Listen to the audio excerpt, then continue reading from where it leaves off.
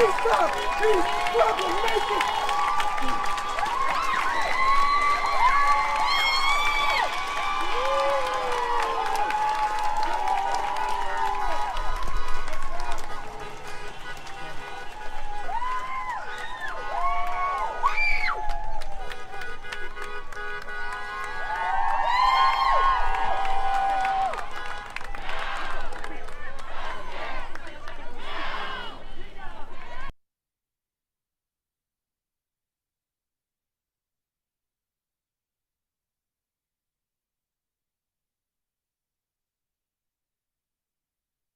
Ask you, what are you thinking seeing all of these people out here?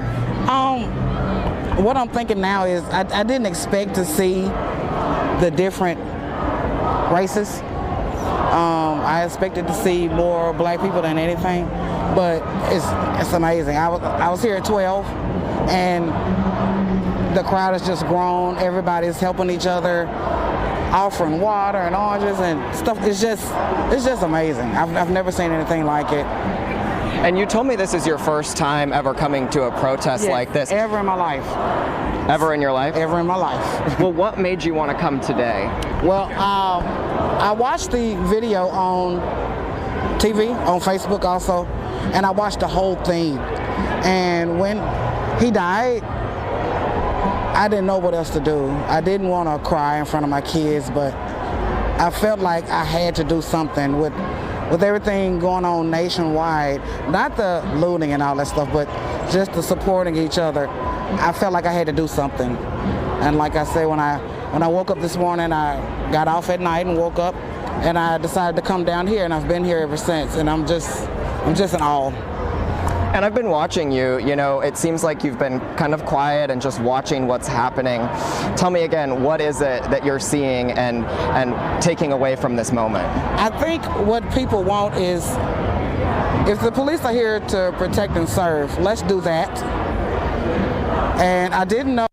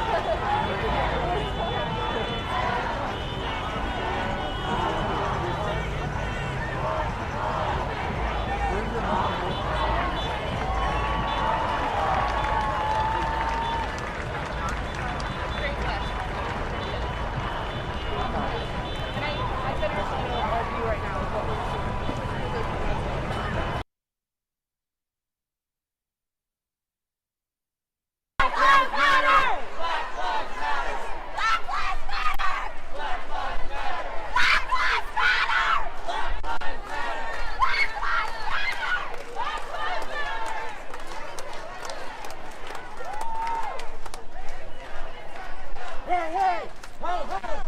Police brutality's got to go. Hey, hey, ho, ho. Police brutality's got to go. Hey, hey, ho, ho. Police brutality's got to go. Hey, hey, ho, ho. Police brutality's got to go. Hey, hey, ho, ho.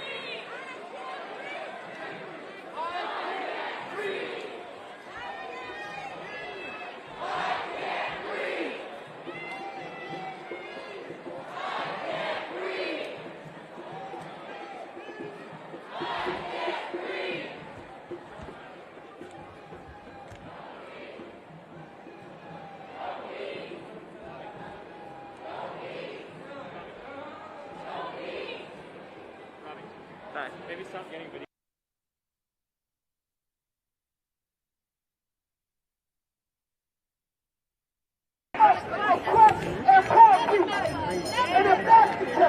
The only solution we had, like I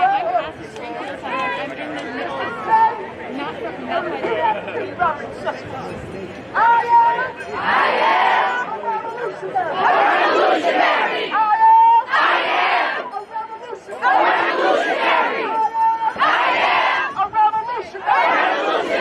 And we're going to have to stop it because the plans is our enemy.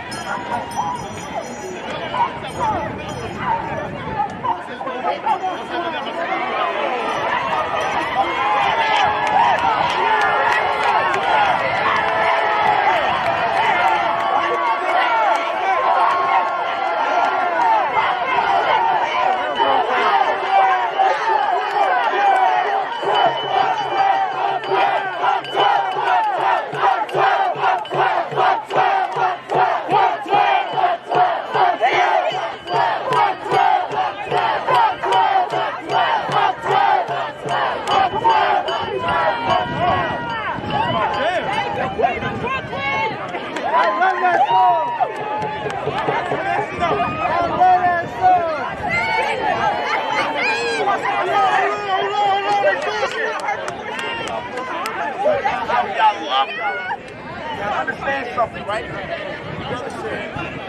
Revolutionary times, right? We're revolutionary times we're in, right? It's a message that we need to extend to these people that are oppressing us, that have been oppressing us. This is nothing new. But, side note, right? To all the gangbangers.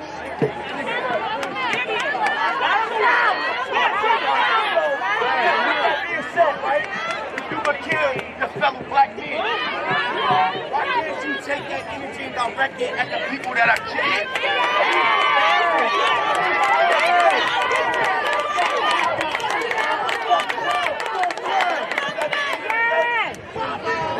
times that we are in, uncertain times that we are in, this is that we have.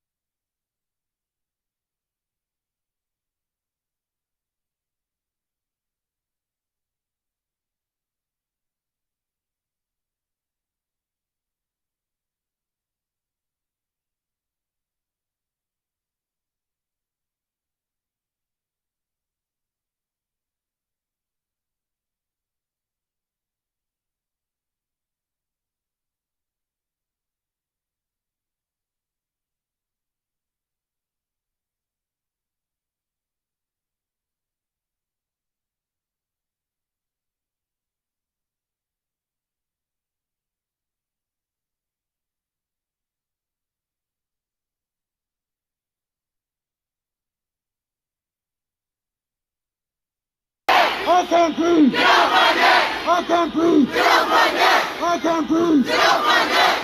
Alright, now when I say a name, I'm gonna say free Gerald Reed. I want y'all to say free them all. Okay, because they're not just fighting for George Floyd. They're not just fighting for Breonna Taylor. They're not just fighting for Tony McDade. They're not just fighting for Gerald Reed or Antonio Porter or Juan Rosendo Hernandez. It's not about one person. It's about all of them. We won't stop until everybody is free. So when I say free Gerald Reed, free Gerald Reed, free Gerald Reed, free Antonio Porter, free Trey Smith, free Juan Hernandez, free Rosendo Hernandez, free Gerald Reed, free Gerald Reed, free Gerald Reed, free Gerald Reed. Alright, now, one more time.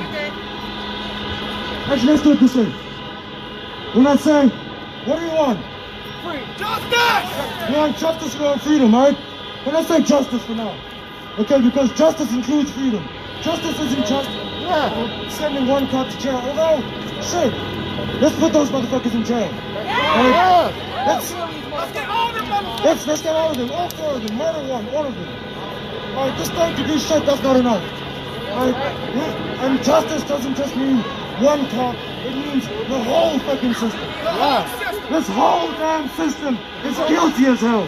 The whole damn system is guilty as hell. Indict, convict, send those ghetto cops to jail. This whole damn system is guilty as hell. Indict, convict, send those ghetto cops to jail. This whole damn system is guilty as hell. Convict, send those killer cops to jail. The whole damn system is guilty as hell. Convict, send those killer cops to jail. The whole damn system is guilty as hell. Okay.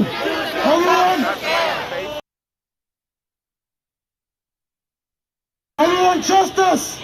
And if we don't get it, we're gonna shut down. Shut it down! We're gonna shut down these streets today. We're gonna shut down this system forever. What do you want? What do you want? What do you want? What do you want? If we don't get it, shut it down! Shut it down! If we don't get it, shut it down! If we don't get it, shut it down! Thank you so much. I love all of you.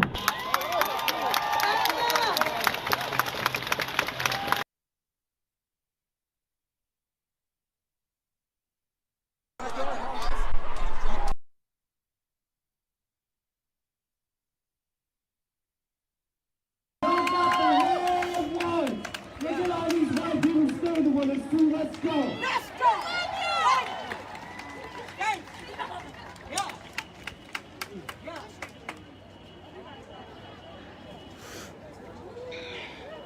Don't y'all look beautiful here today? What's going on here today in America? 400 years ago. Since we first set foot on the shores of Virginia. And it has not stopped. My question to you today is, what are you willing to do to stop this foolishness and this madness? One of the things that we have to do is we have to get to the polls and throw that fool out.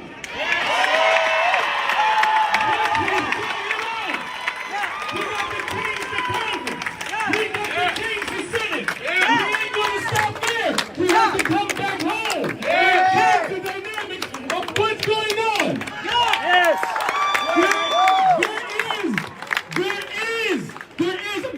There is no difference between what's going on in America and actually what is actually going on here in South Central Pennsylvania. South Central Pennsylvania is one of the most racist cities I've ever seen. I mean, I can't understand it. We have a whole city and nothing for black people. We ain't got a radio station. We ain't got a restaurant. We have nothing. So what do we got to do? I tell you what we got to do. We got to go home and we got to tell each little black boy and black girl, hey, this is how it is with us. But it's going to change no more. This young man here said it. We tired and we ain't taking it no more. For over 400 years. Especially in the city of Harrisburg for over 400 years, and what do we got to show for it? Nothing. We have nothing here in the city of Harrisburg for black people. We can't do nothing, can't listen to a radio station, we go nowhere here. So all I'm simply saying is this: let today not end today. Because you know what happens is after the news media runs off. After this dies down, it's going to be back to normal. So you already know what we got to do. We got to strike while the iron is hot, and the Bible says, whoever puts their hand to the plow and looks back ain't worthy. So I'm asking you all today, since you got your hand to the plow, you better keep plowing forward. You better keep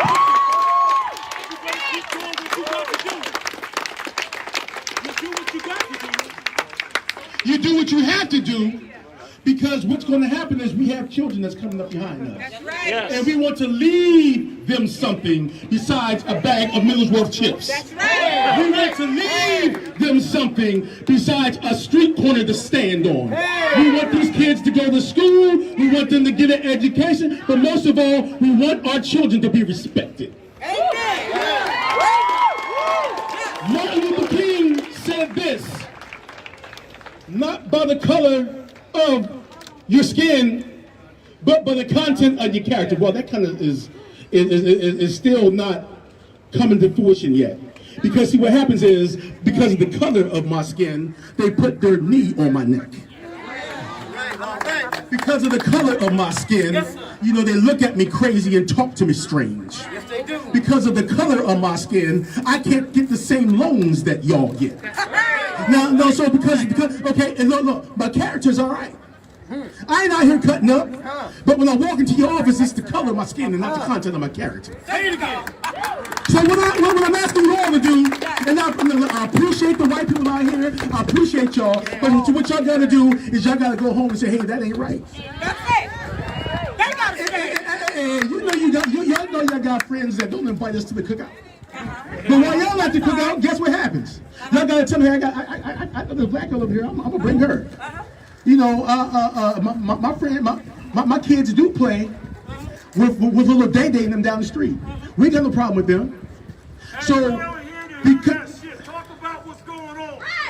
okay, let's see what's going on. And see,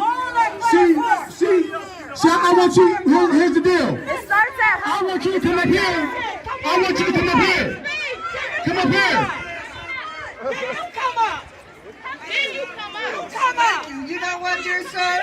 Dear sir, I agree with you, and I do want to say something. Listen, people. Listen.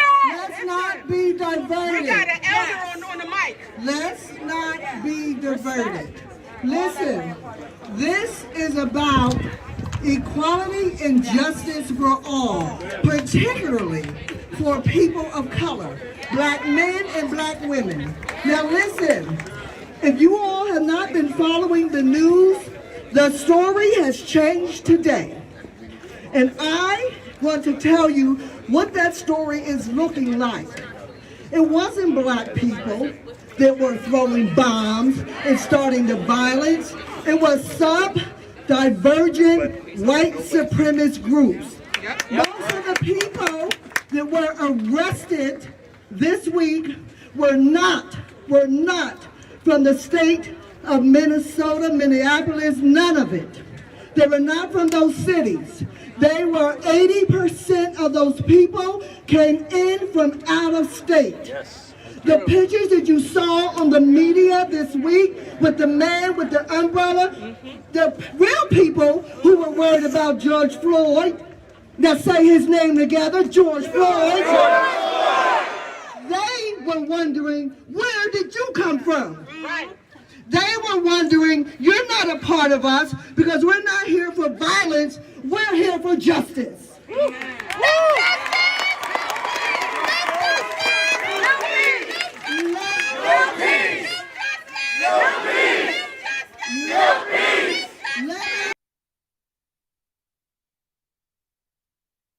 Going to be doing a poem for us.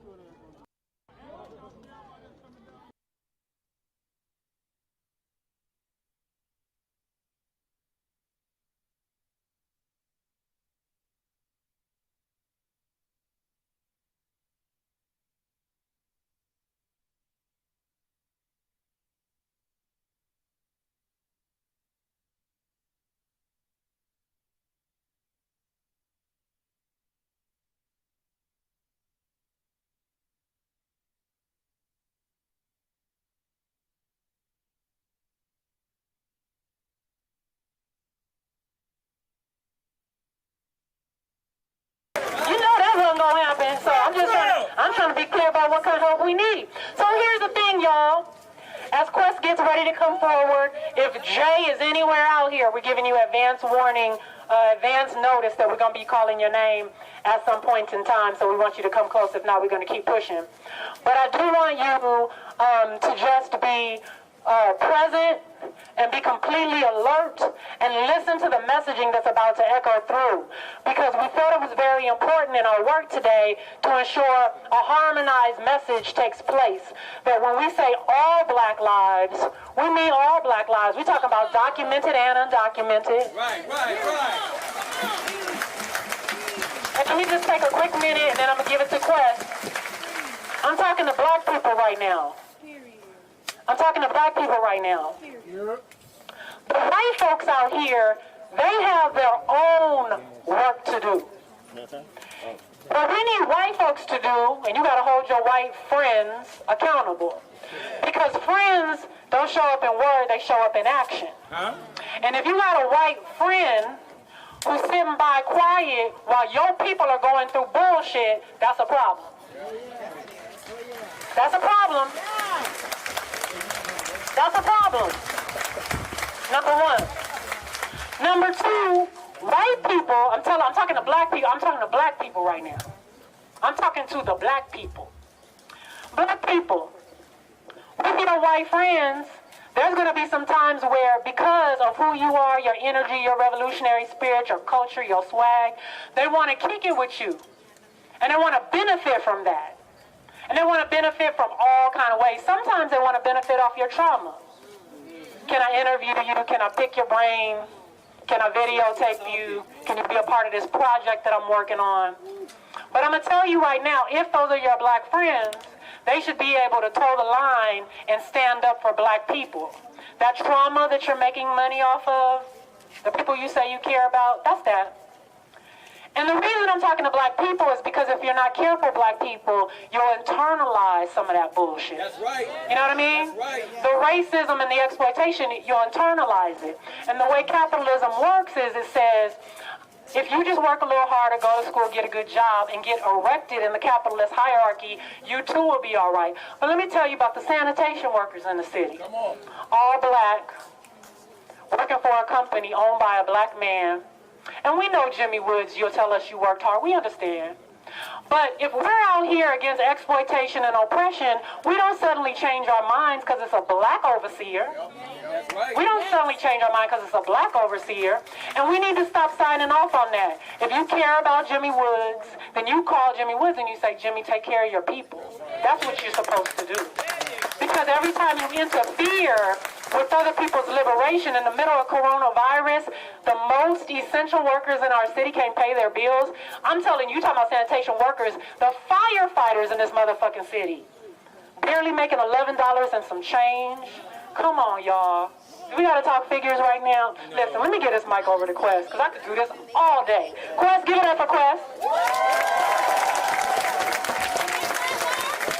Shout out to Angela Kellogg.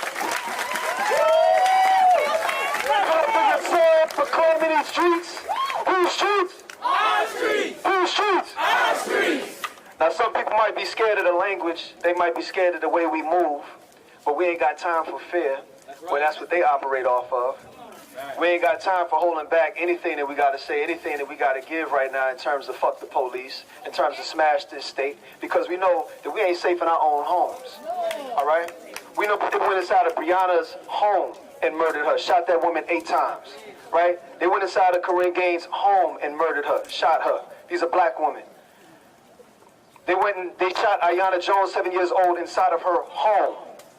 So since they're so comfortable coming inside of our homes to snatch our lives away, we got to bring it to their front door. And be very clear when we say, fuck the police. And you can put that on your newscast. You can put that everywhere, because we are here changing the conversation and changing the consciousness. And this ain't new. Black people have been broadcasting this for 30 years at least. We've been talking about it for 60 years at least. State-sanctioned violence is a part of our DNA in this country. So if you really want to talk about the police, you got to talk about where they come from. Because we live in a colonized state. New Orleans ain't gravitated no further than the slave block itself. It's still a plantation. Who polices the plantation is the same people that was the bounty hunters on the plantation 300 years ago. We were the capital then. We were the private property then.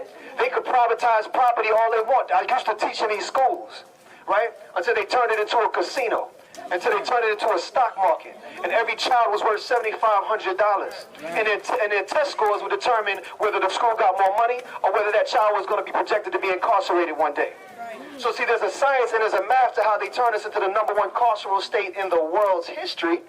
Because what matches that statistic is we also got some of the worst education.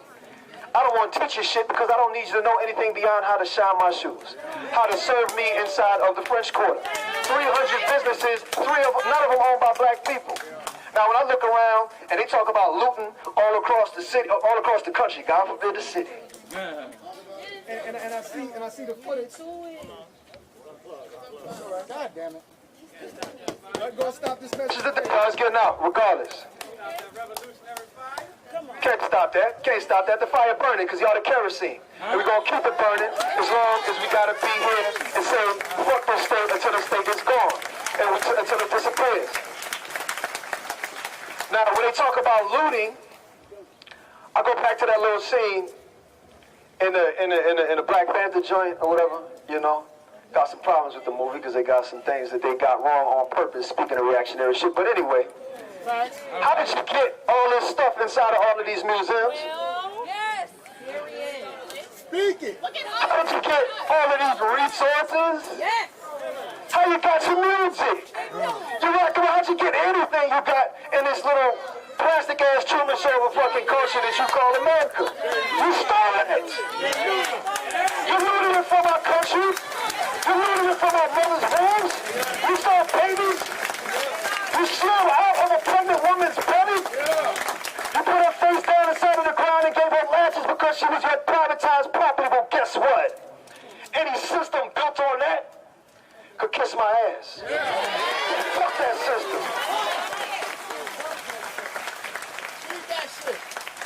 And overall, my heartbeat is wrong. We don't need to go to the Constitution. I don't care about all of them documents that they copied and pasted off of Native Americans and all of our prior civilizations in the first place. I'm saying, if I say fuck the police and that's wrong, my heartbeat is wrong. My breath is wrong, because last I checked, we've been told for generations we couldn't breathe. Our ancestors were telling us that. France Fanon told you that. Go do some of that revolutionary theory study and find out we've been saying that for a long time. And when the words of the scholars and the prophets come through the everyday proletariat on the fucking ground, and he's selling 50-cent cigarettes and that's worth his life. Huh? Thank you. And he got a $20 bill and that's worth his life.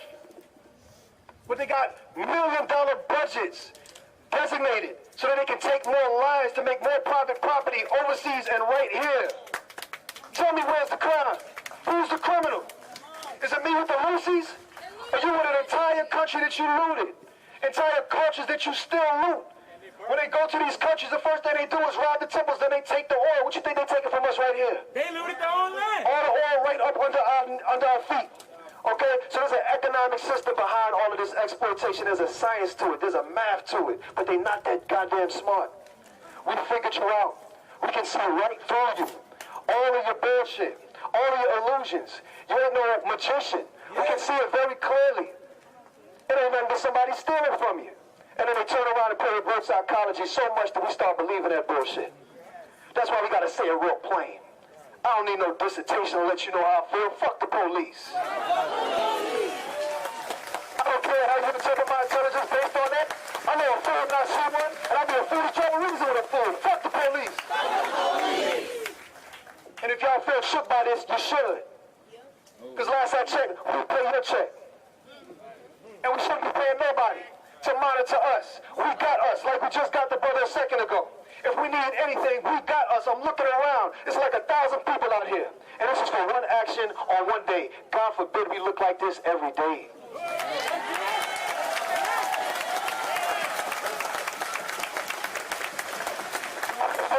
The day in, day out, and my organizing family does, and take them down Northern, New Orleans Workers Group, People's Assembly, New Orleans Hospitality Workers Alliance. God forbid we all find ways to plug in on a daily basis. Don't just say fuck the police. Say fuck that job, man. Fuck that boss. All of those people who the police work for, we got to connect the dots. Right? I mean that. Fuck the bosses. Fuck the bosses. Because at once upon a time, the boss was a slave owner. Somebody who enslaved our ancestors. Now the boss is your corporate CEO. Now the boss is your manager. Let's make it simple and plain. Where do you think they got all the investment funds from? Where do you think they got all the money from? It was off our ancestors' backs. And they shifted it from one hustle to the next, and the next hustle to the next. And now we find ourselves with our children being stolen from us inside of these public miseducation schools on purpose. And we wonder what's going on. They running out of markets, y'all. So now the market is literally your mind.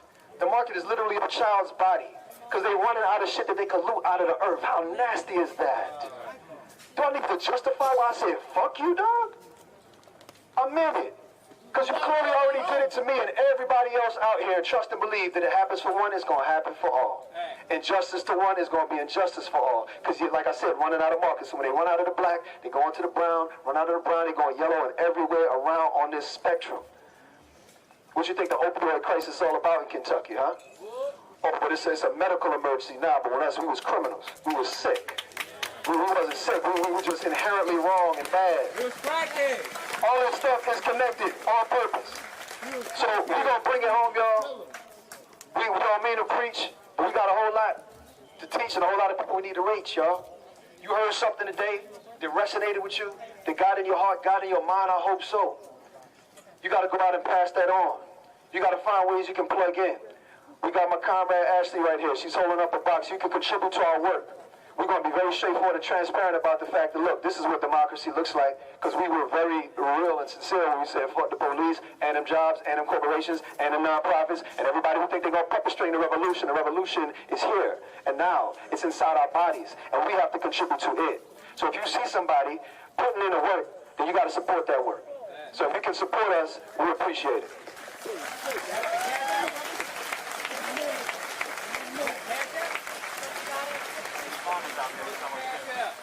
out there somewhere too. I don't know about the Cash App, Venmo, all that good stuff, but check us out online, People's Assembly. We're actually doing a fundraiser right now, so check out People's Assembly online. Where my People's Assembly people at? Where the band at? All right, well, we got that information for you. Just hit us up. You can follow any one of these coalitions. New Orleans Workers Group, Take Them Down NOLA, New Orleans Hospitality Workers Alliance. They are fighting on behalf of our 1 out of 5 people in this city who work in the hospitality industry without benefits, without proper pay. I said 1 out of 5, y'all. I know I said a lot, but I need y'all to let that sink in for a second.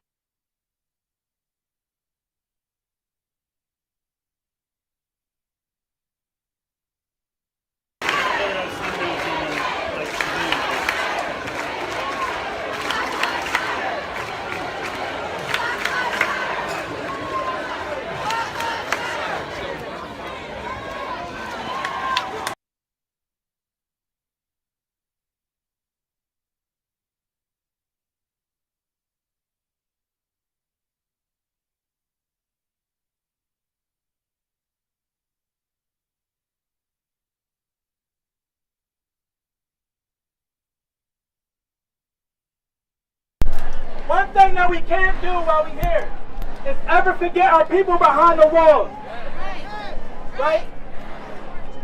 Our situation is different, but the struggle is exactly the same. And I don't care what your status is with the criminal justice system. Every person deserves a chance at liberation and to be free. One of our main political prisoners, one of the most famous political prisoners in the world, Mumia Abu-Jamal.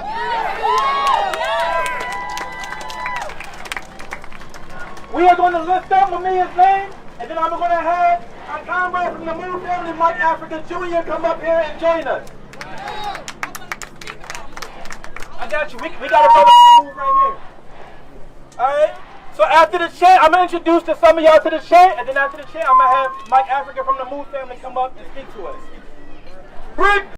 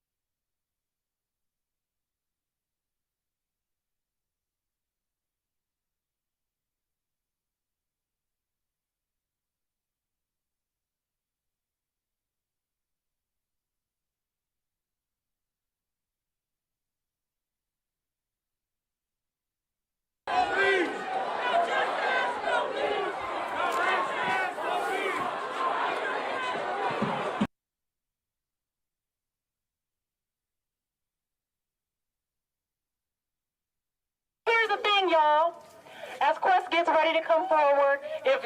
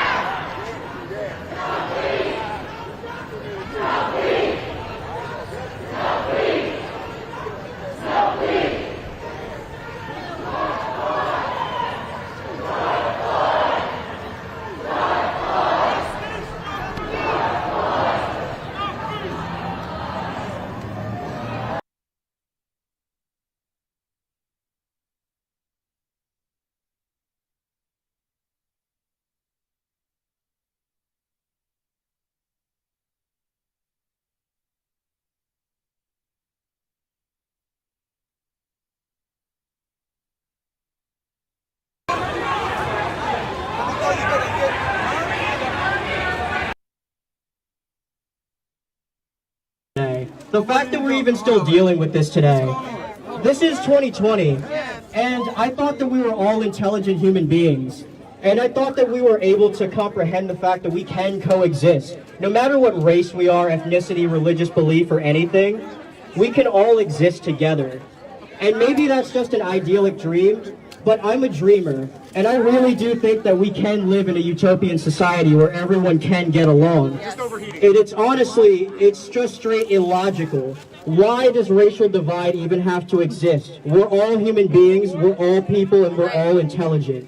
So why can't we just live together in peace? That's all I really want in life, you know? Like, for nobody to fear, for no one to have to worry about hate crimes and, you know, being persecuted simply because of your race, you know? Like, I've lived in PA all of my life, and honestly, growing up, I was very naive to the concept that racism still existed. Because, you know, we're taught in school that we had this whole civil rights movement. You know, Martin Luther King gave as many of speeches. You know, Rosa Parks got arrested for, you know, wanting to sit in the front of the bus. I thought that this was done. And as I became an adult after I turned 18, I started to realize more and more that this problem is still there. And it's a real shame. And I even see it, you know, just walking around rural Pennsylvania in some of these small towns and just being called the N-word. Why? Yeah. Why? Like, what is the reason for that, you know? There's really just, there's no reason. We're skin, flesh, and blood, same as you. It doesn't really matter. So all I'm trying to say here today, folks, is that racism is illogical, and there's no point in it, and there's no place for it in the future. And just one more thing, I'm just very proud for each and every person that came out here today. Black, white, Hispanic, Asian, whatever. The fact that you came out here to support this cause today is amazing, and I'm proud to say that I'm from Harrisburg, Pennsylvania.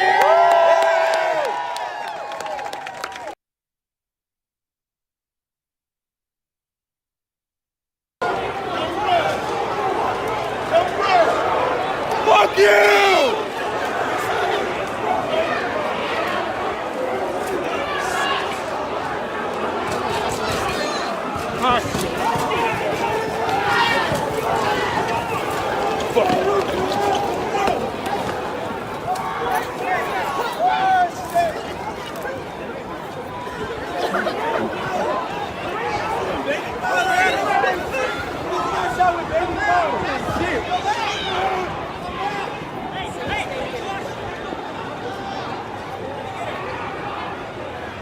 Just unleashed the tear gas. Everybody ran. Rubber bullets.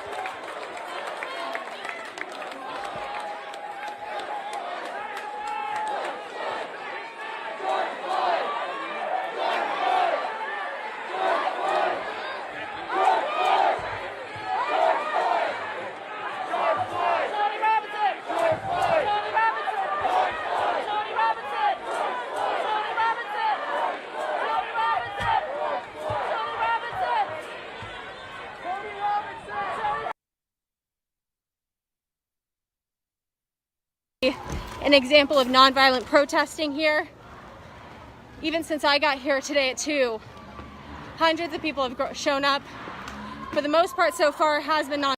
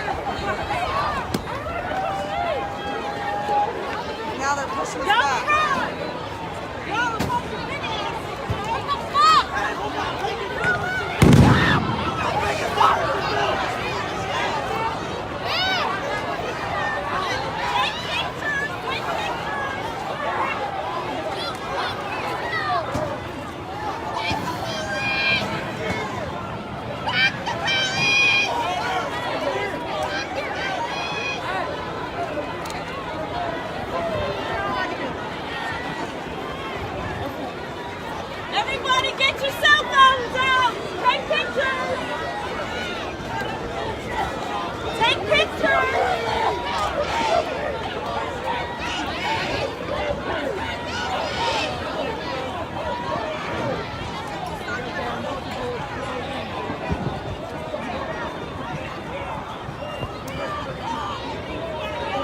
Fuck the cops!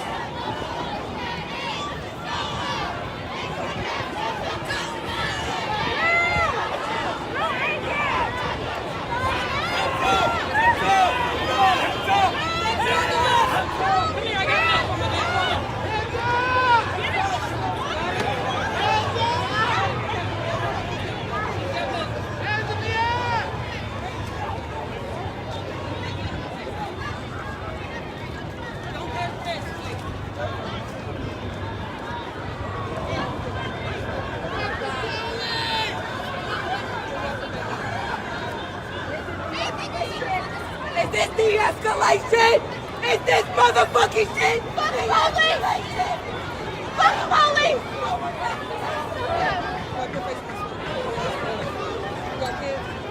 Minneapolis to Cleveland!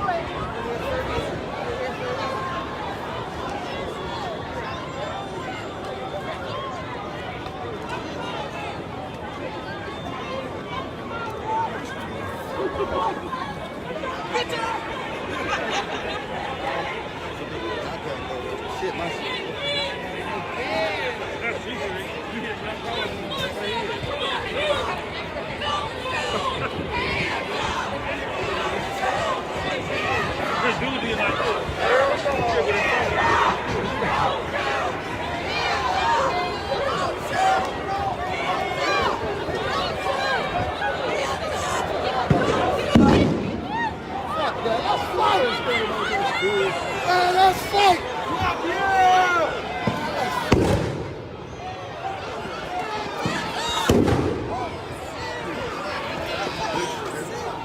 Fuck the police!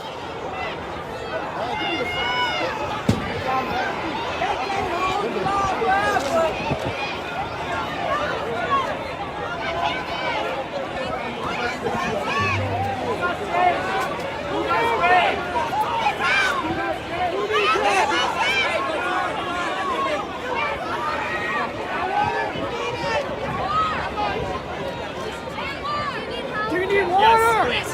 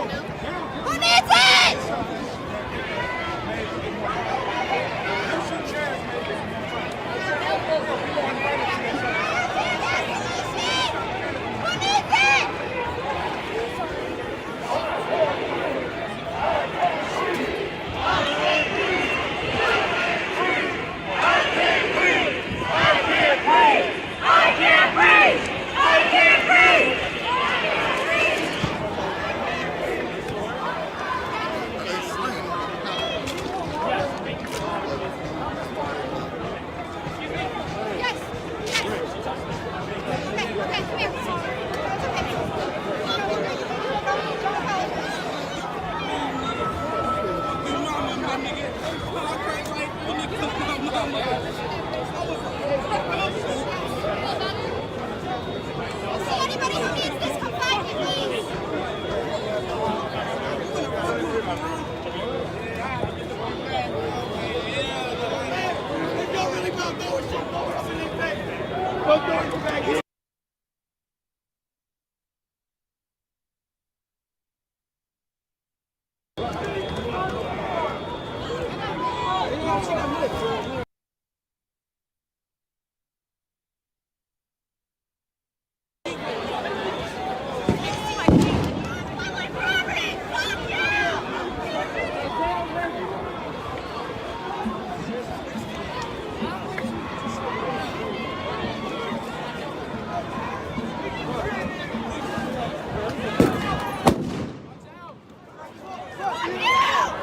Fuck police!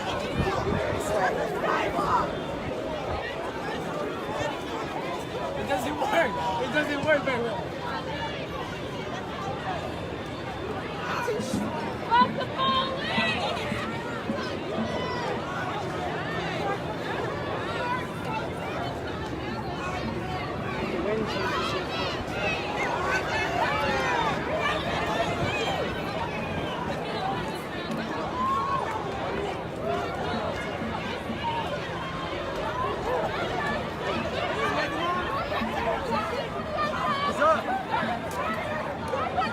I'm in front of.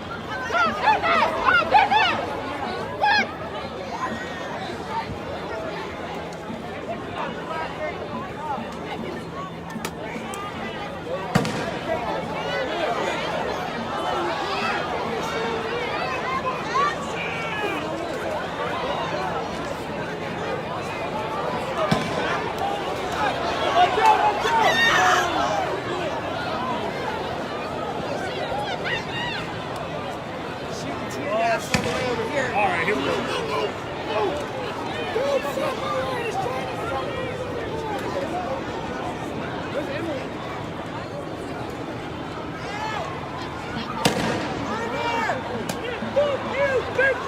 Fuck you!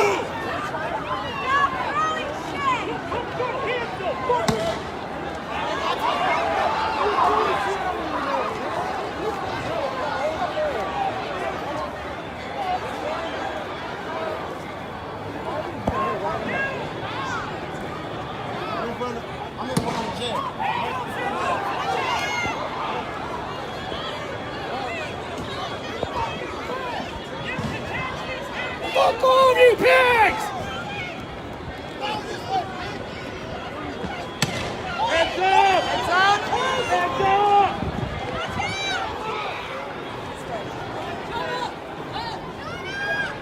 Trying to get us away from the building.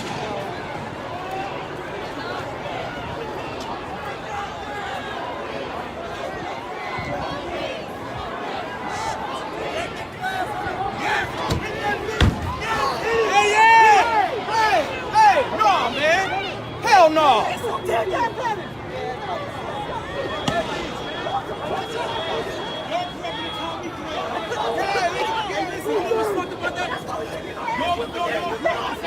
They're out here killing me.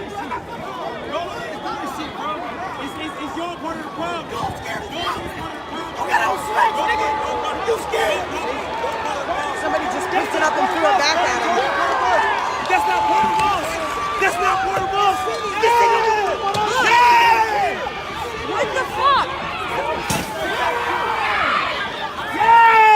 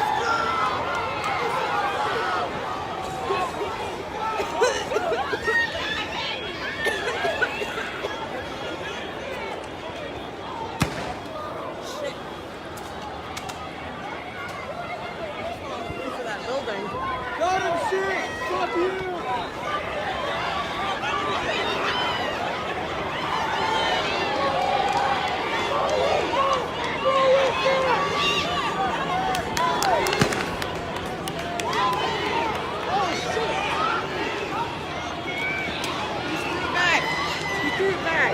Oh, shit.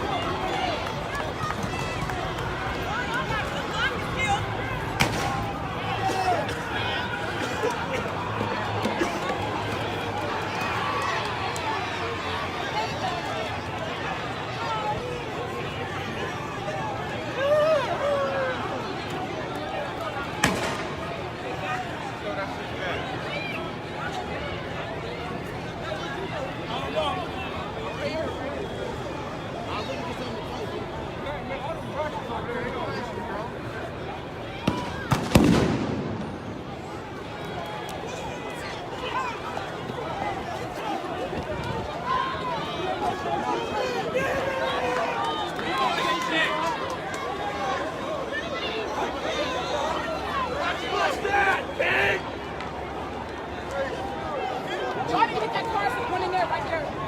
Somebody got a vet out here. Oh, we need more ammo!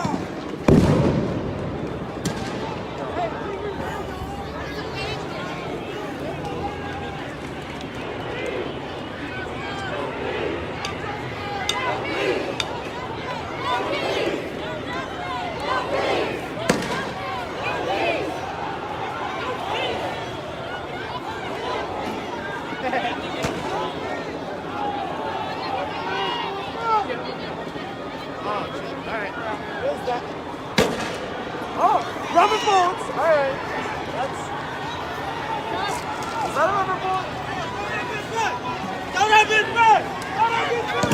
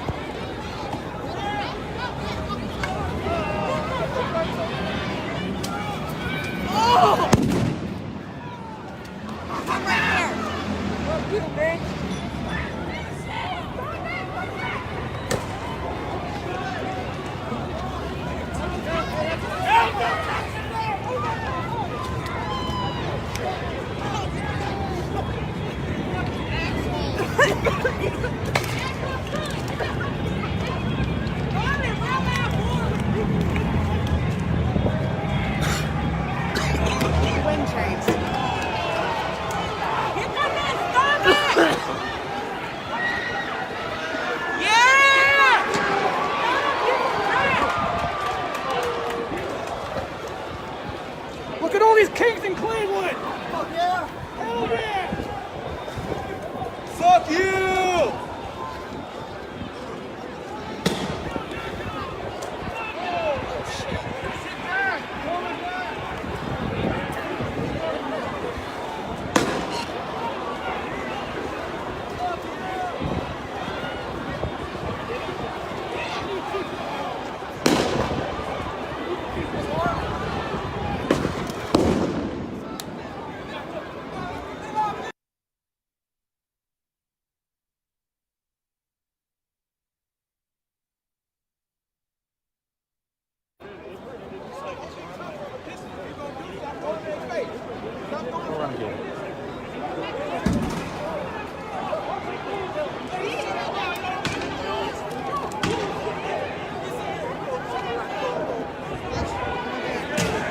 I got you.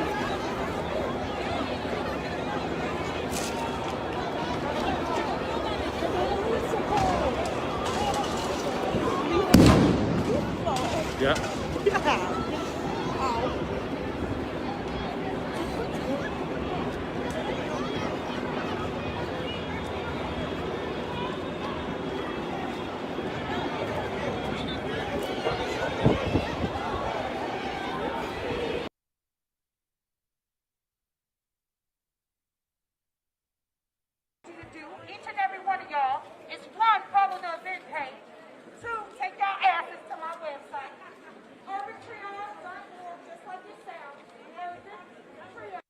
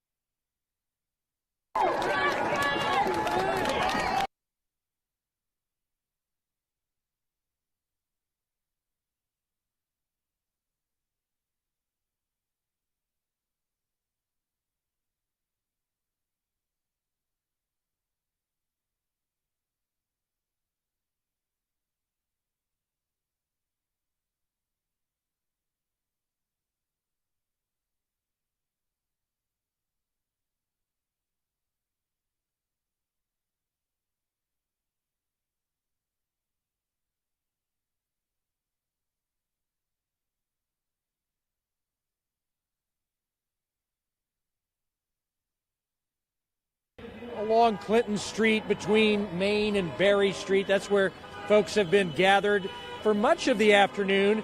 Protesters with signs doing chanting. They were perched on the sidewalk along Clinton Street. Here in the last half an hour or so, folks have moved back into the courthouse green near the courthouse itself, where they're having some speeches, and folks are remaining very orderly. There were concerns about how this protest might unfold after last night, a different protest that had taken place. The protesters had kind of occupied space in the street, Clinton Street, blocking traffic. Officers moved in and eventually deployed tear gas to get those folks out of the street. Also, they had been, according to the police, threatening some members of the 10-Point Coalition who were working to try to get the traffic flow reestablished. All of this, of course, relating to the death of George Floyd up in Minneapolis earlier this week. This protest held in solidarity for those folks who are protesting up in Minneapolis as well. And so far today, this event has been going off without a hitch. No problems at all. No signs of any conflict between police and the protesters. Of course, we're still here in the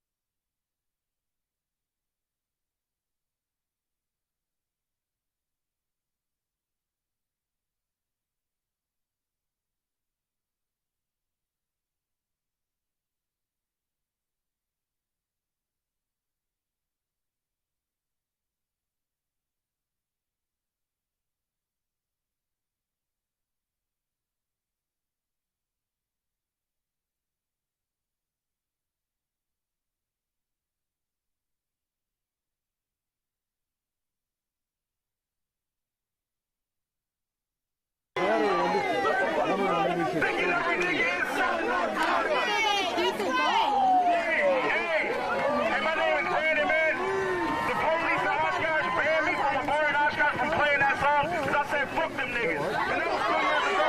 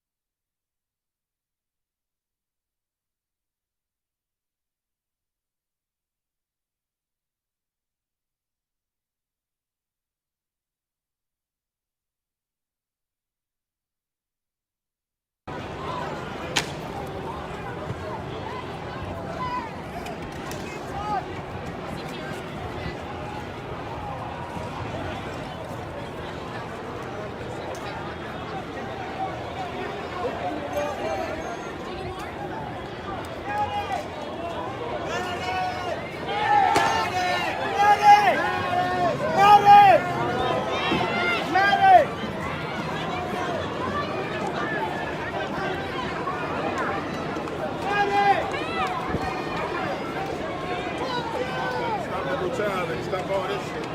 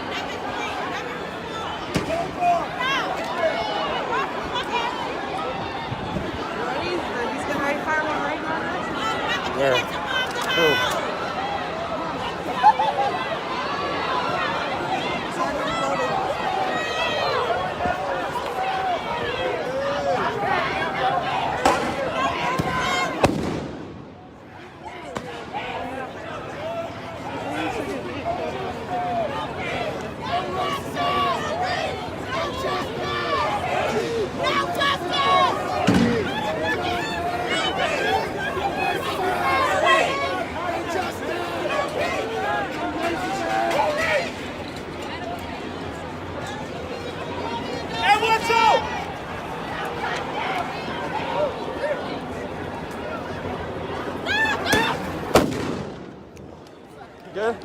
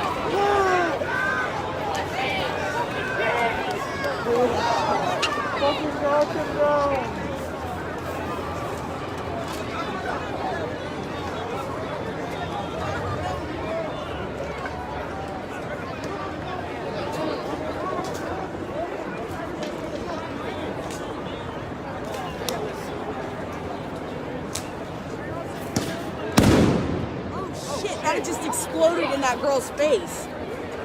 Or dude's face. Oh, what? Yeah. Oh shit. Now he's mad.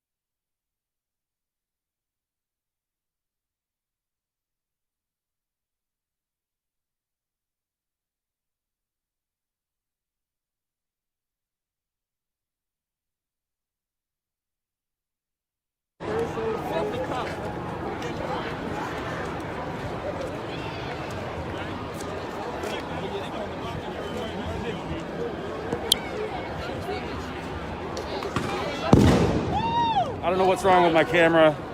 I'm gonna restart this stream if you guys want to get back on it.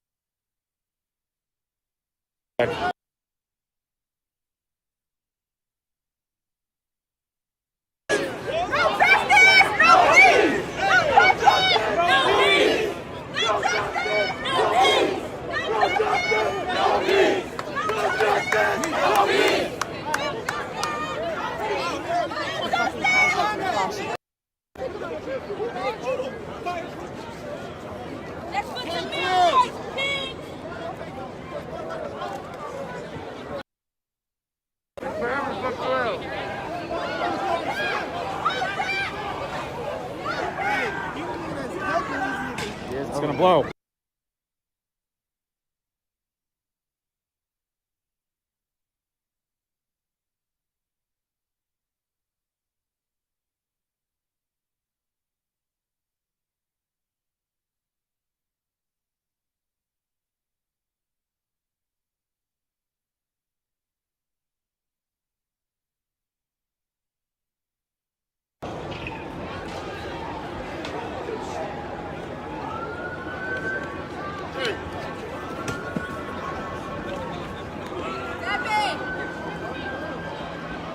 Come on, this way.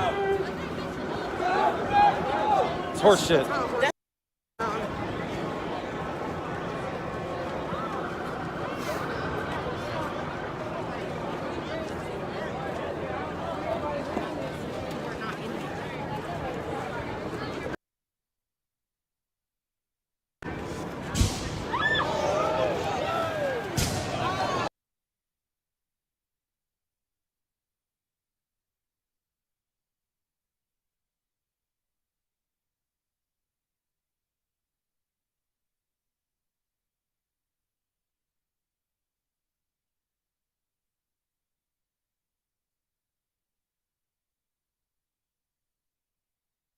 Come on, everybody.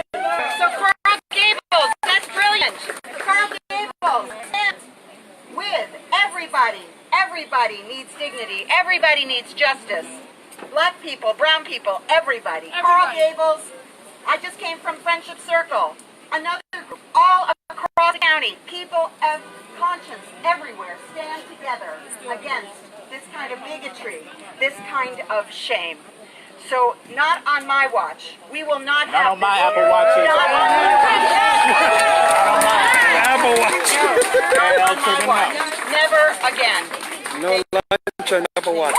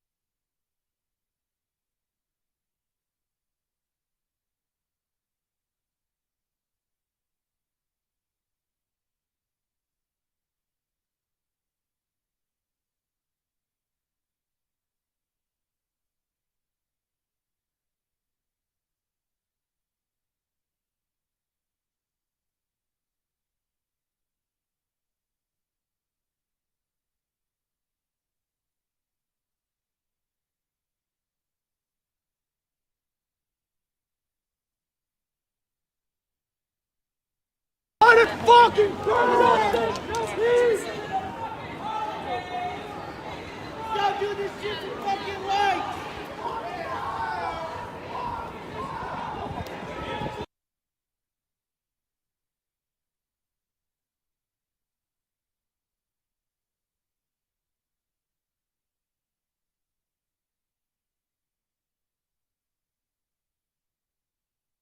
He's a good voice.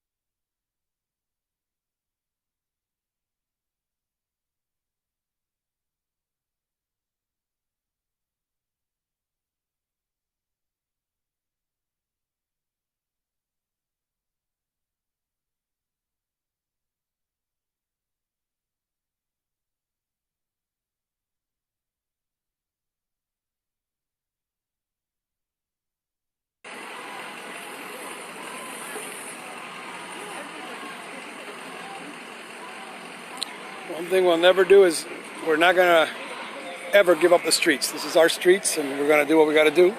But they're having a good time, and they're speaking their piece, and that's good. When they start doing crazy stuff, looting and burning and stuff, other things happen. So everything's good. I'll report later on. I got a meeting, so God bless. See you guys later.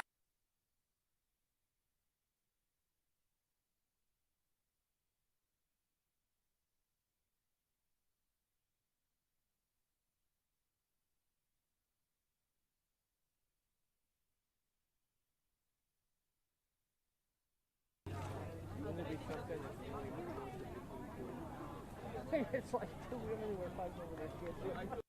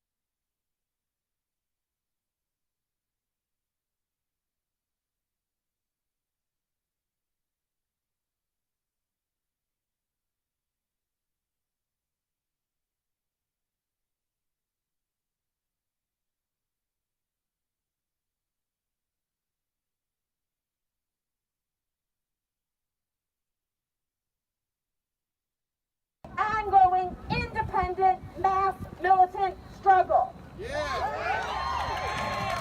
Certain politicians and news media feigning sympathy with Minneapolis protesters are claiming that militant actions of the people of Minneapolis are the actions of a few outside agitators and extremists. Sounds familiar? Nothing can be further from the truth.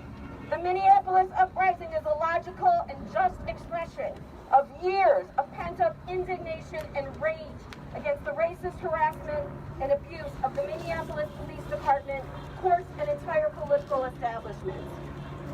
On May 26th, after an alleged forgery in process, quote unquote, police officers in Minneapolis arrest George Floyd in broad daylight in front of multiple witnesses. Throughout the whole incident, caught on video, it was more than clear, that George Floyd never resisted and followed all police instructions. Unnecessary police reinforcements were called. Not to keep a violent person or crowd under control, but in fact to make the usual show of force that police departments nationwide are accustomed to in order to terrorize majority-minority communities. The sick show that followed by racist police officer Derek Chauvin, an officer with a history of racist incidents in the past, is hard to watch, but underscores the complete necessity and correctness of the response of the people of Minneapolis. For over 10 minutes, Chauvin and other officers pinned George Floyd to the ground, and Derek Chauvin pinned his neck and entire body on top of George Floyd's neck. Chauvin visibly took pleasure in the screams, "I can't breathe," and "he is killing me," from George Floyd, while people on the sidewalk pleaded to the officers to get off him and check his pulse. At some point, Floyd stopped moving and talking, yet Chauvin remained on top of him for almost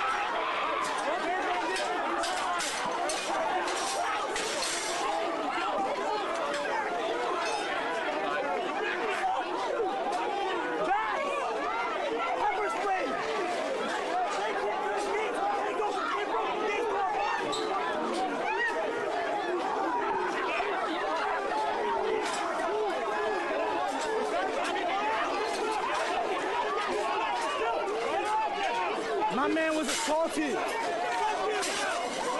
can't do anything. We can't do anything. Hey, fuck this shit. Fuck this.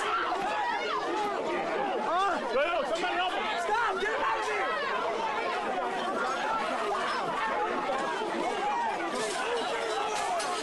I'm telling you what happened.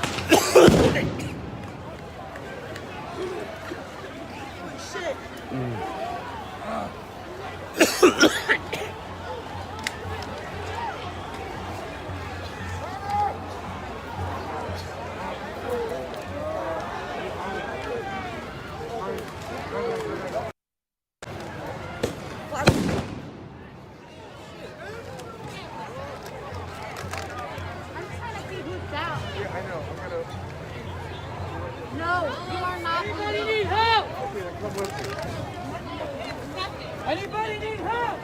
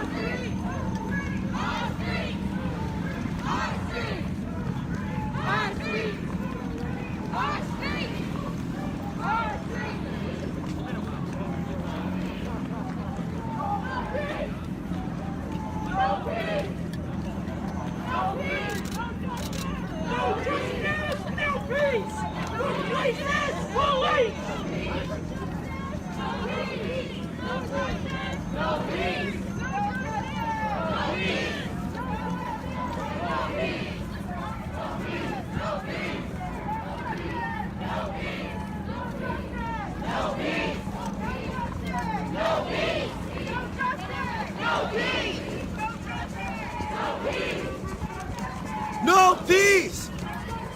No peace! No peace! No peace! Don't shoot! Don't shoot! Don't shoot! Don't shoot! Don't shoot! Don't shoot! Don't shoot! Don't shoot! Don't shoot! Don't shoot! Don't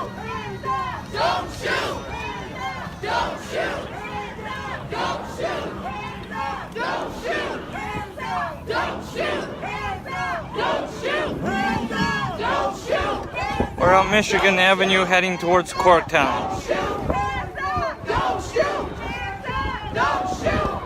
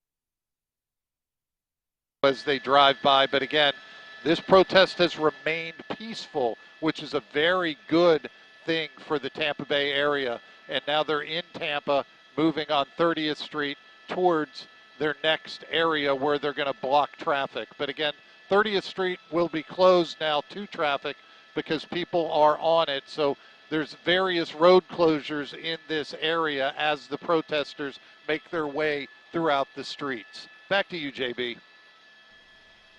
Eagle 8 HD's Paul Lamison here in the sky above Hillsborough County. Paul, we'll stay with your signal here, and we'll check back with you periodically throughout the broadcast here on WFLA Now.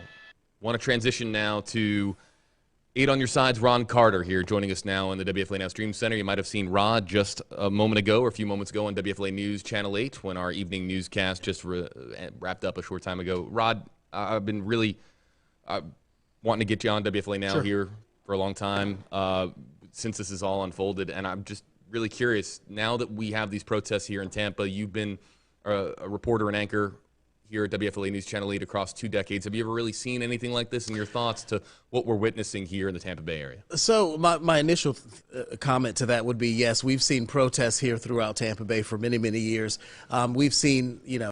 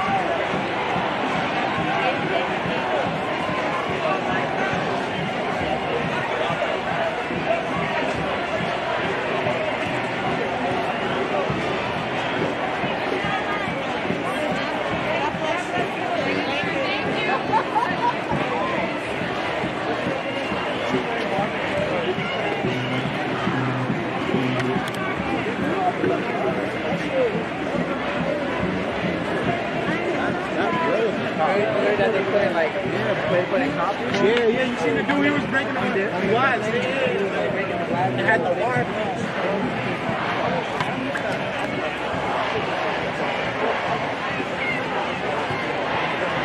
I had a big fight with the girl one time in the protest, not last night. We went down to the big wire and he kept going.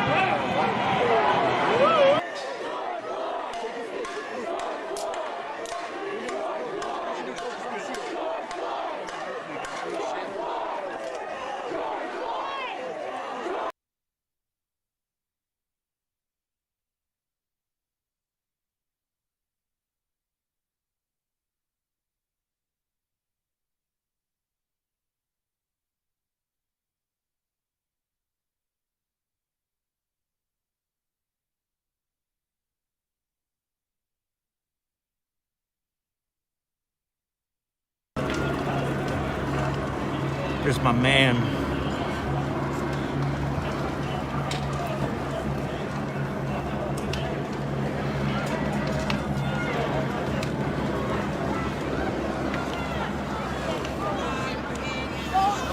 Oh, there was shade down there. I'm gonna... Ow, my knees! Hello, shade.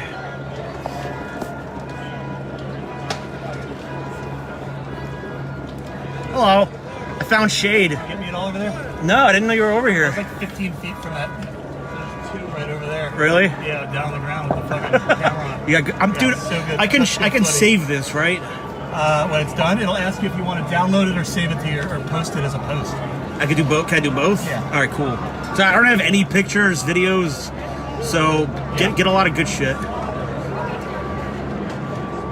It sure is. I want to go home. I'm too old for this shit. Eric Kohlhofer just asked, is that soap? What's up, Eric?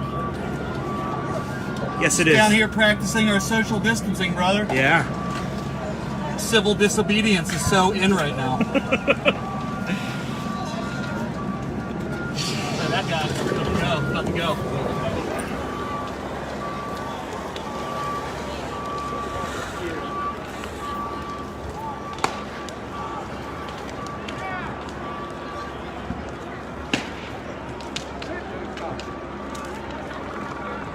Awesome. Thank you, Brandy. And thank you, CJ.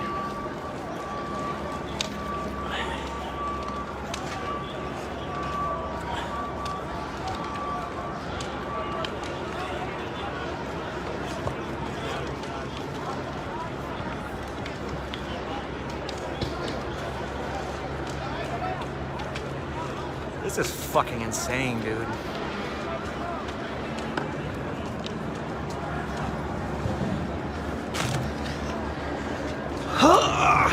Oh, there's a little chair. I can sit in the shade.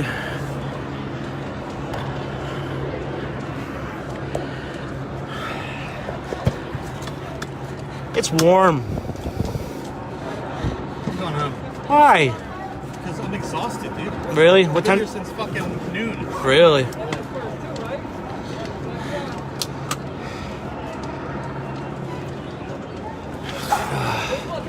If anybody dies a whole bunch, just give me the footage. All right, you got it. Later, bud. Good seeing you.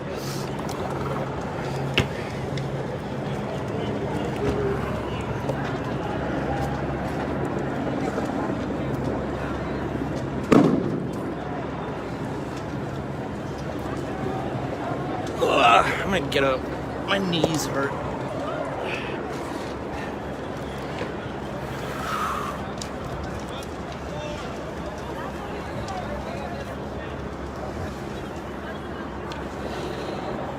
Hello from Vegas. Yes, it is.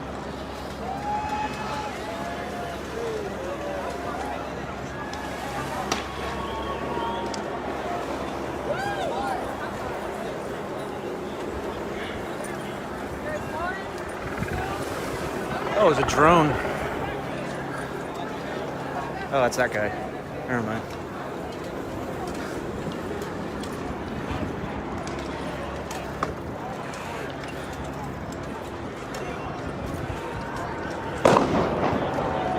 Pop!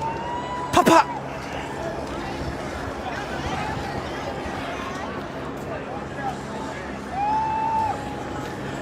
Sick, bro.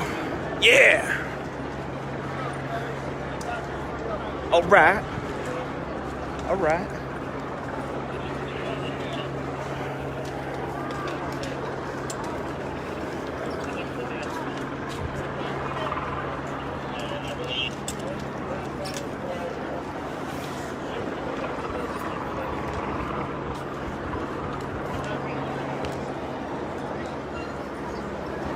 Looks like the cops have that whole section blocked off. Sorry, man.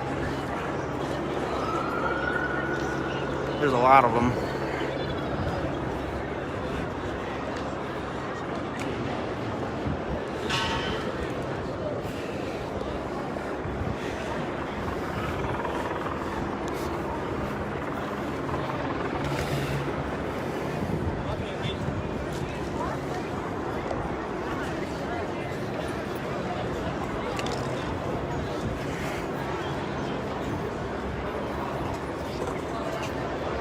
I feel like someone's had "fuck the police" on loop for like the last hour and a half.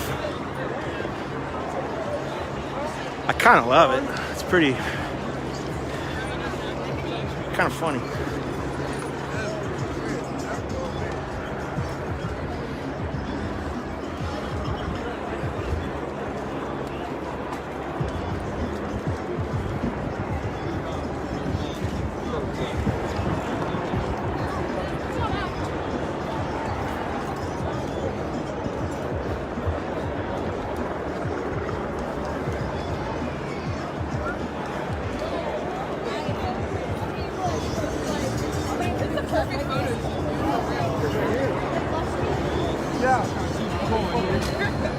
This one's next. He's got to push people back a little.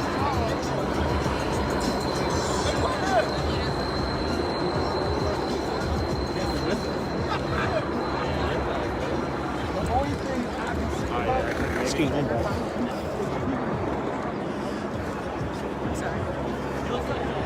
Shit, I'm like blocked in.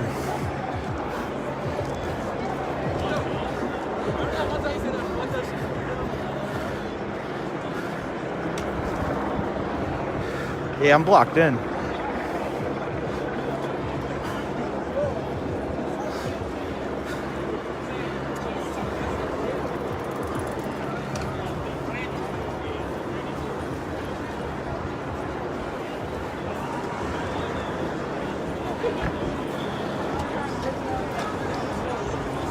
Sick pick.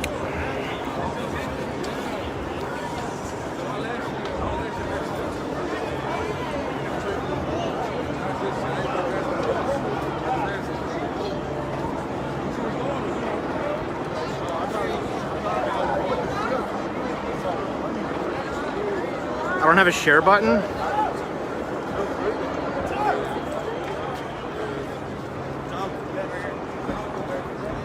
Do I not have a share button on this?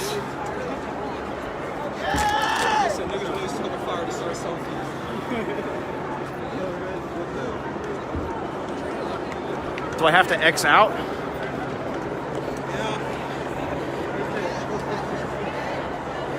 Allow your viewers to request to join. All right, cool.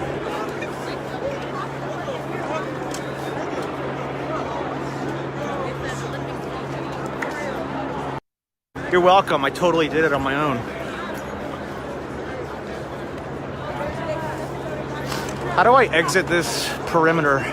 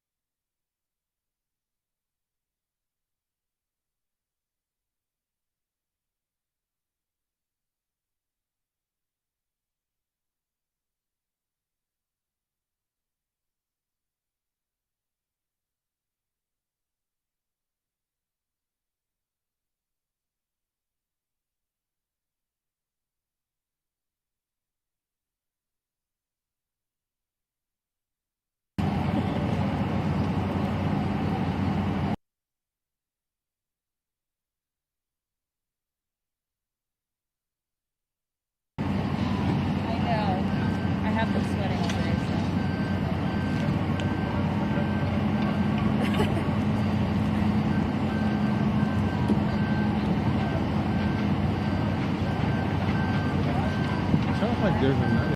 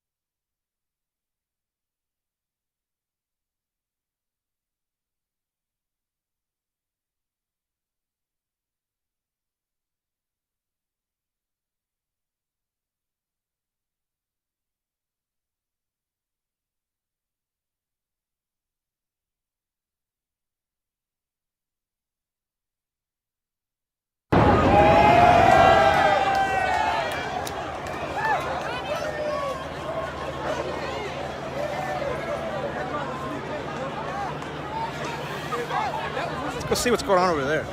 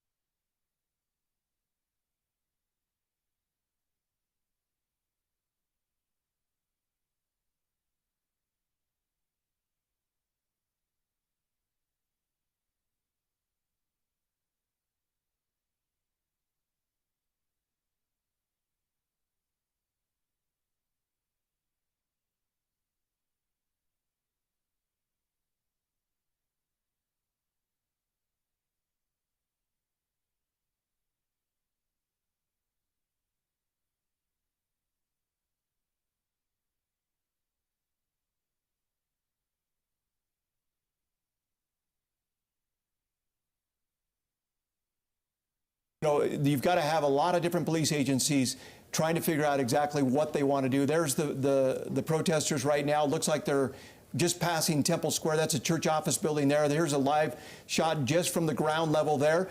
You know, as Lori mentioned here, these don't look like folks that are going to go and burn buildings down. They don't look like they're out there to destroy things necessarily. So we don't know exactly what happened with that police car or how it got out of hand, but apparently it just quickly escalated and got out of hand as these protesters. But again, they want to make their statement known.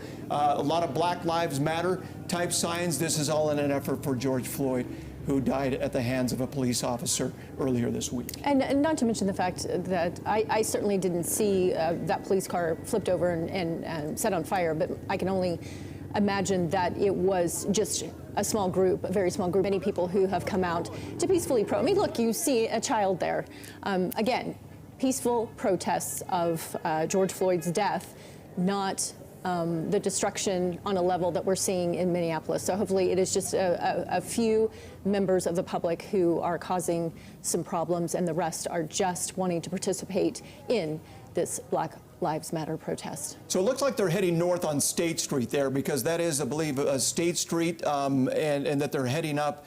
Now, I've seen State Street in the past being completely shut down to be able to handle a rally, so that officers believe that it's just safer. Let's just shut the whole street down, allow them to be able to walk and get their message out and get up to where they need to go, rather than trying to escalate the situation with a riot line or anything like that, or tear gas or anything like that.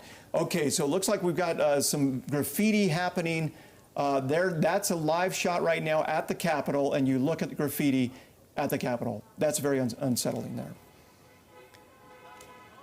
No justice for peace. What's it say there? No justice, no peace. I want to take you back. You recall, because so far we haven't seen police, and I can only imagine that right now they're trying to determine what exactly they can do in this situation, not only to protect the protesters, but protect themselves as well.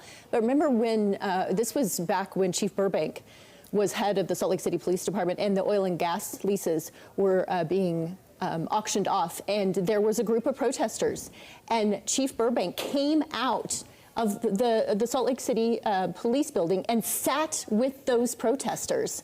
I remember that very clearly. So, you know, that was the response.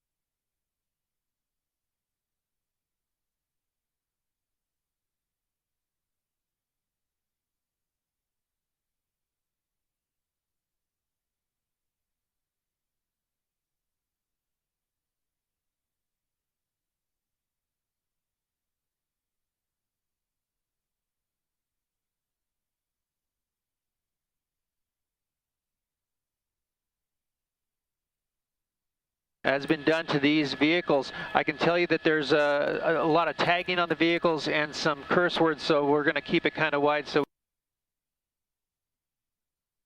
the group here is standing their ground against the officers as they slowly move them back towards the east, back towards where this protest started at the Pan Pacific Park near the Grove. But again, LAPD out in force here with a large group that is failing really to move. You see the officers there trying to shove them back towards the east, and the demonstrators just standing their ground. We're seeing items being thrown at the officers, much like we did yesterday and last night. But again, a lot of vandalism here to those 11 squad cars from different divisions of LAPD. And here we go. You've seen some of the group moving out. But again, this is how it's been for the last several days. And you're seeing the people starting to move out and move into this parking lot. And Gil, there on the right side, if you tilt it down to the right at the bottom of the screen, you see that squad car there on fire, literally in flames right now. We haven't seen that before, have we?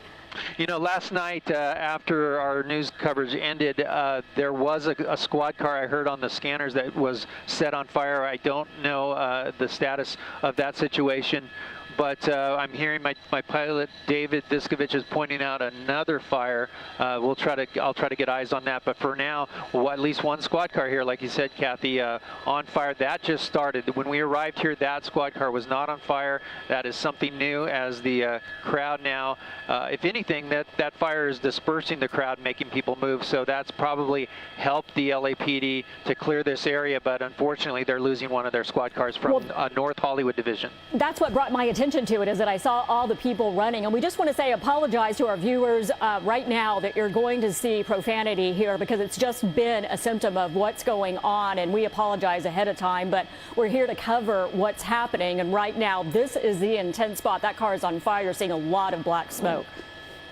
Yeah, fortunately, Kathy, it's far enough away from the other vehicles. I think it won't be a problem. However, there are some shops here, businesses close by. The fire department will have a difficult time getting access to this because of what's going on the street. As you see, it's kind of right in the middle of all those squad cars, so it's going to be tough to get a fire department there. Look at this intersection here off to the west. You see more people there, and then down off of 3rd and Fairfax here at the intersection is shut down, so really no good access for the fire department to get in there to put that fire out. So at this point, we have one squad car on fire. Yeah, this was a protest that started led by the Black Lives Matter movement, scheduled for noon today at nearby, as you mentioned, Gil, at Pan Pacific Park. We saw hundreds, maybe even more than 1,000 people and maybe a few different groups making their way towards this intersection here at 3rd and Edinburgh, 3rd and Fairfax, in that area. But as you mentioned, we only saw maybe a few hundred there, right up against those police officers, against that line. Where are all the other protesters right now? Okay. Well, sorry, Jonathan, I was getting some information here. I'm going to come out of this shot, and I understand there's another fire burning here. We're going to try to get you that. In fact, David, I'm going to ask you to put it on my side for a second so I can see out your side. As I come out to a wider shot, we're going to look for that fire. But right now, here's the scene through a wide shot. That's the Grove and the Farmers Market, Pan Pacific Park, there at the top of the screen. And as I try to get eyes on the next fire here momentarily, I will... I see it now. Thank you. We're going to pan up to Beverly here, over across to, I believe it's Beverly, and I think it's also Edinburgh. Let me zoom in here, and yeah, we have another vehicle. Yeah, so another, and it looks like it is another squad car, unfortunately, that is on fire. Once again. Now this one's burning a little bit closer to some buildings there, and so 2 squad cars about half a mile away from each other that are on fire. The 2 separate groups. In fact, there's about 3 or 4 separate. So, yeah, it looks like a squad car that was trying to pull out. It's parked there. I don't know. Look, a door looks like it's open. That is completely engulfed right now.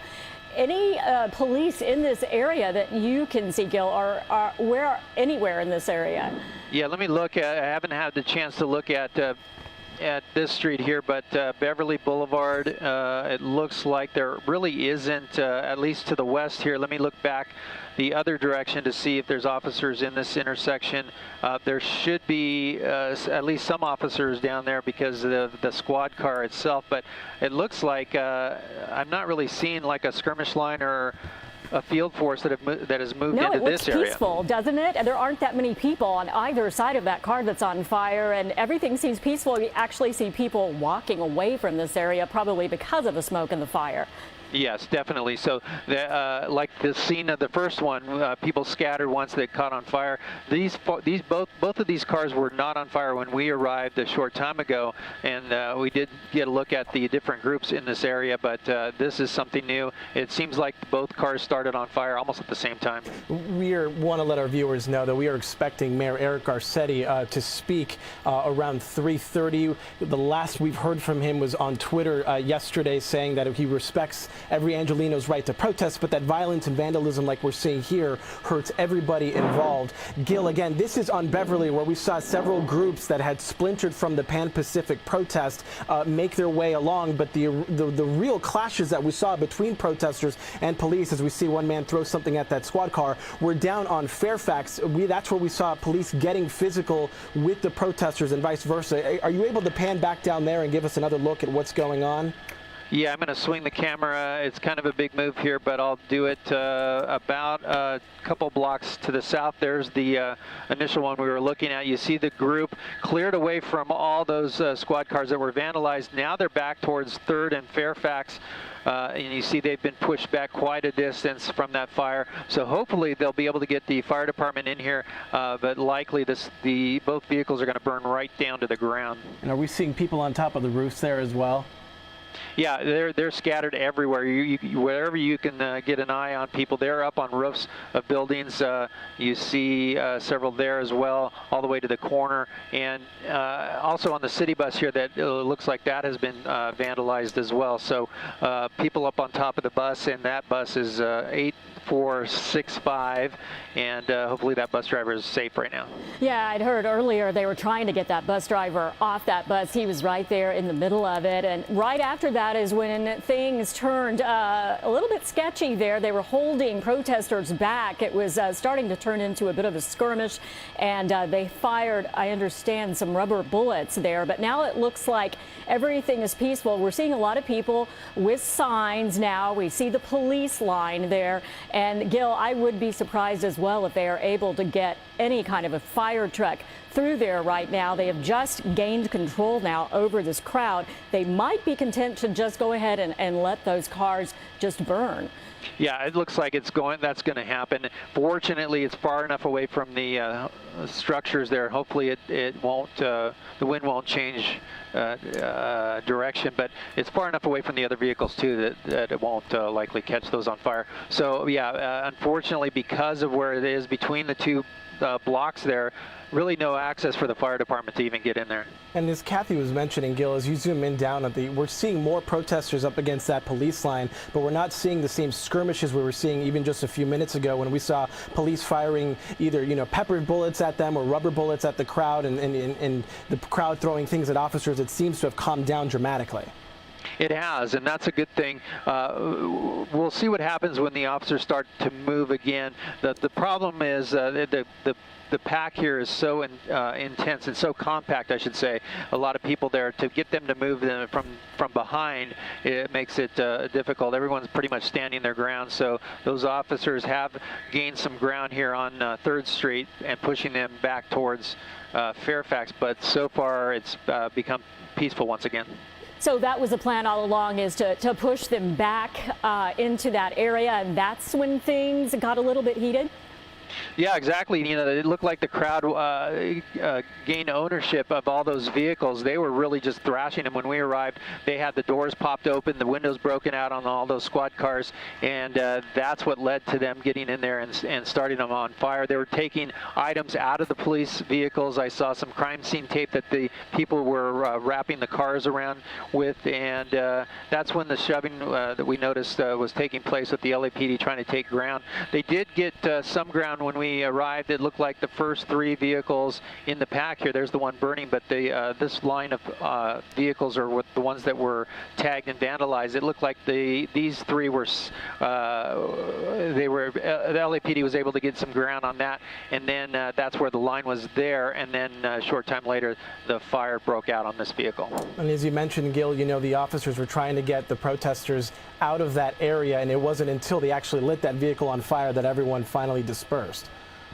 Yeah, exactly. You know, one of the problems for LAPD is when they bring in their units to a scene like this, they have to park their vehicles somewhere, and they park them and leave them there. And what happens is the crowds will come into the area, and we'll hear the airships overhead talking about, you know, trying to get the officers back to protect the vehicles. In this case, they weren't able to get them back in time.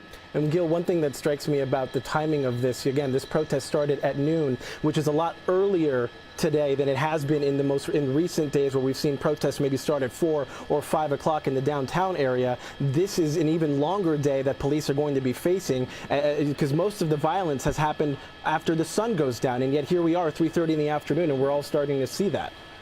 Yeah, early start, I would say, for sure, and we haven't really seen that. We didn't see it yesterday until, like you said, the late evening or at night.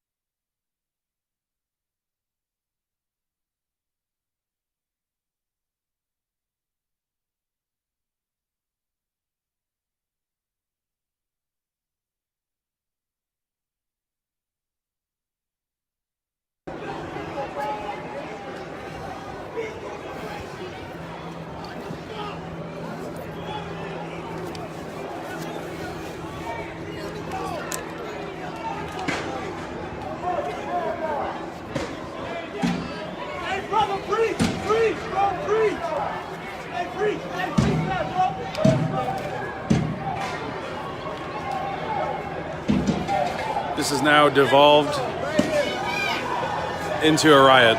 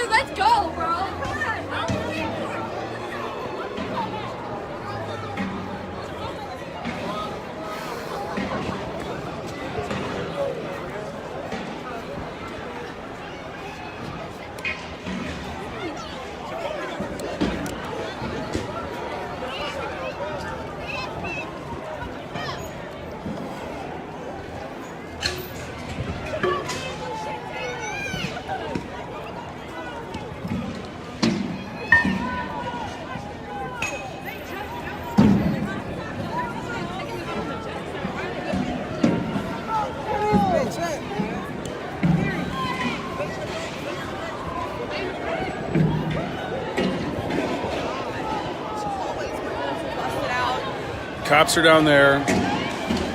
People are just running down the street.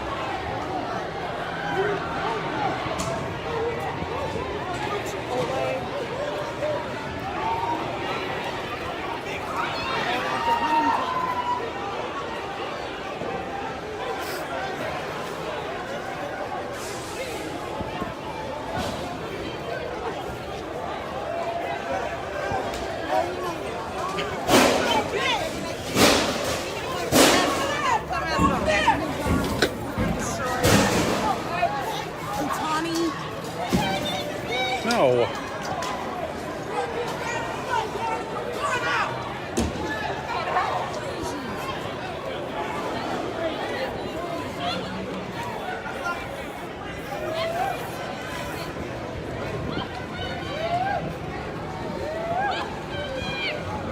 This is insane, man.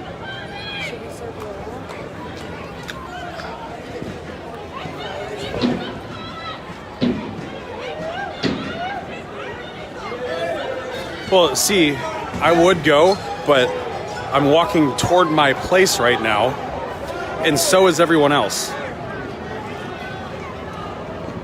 Like, this is my walk home.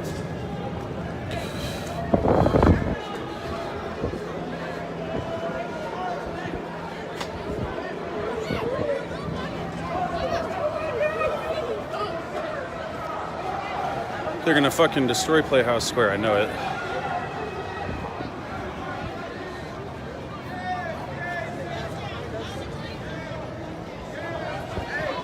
Tear gas is coming.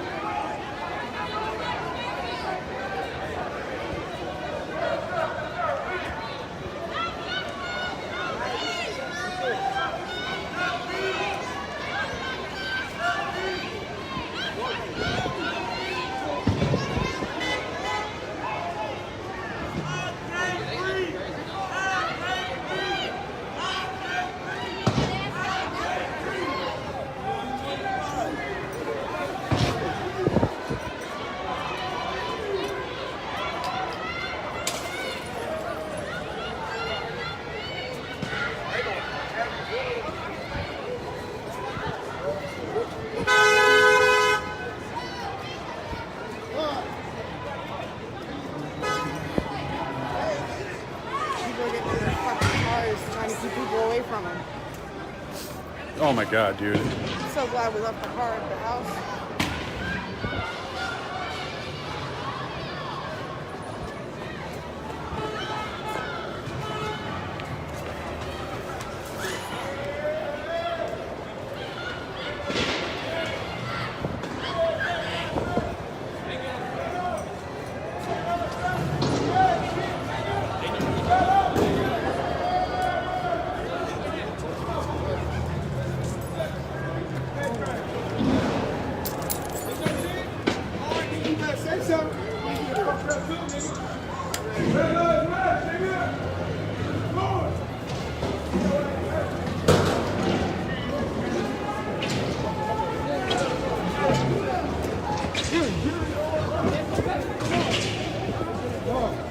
Any more?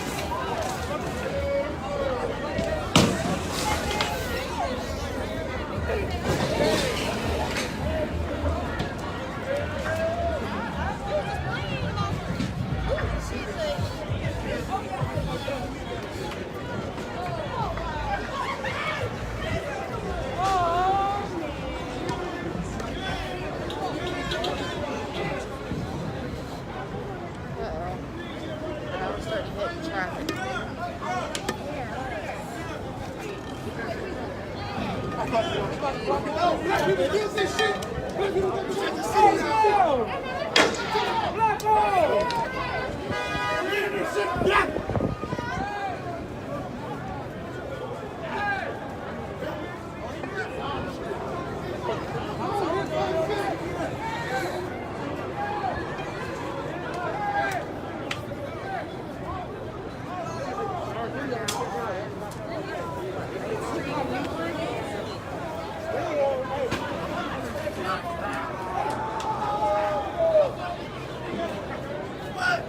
Fuck twins!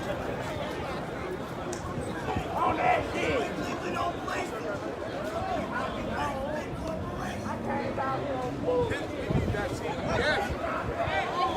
We need that. We need that right there.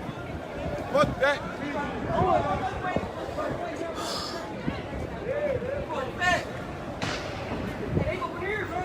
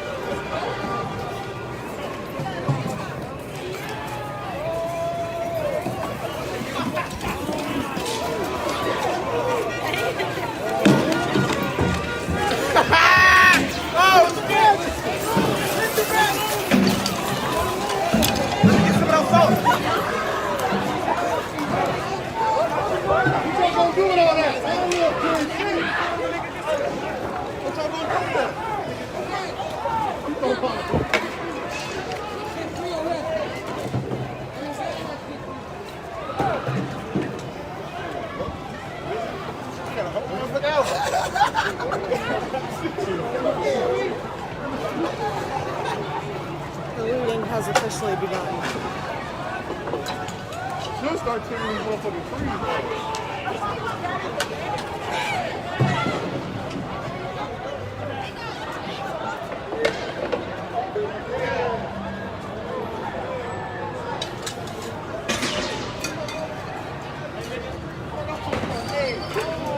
Alright, guys.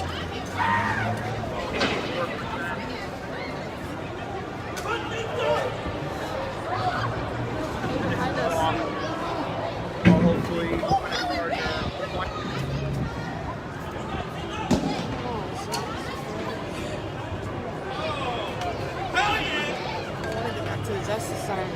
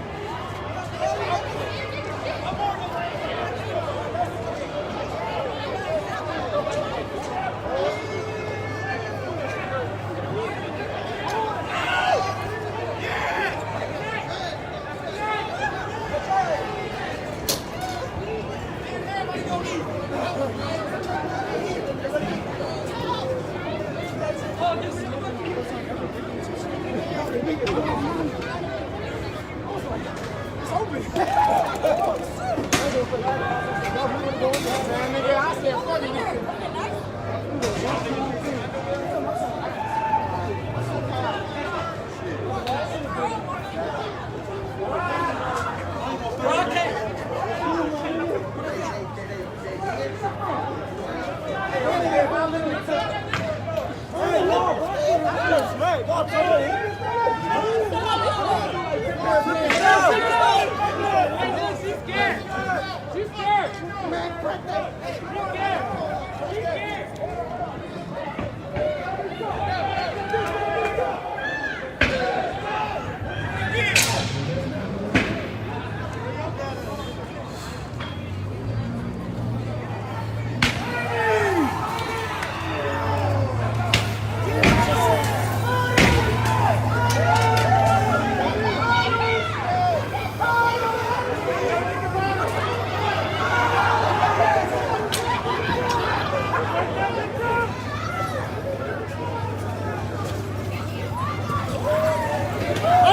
all about it! Hey, get all about it! Hey, get all about it!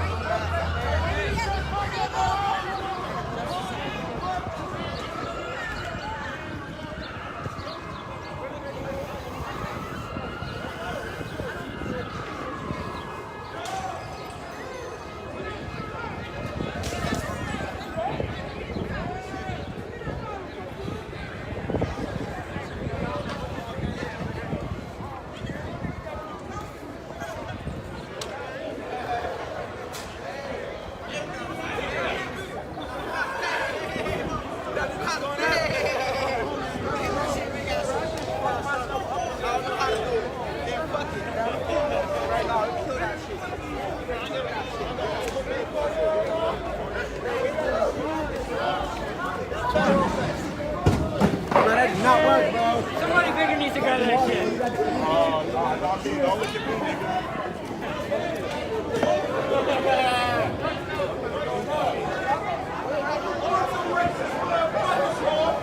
You all would. Nigga, fuck the racist motherfuckers.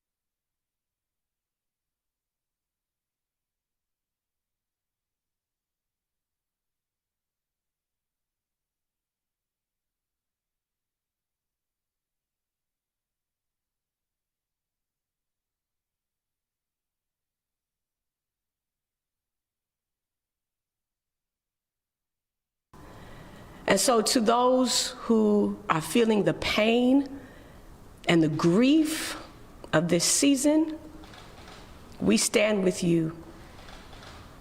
It is the right thing to stand up. It is the right thing to speak up. It should not be that nearly 30 years later, we're still facing this issue.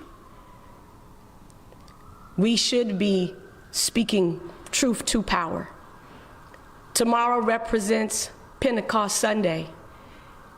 And Pentecost doesn't just represent the promise, it also represents a season of protest and power.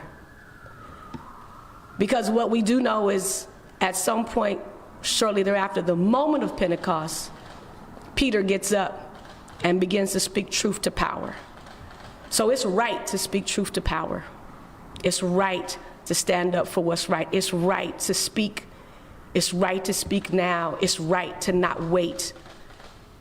But we have to do it with responsibility. Pentecost is also about power. And like many of you, I am tired of hashtagging rest in power to black bodies, men, women, boys, girls. I'm tired of rest in power.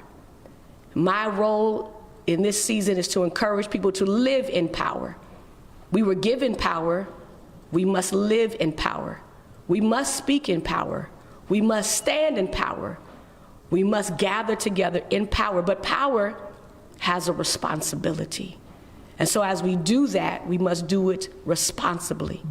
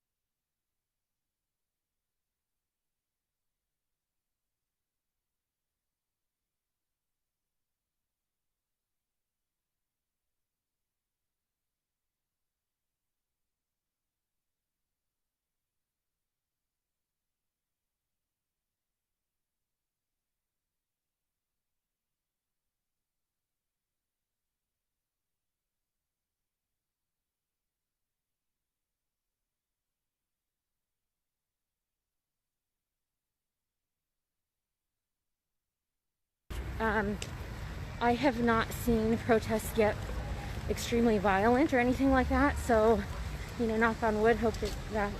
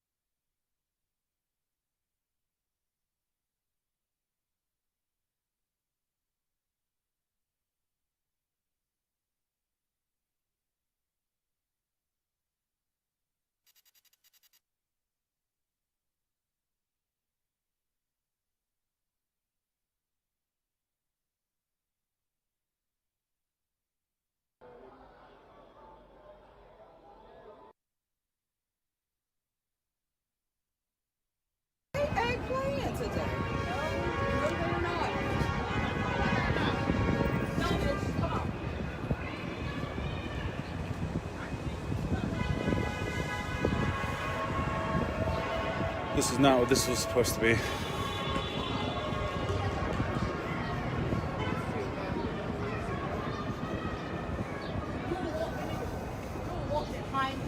He stole some girls.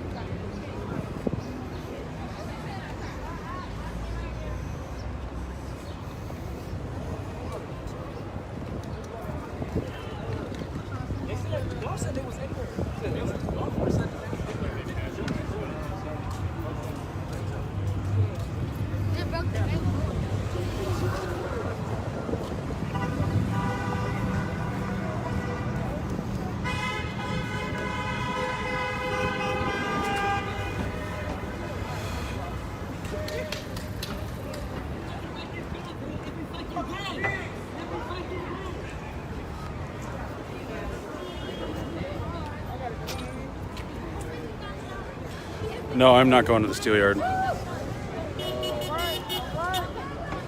It's still crazy enough down here.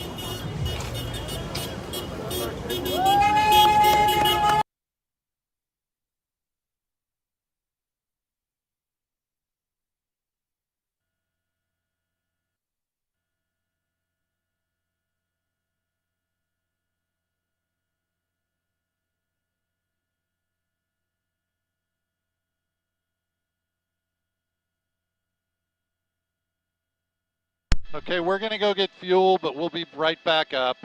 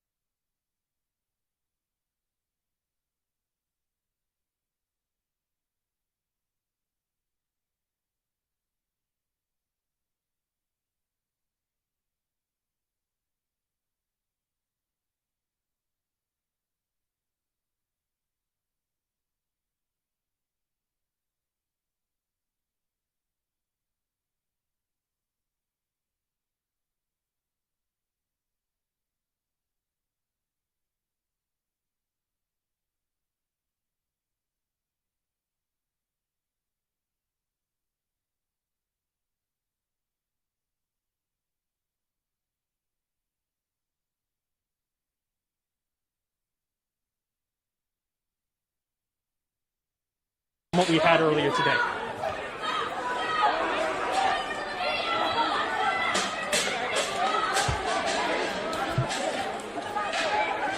Yes. Yes. Thousands of people at the Capitol, obviously frustrated, yelling. There were a lot of chanting, a lot of marching. They marched from the Capitol to the place where Tony Robinson was killed 5 years ago. But all of it peaceful, mostly frustration and chanting. At this point, rocks are being thrown. Very different scene from what we saw earlier today.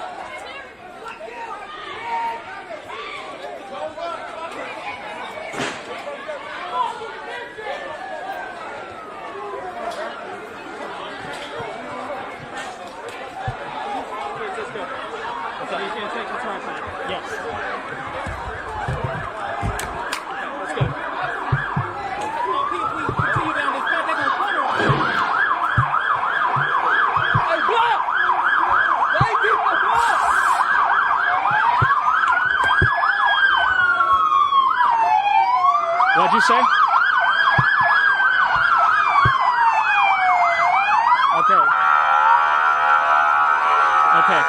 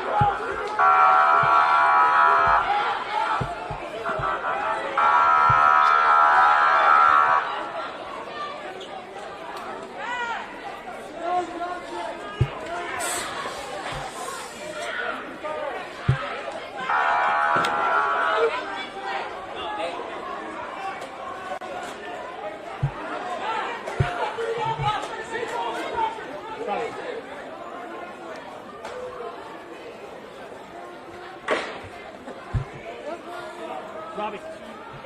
Pause. They don't understand. These ain't our ancestors. We fight back. Nothing that said by any means necessary.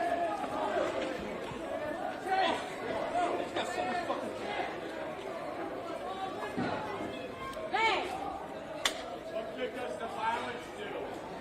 What does this killing us do, man? Oh, God! Go into him!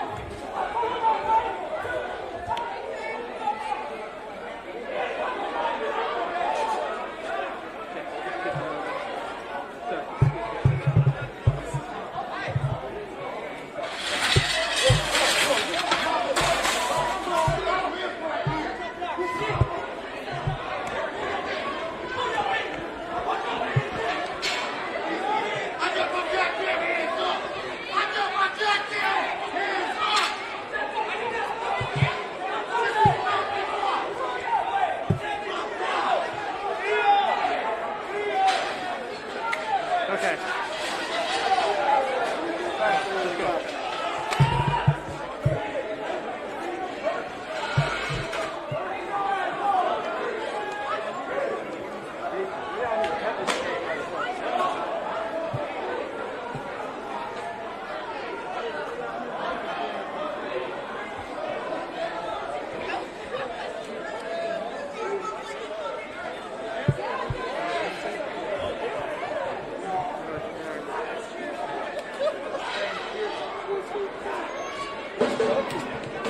You okay?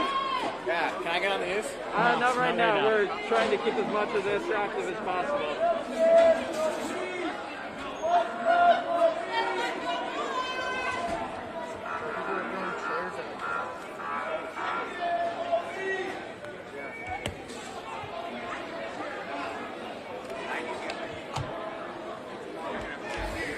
Francisco, check how much I've got in my pack. How much you have on the pack? Yeah, like 27%. No. This?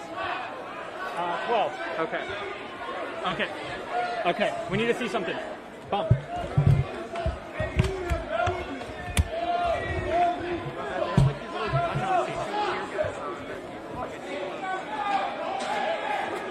Andrew, we should be set for. Never mind.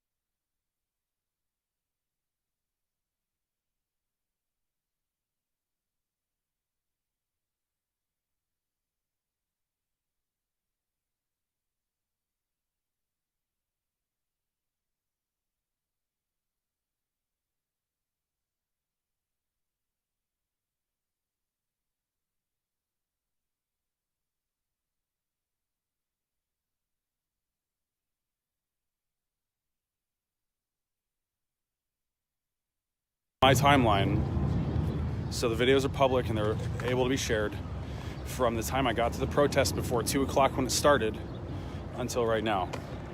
And as long as I have battery life by the end of the day, then, so the past 6 hours I have documented on my timeline. So if you want to see what really happened, go there, check it out. And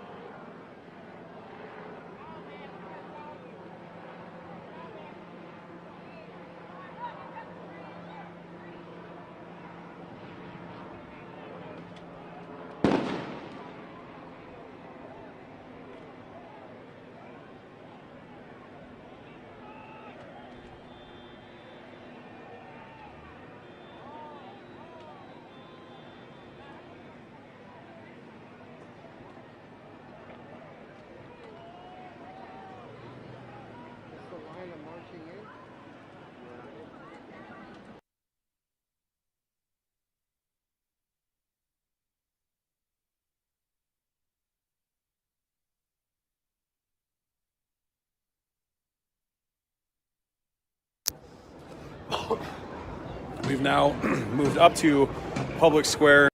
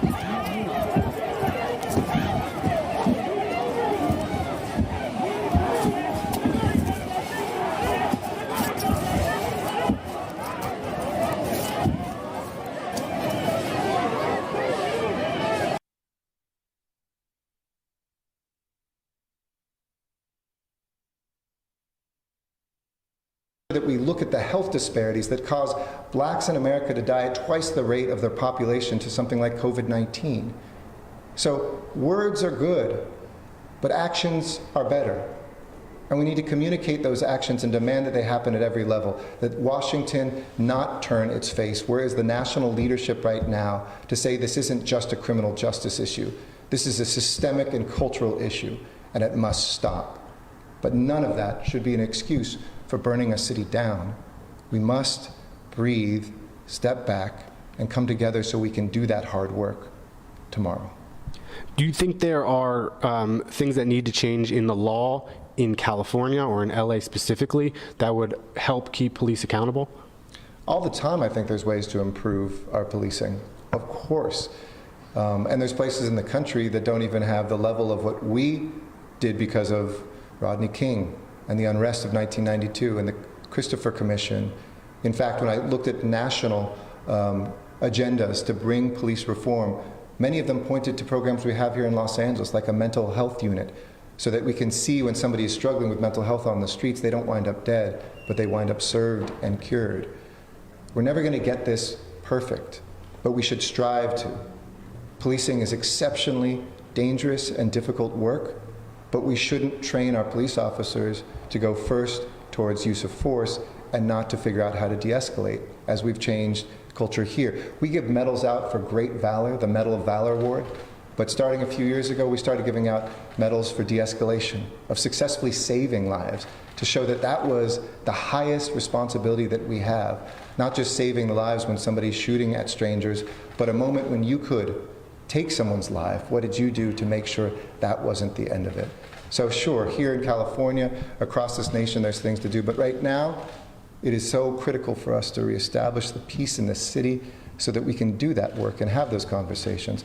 When cars are burning, when stores are being looted, trust me, nobody's talking about those things. Have you had a conversation with the DA about the charges that were brought last night and how those will be adjudicated? Or? I have not. Okay.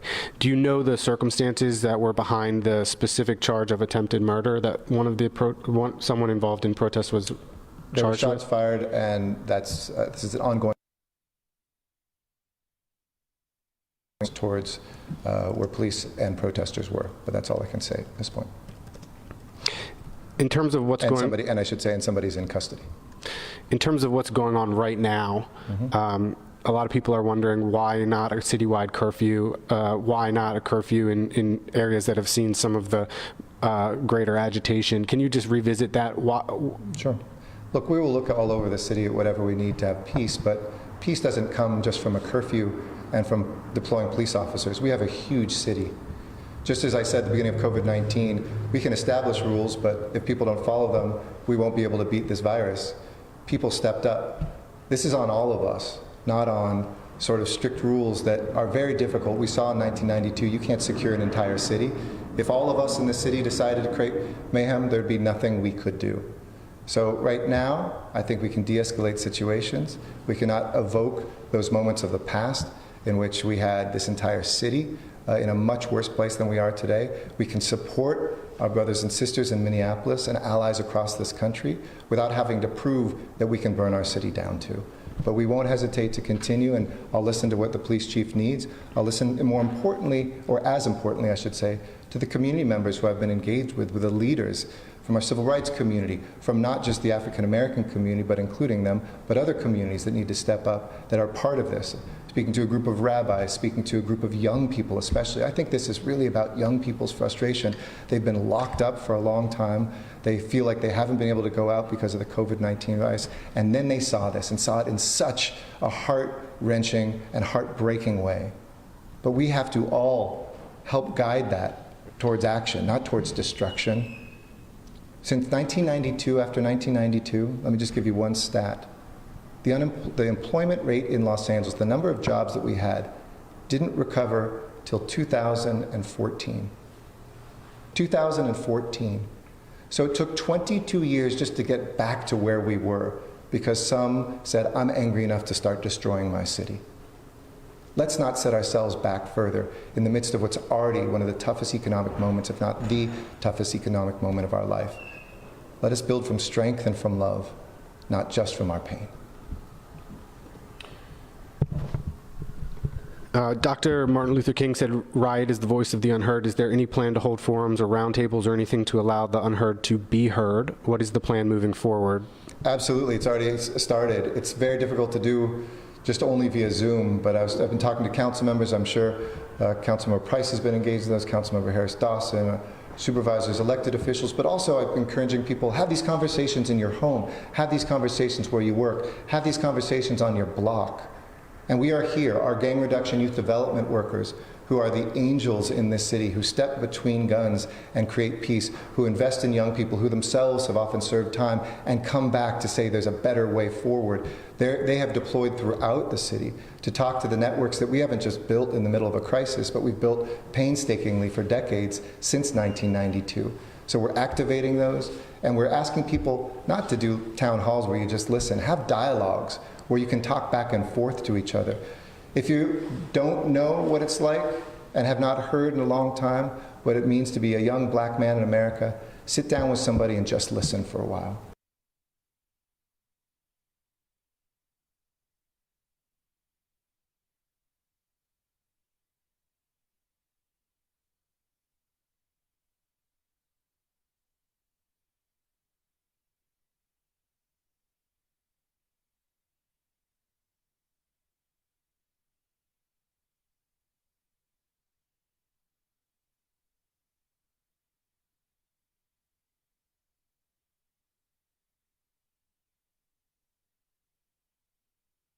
What am I saying? Well, much of the same thing. People are still standing around as of right now, but CB and I are both sensing that waiting. It seems as though they're waiting. We did just hear a loud boom. I don't know if something was thrown, but then no movement, which is good.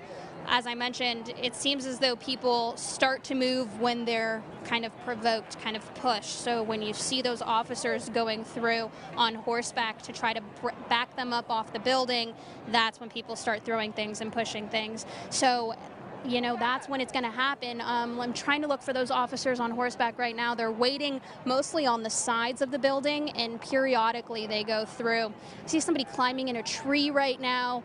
A lot of people holding signs up at the officers.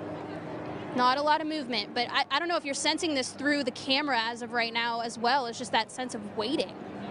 Yeah, we're certainly sensing that on our end. Talk about the diversity of the crowd, if you will. Yeah, we can pan through the crowd right now. I mean, you're seeing every color, every race. This isn't just a Black Lives Matter movement. We're seeing all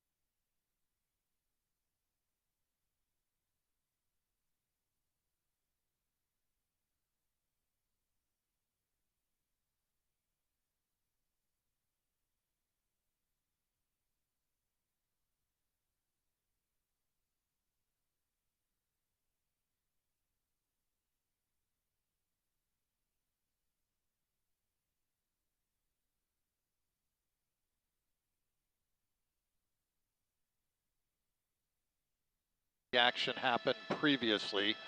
Police are still out. The crowd has dispersed. It's not quite as big, but you can see them still marching, still with TPD officers backing up with them as they march. We've seen water bottles thrown. We've seen other stuff. Earlier there was pepper spray.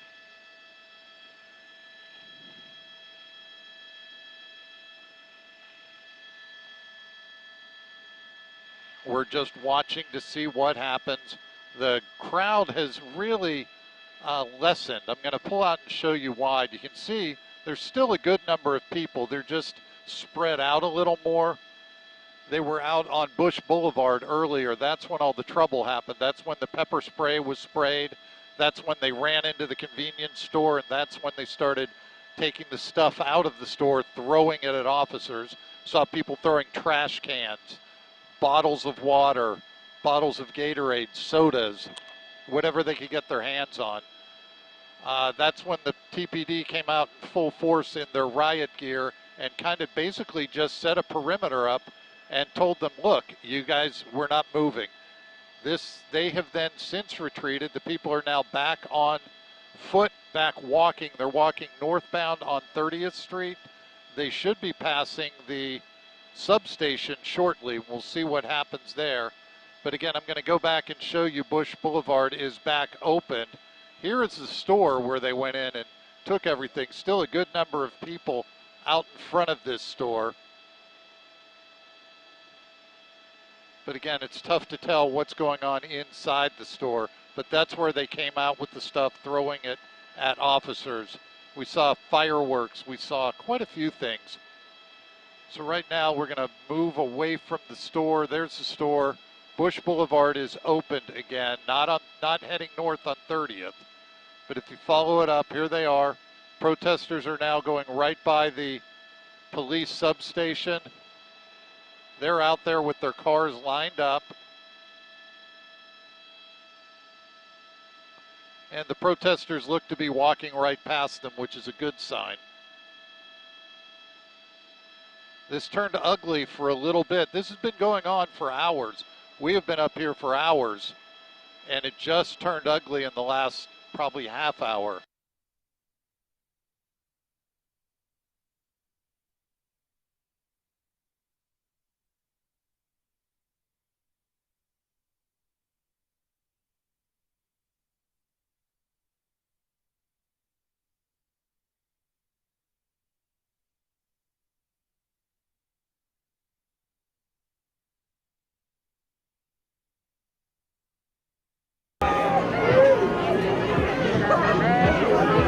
If you ain't part of the fucking solution, you're part of the problem. And you ain't got to be over here. What you did, so don't shoot.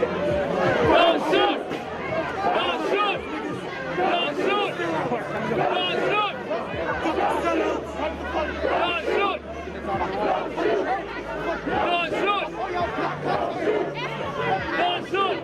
shoot. Don't shoot.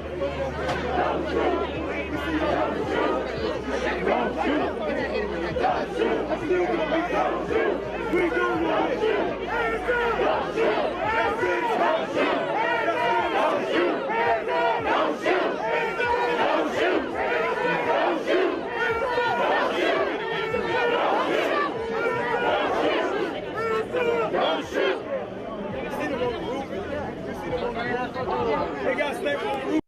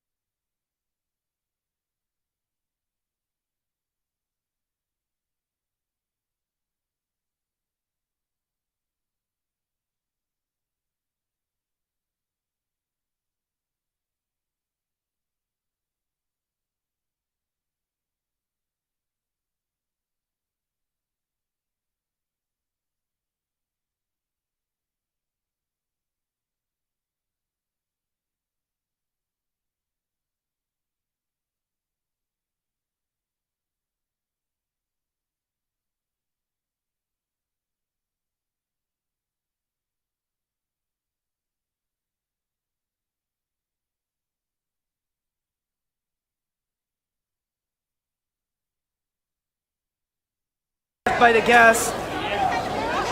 Yeah. Okay. Okay, people are running away. I'm not sure why. People are running away. Oh, the gas. The gas is coming. The gas are coming. Who got milk?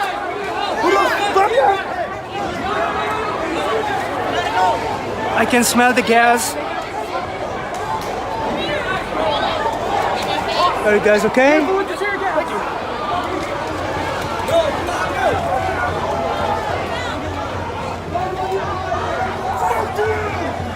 Miami police station declared war on the public, on the crowd.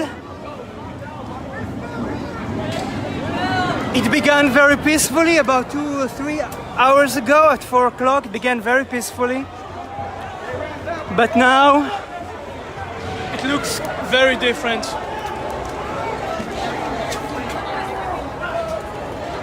That's what happens when the authorities treat protesters as thugs instead of listening of why we cry. People are crying over the loss of the American dream that is unfolding in front of our very eyes, protecting murderer cops, shielding them, and giving false information to the public about their arrest. Nobody believes cop Derek Chauvin was arrested because there is no visual proof. See, you can have some.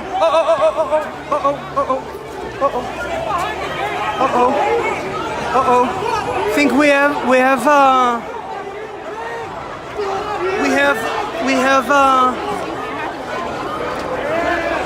have some police officers on the roof who are shooting gas on the crowd. Okay, now we have rumors that they're shooting people. I find it hard to believe. I don't think they're shooting people. Maybe it's plastic balls, rubber balls, sorry. But it seems that the Miami police tolerance is very low.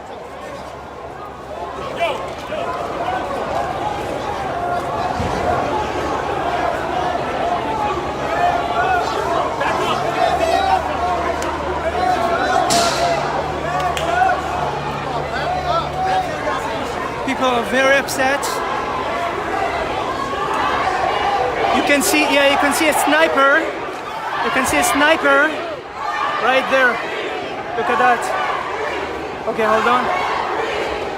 The crowd is shouting, "I can't breathe," and the sniper is holding a gun. I don't know if it's a gun or if it's a. A lot of gas. Shit. Shoot.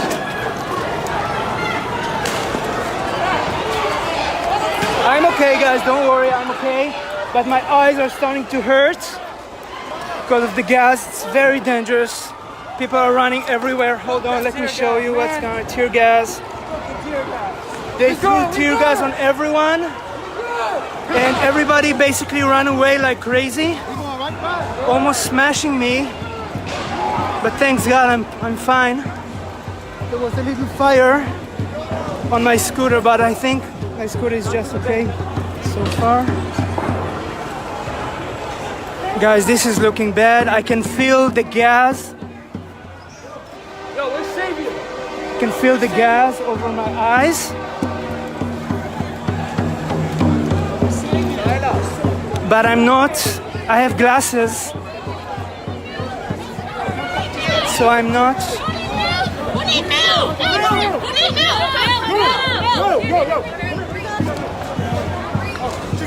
You good? You okay? Some people got hurt really bad from the gas. I can feel the gas coming on my eyes. They literally bumped everybody.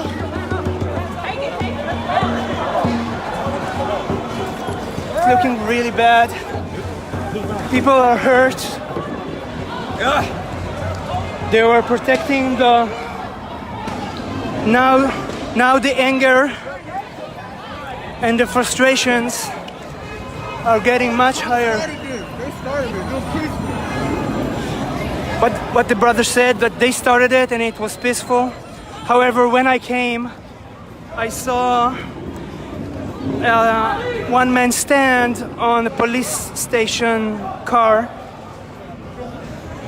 and there was some kind of graffiti on the car. I didn't see real vandalism on the car. They didn't break the windows or something like that, but they were standing on the car. And there was some graffiti. Uh-oh. Doesn't look good.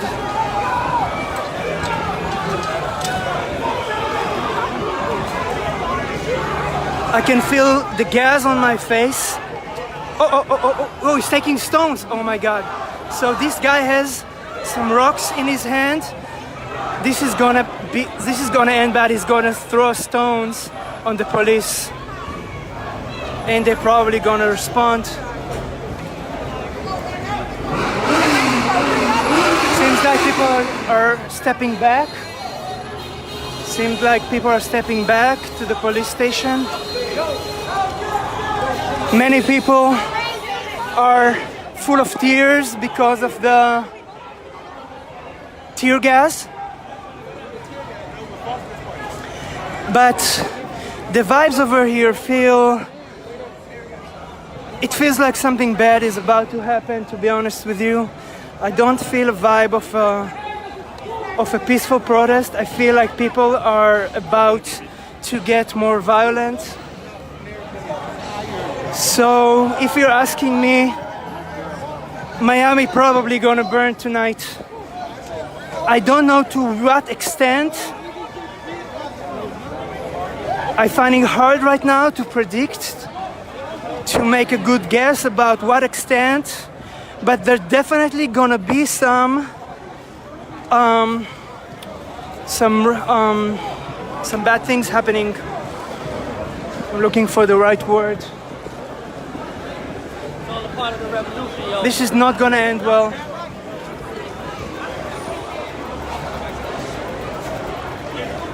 The worst of all, starting to escalate when you have alcohol and some other illegal substances.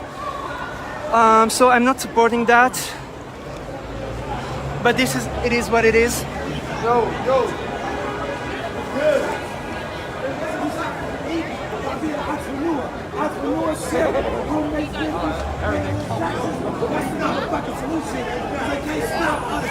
Yes, sir.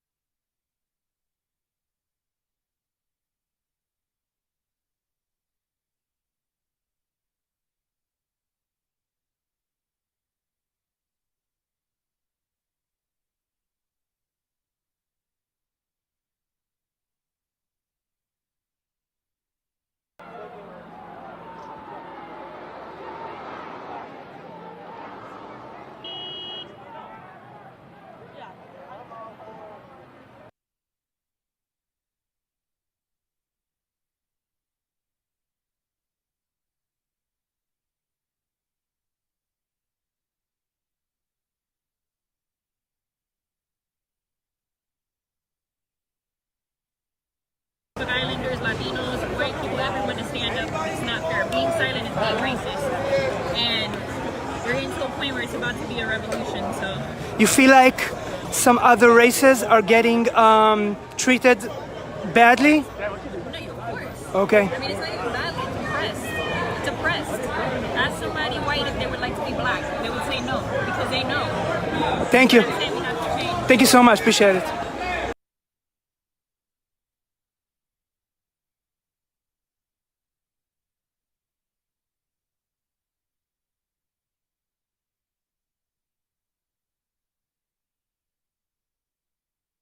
to be peaceful events where people can get out in the streets and voice their opinions on what is going on. I talked with a lot of the organizers today, and they were all organized for a variety of reasons, but in talking with them, there is one theme that they all have in common, and of course that is the treatment for the people of color and for racial and social inequality. Those are the issues that they really want to address.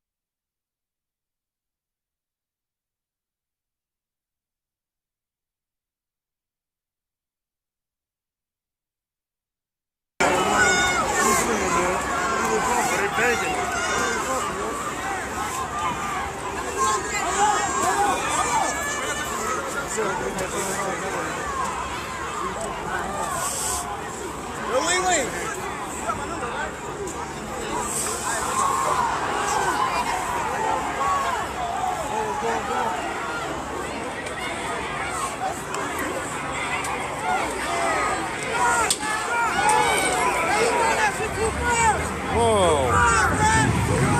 Whoa. If you're aiming for the sign, you got it. Oh.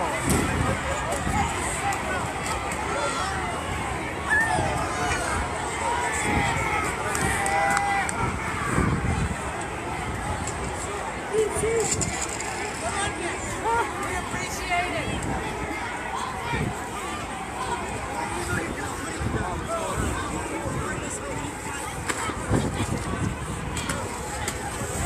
I know, trust me, I don't want to make law enforcement act. That's not my intention. I'm just here trying to capture it all, man. Only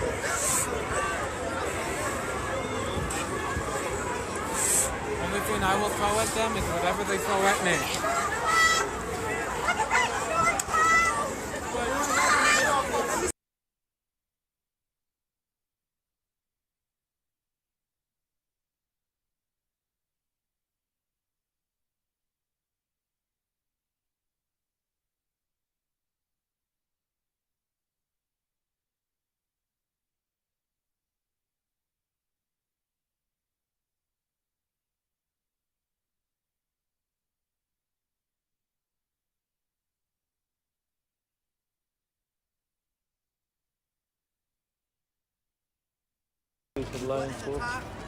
My God.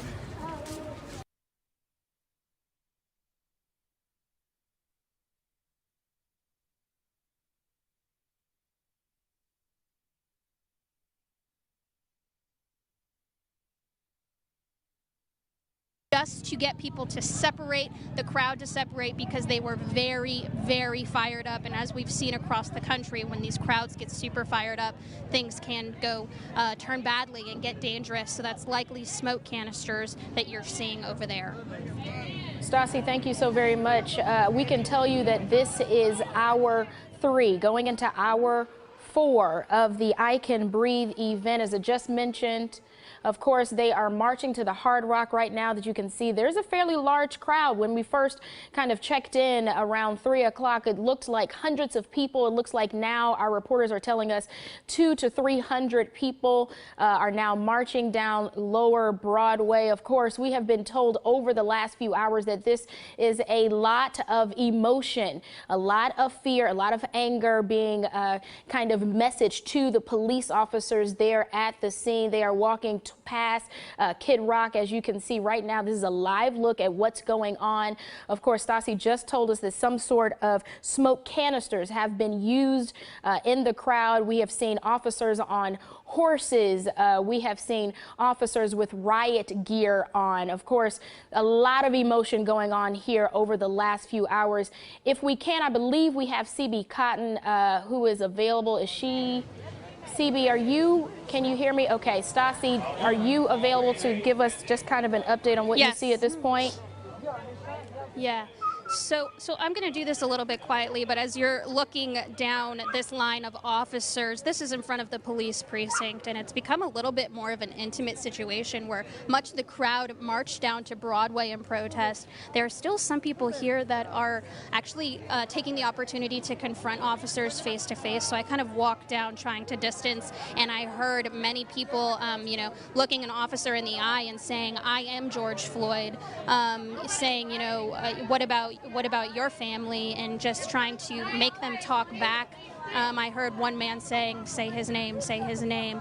Let's not pan that way just because there's a lot of cursing going on that way. A woman is actually cursing into an officer's face right now. But then you've also had people that are kind of just sitting on the floor in protest. I think they're just using their presence to be heard. But as you can see, these officers are ready for the worst, but they are just standing peacefully. They're holding some sort of baton, full protective gear. And you only hear yelling when people start to provoke it. As you can see, this woman, she's standing in front of a female officer right now, saying something to her. She's going from officer to officer. She kind of just shook her head at another officer, looking somebody up and down. Those officers are actually acknowledging her presence. They're nodding at her, but there are some that don't say anything. I'm not quite sure what response they want right now. Now, Stassi, when we checked in with you a few moments ago, about a half hour ago, you talked about there being kind of a lull, that people were waiting around. And now we're seeing that there has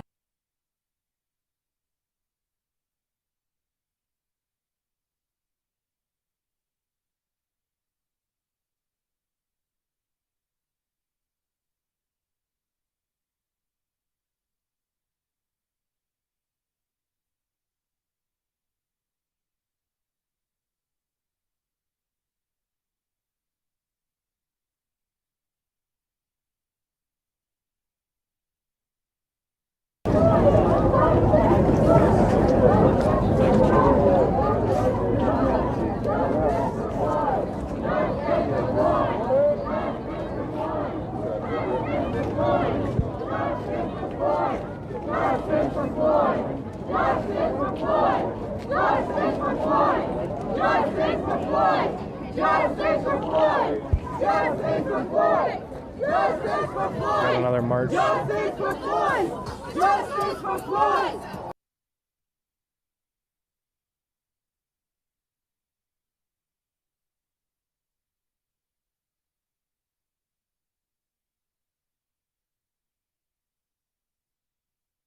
Don't shoot! Don't shoot! Don't shoot! Don't shoot! Don't shoot! Fuck you, man! Drop the shield! Drop the badge! You fighting like a man! You fucking pussy! Shoot! You're a fucking pig! Drop your fucking shield! Take off the badge! You're fighting like a man! You ain't shit! Bro, just go home and stop working for these bitches! Come on, man! You have a right to just stop doing this! You don't have to do this shit! You are a bitch! Bro, have principles! You got no morals! You have no morals!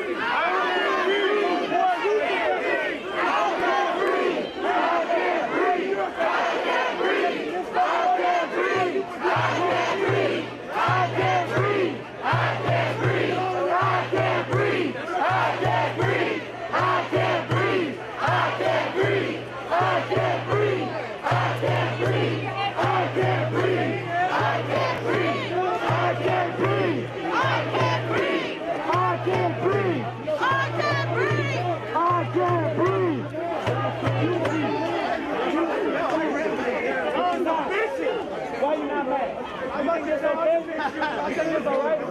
Living like this, who are you protecting, my man? I took your fucking photo. Who are you protecting? Who you got that gun for? For American citizens, dog. Fuck on that shit on American motherfuckers. You're shooting. You're shooting. Listen to me, Daddy. I took your fucking photo. Y'all ain't got no fucking brain of your own. You ain't got no brain of your own. That's right, back the fuck up. Okay, don't trip, guys. Careful. Hey, great job protecting Trump, y'all. Y'all doing a wonderful job right now. No peace! No justice! No peace! No justice! No peace! No justice! No peace! No justice! No peace! No justice! No peace! No justice! No peace! No peace! No peace! No peace! No peace!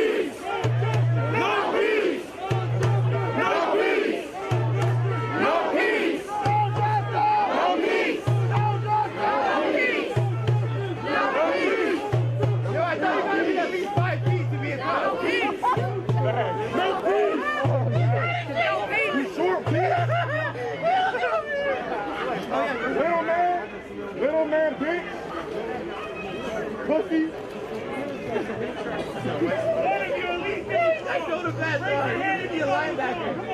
We got to defend ourselves against American citizens. We are protected.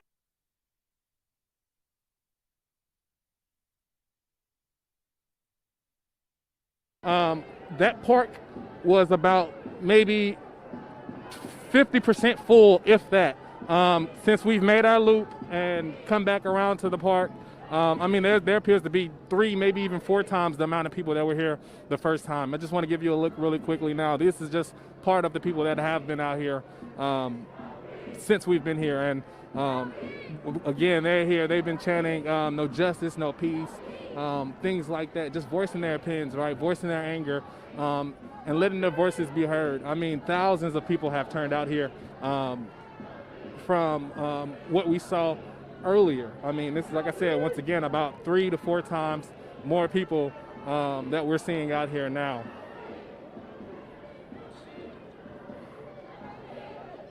Now, since we've been out here, two hours, going on 3 hours of covering this protest, I mean, it's been completely peaceful. People are out here, they're walking, they're marching, they're coming together, they're chanting for change, for justice, for George Floyd, and that's what's going on right now.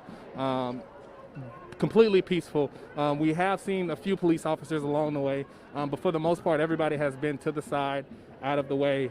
We talked to Chief McManus earlier, who told us that he would be instructing his officers to be out of sight for the most part, and they would only be visible. They would only come out if they needed to, which so far they have not needed to.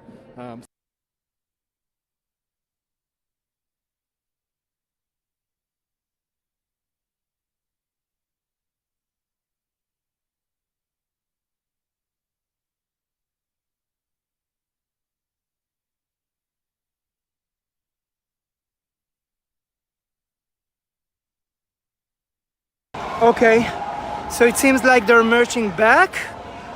I'm from the other side of the street because I find it hard to breathe. Okay, vandalism had begun, guys. Unfortunately, I didn't want to see that, but it seems like people are marching back to the police station.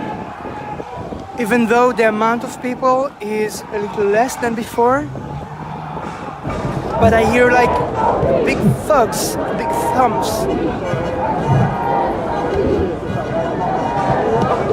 Yeah, they're knocking something. They're probably trying to vandalize something. Let me get closer to the police car. Let me show you how it looks like. Uh-oh, more gas, more gas. More gas. This police car is done. This police car is completely shattered. There's nothing left.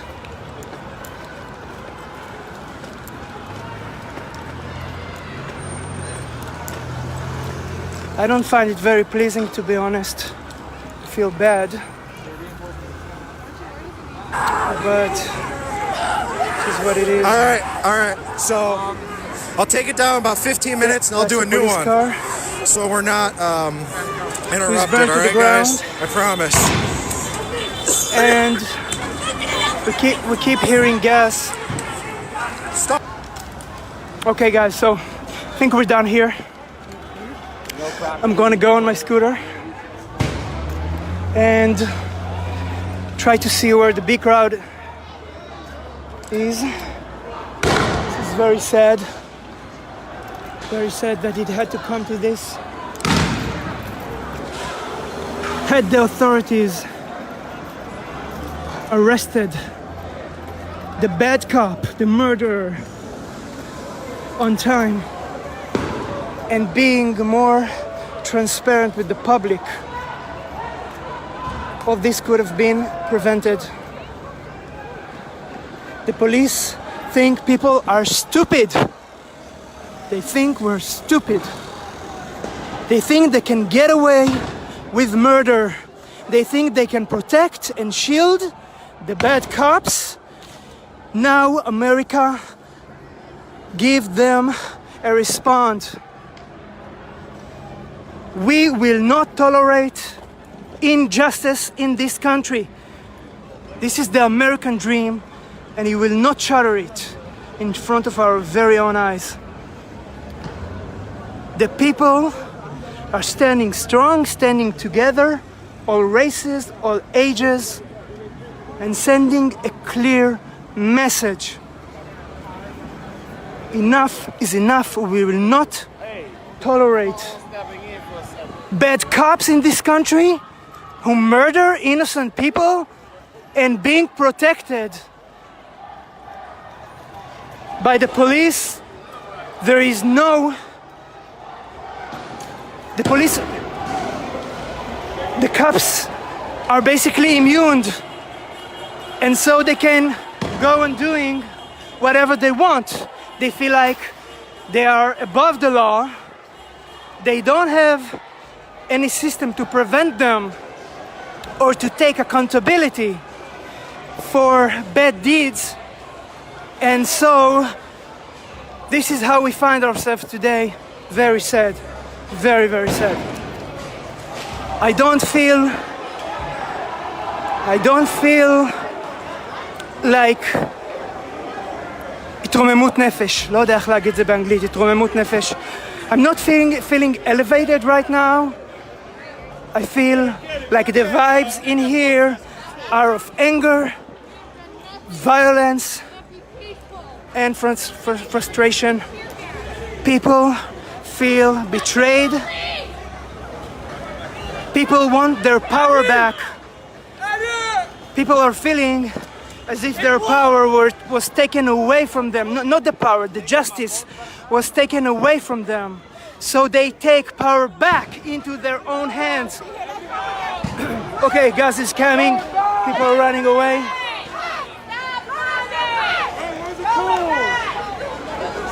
There is no other word to describe this. The police had declared war on the protesters. They are gassing without any reservation. Very strong chemicals.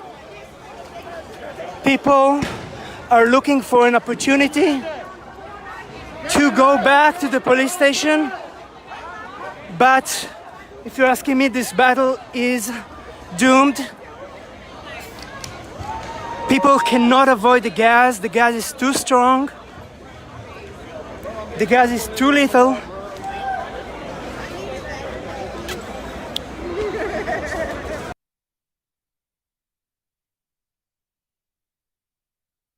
To isolate the group that was already on the 408. Some of the officers looked at him like, that's going to be impossible. And when the protesters started running around them, they formed the large group that was already on 408. And then all of a sudden, within a blink of an eye, I see a tear gas canister, another cop spraying some what appeared to be mace or pepper spray. And then the protesters responded by throwing water bottles, Gatorade bottles. Some apparently threw tear gas canisters. And then finally, rocks. Protesters, I saw them throw rocks. So right now I'm going to head out. Hey, Will, I'm going to just head to the corner there. Okay. I'll like let you know unless you're coming out with rain gear.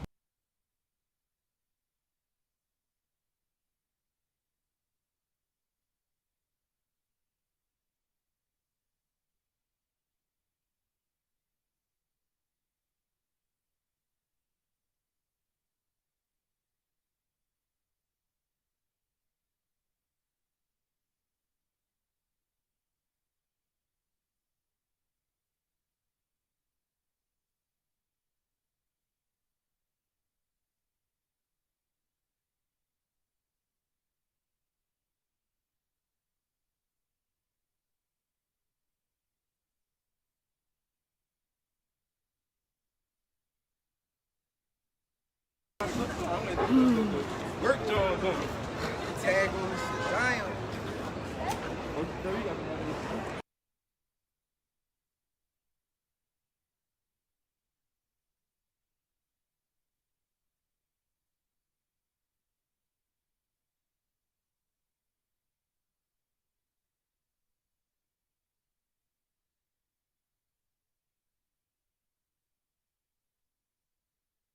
officers. So every time this happens, the crowd is cheering up.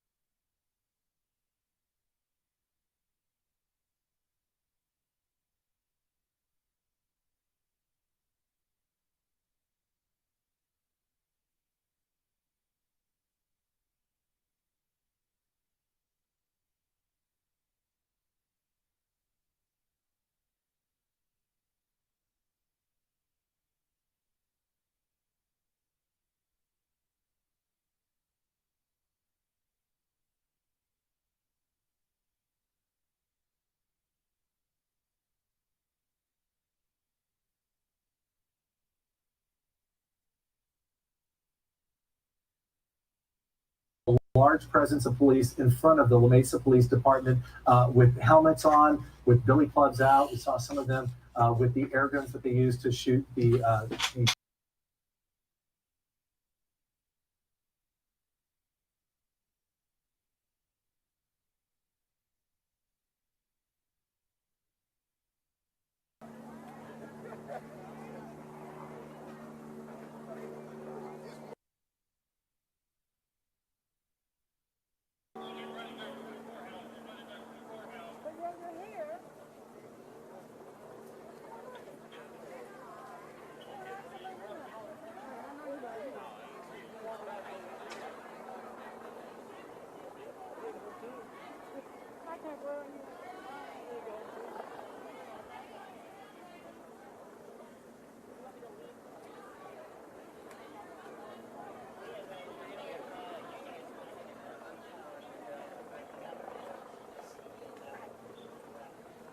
Shelby's at the courthouse.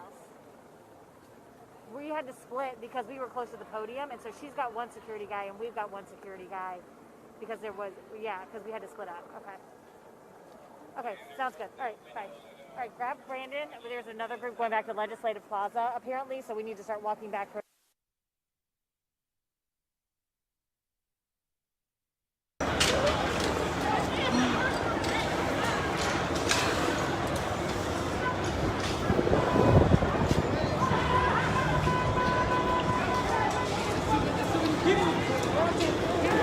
Yeah, woman does. Come on.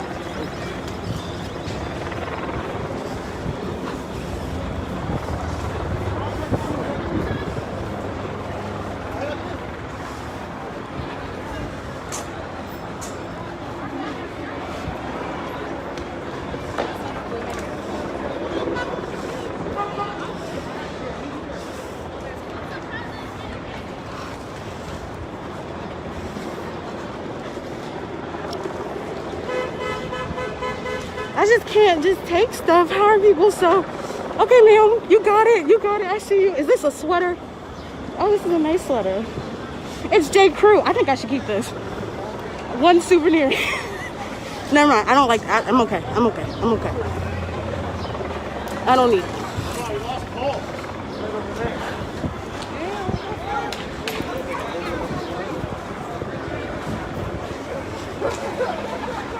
Look at this, bro. Look at this.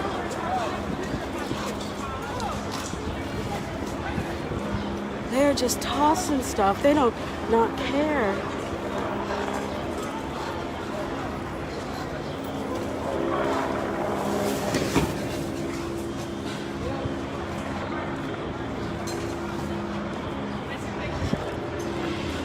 This is wild. Y'all not gonna see me taking nothing. I'm not taking anything. I don't need any of this stuff. I'm okay. It's not why I came down here. But this is wild, bro. This shit's nuts.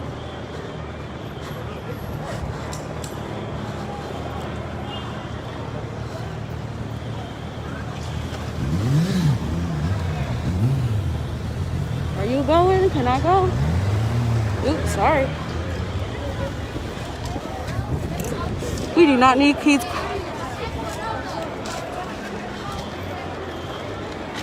There's a police officer right there. There's a blockade with bikes. The police have up. I'm gonna go the opposite way. This is wild, dude.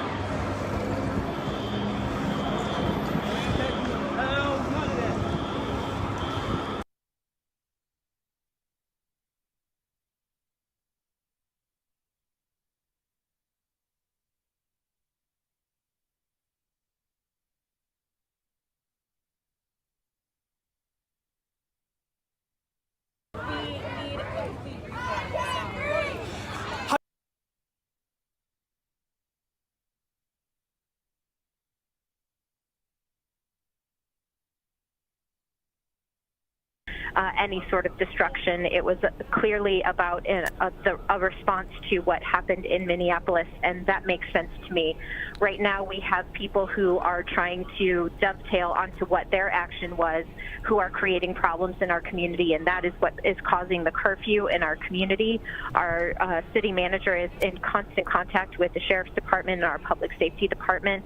We will continue to remain vigilant of all action that's happening in the community to keep people safe. And Mayor Horvath, when you think about tonight and what you said to me a little while ago, is that you are asking all businesses in West Hollywood and everyone, let's mark this day down.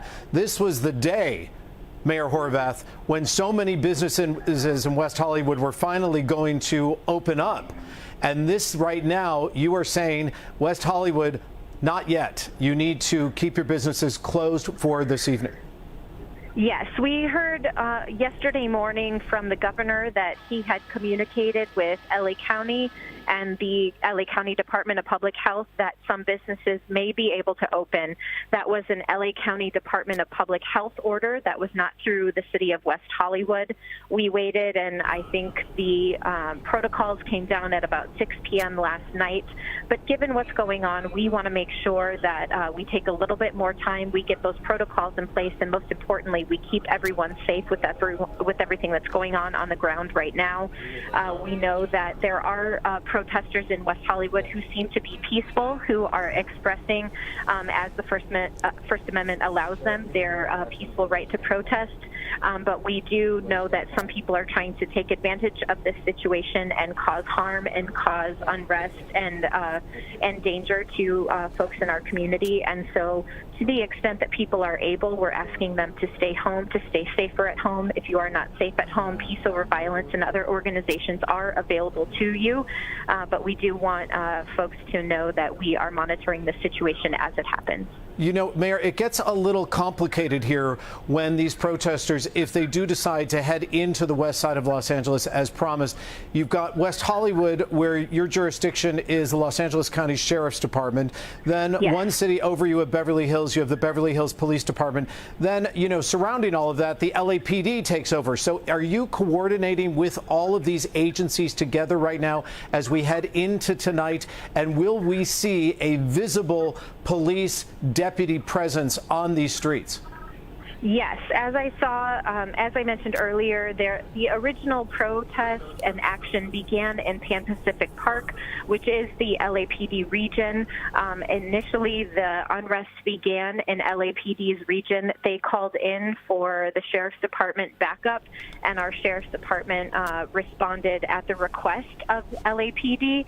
It is something that we're continuing to monitor and the details continue to change moment to moment, as you might imagine, but we are prepared to help keep people safe. Most importantly, we want everyone to know that West Hollywood staff, West Hollywood Public Safety Department, we want to make sure that everybody stays safe, and we're encouraging everyone to stay at home. And Mayor Horvath, before I let you go, we have curfews in place now. Seattle, Pittsburgh, Columbus, Chicago, they're getting into place now, and especially when you look at Minneapolis, where there was a curfew in place last night. Well, the curfew didn't matter. People still took to the streets. What is going to be the response if people don't abide by that 8 o'clock curfew in West Hollywood tonight? Look, I personally understand that there are many situations ongoing, and there are many feelings, understandably so, in response to what has happened over the course of this past week. I support people's right to peacefully protest. I support people's right to speak up and speak out about the injustice that is happening, and I think that's why people gathered originally at Pan Pacific Park today. I support that, and I believe people need to speak up and speak out and call out the racism that's happening in communities, not only in Los Angeles County, but throughout the country. We need to call that out, we need to name it, and we need to do something about it. That's very important. But for people who are trying to take advantage of a situation to cause harm, to cause destruction,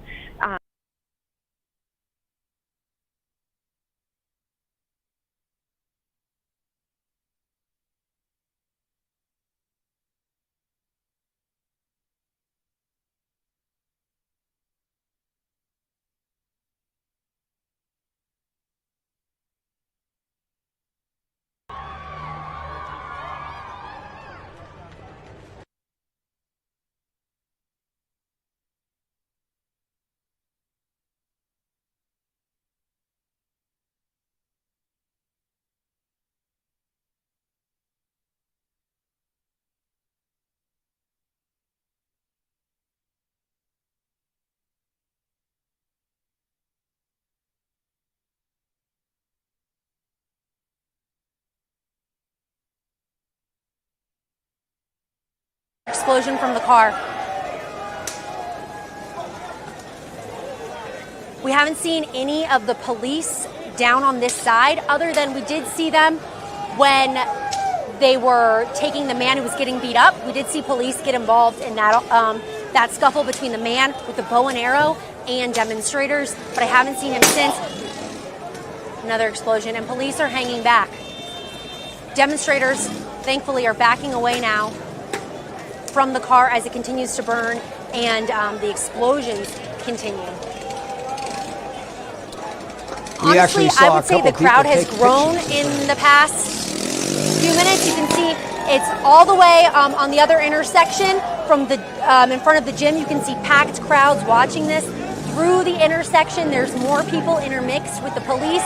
Then on the other side of this burning car, through the smoke, there is a big line of people, and then it continues down the street. So I believe the crowds have grown here in the past 30 minutes. Now, you probably can't see it on the other side of all of this smoke is that armored vehicle. I can see the police lights. It looks like they might be trying to surround it or get near it. That's similar to what they did. And people are throwing stuff at the armored car. And now the police are trying to back the crowd away from the armored vehicle. And these men, people have continued to throw scooters into the fire. You all right? So the police now are trying to back the crowds away from that police vehicle. And you can see the smoke is getting really thick right now, pushing towards a lot of those demonstrators. Okay, we're just gonna go back up to our view. Oh, that's another explosion.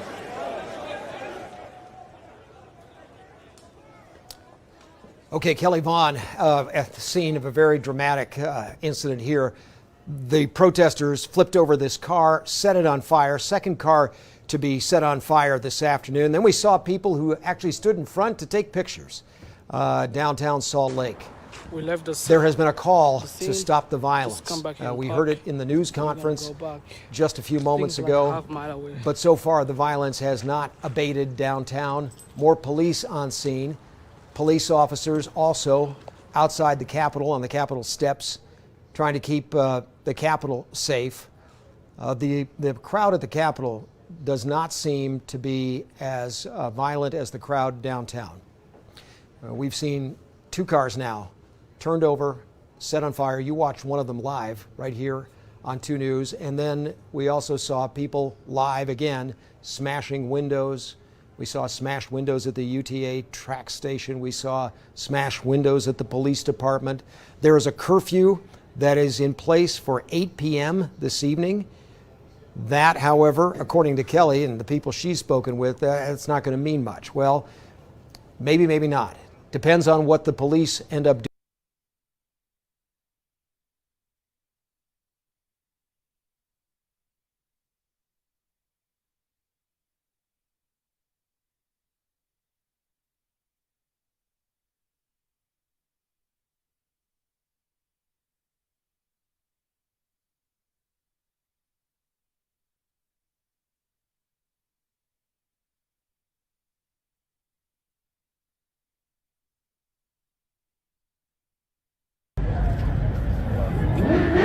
Hobie, what happened? Give y'all a recap.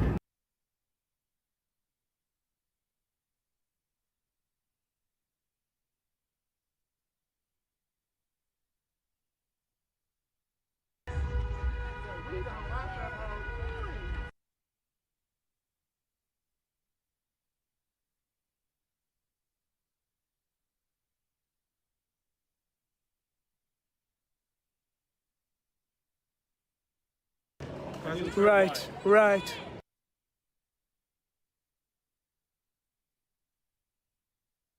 How much of the bad stuff, the violence that we've been seeing, is separate from the peaceful protests as they start off? What can you tell us about that? Well, definitely, the majority of people come to protest peacefully, and they're marching. They have their signs, and they respect the rule of law, and we want them to do that. In fact, we encourage people to do that, and we're going to support their efforts to do that because everyone needs to be heard the right way. And their sole goal is to plant the seeds of chaos, anarchy throughout the community, and they have no concern about George Floyd. They have no concerns about police brutality. They couldn't care less about that. Their whole idea is to revel in lawlessness and to have a party at our expense. And I think everyone should take offense to them and make sure that our own kids, the ones that are protesting on behalf of Black Lives Matter, any organized protest, recognize that there's people amongst their ranks that are not there for a noble purpose, and they need to be outed. Absolutely. Sheriff Villanueva with us here on the phone as we continue to monitor what's happening in the Fairfax district. We heard that there were more than 500 arrests made last night, Sheriff, in the downtown area. Are you able to, and the mayor, Mayor Garcetti kind of alluded to it a little bit, how many of those people were not even from downtown LA initially? Apparently it was a sizable group. We had a good tally up north in, I believe, in Portland, where almost the entire crowd that was arrested was not from the area. And we've had people here. In fact, the gentleman that fell off the radio car in the highway patrol on the 101 on the very first day, he was from out of town. So that tells you the people that show up here, they're opportunists. They're driving in, they're caravanning, they're even taking Uber to these protests, and for only one purpose. And we definitely need to make sure that they stop. And you're in charge of officers. What do you tell them? There's so much anger that is presented to law enforcement, and some of it not rightfully so. What do you tell officers that are in your command? Well, we want to tell them, first of all, we want to assist the public and be able to protest peacefully. We want to respect everyone's First Amendment rights. We will be the first in line to support their amendments rights, and we want to make sure that everybody does it within the rule of law. And so as long as they're not vandalizing, they're not creating a traffic hazard like going onto a freeway, for example, God bless them. Keep doing what they're doing, and we'll be there shoulder to shoulder with them in support, and we share in their outrage. And Sheriff, at what point do these officers and these deputies of yours, have to? They've been showing incredible restraint at times, and at times we've seen officers and deputies skirmish with protesters. At what point do they have to kind of cross that line? I can imagine a fine line to cross. I mean, it's hard to balance that. Well, it is a delicate balancing act, but most people who are law-abiding citizens that come to protest, they adhere to the directions given to them by the deputies and the police officers. The ones that hang around and that loiter around and keep circling.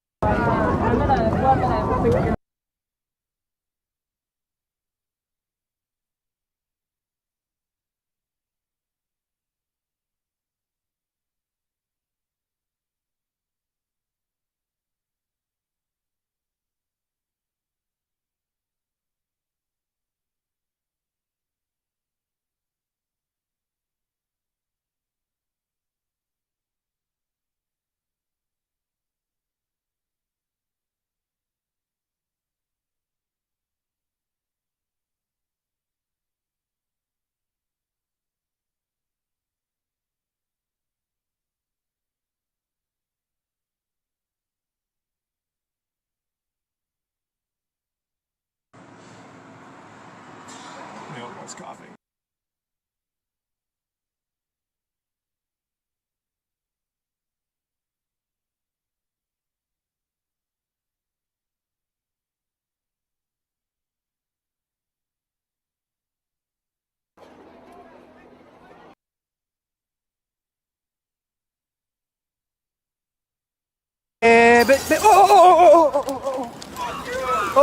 הנה, תראו בלייב איך זה קורה.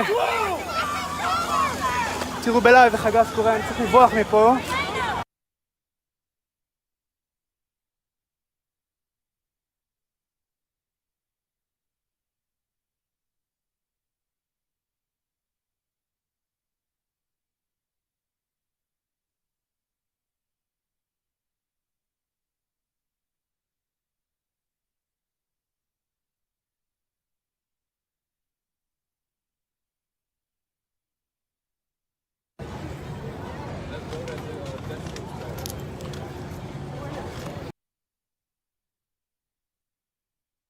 A group of demonstrators coming, or in the area rather, so they're just basically alerting these officers to be prepared.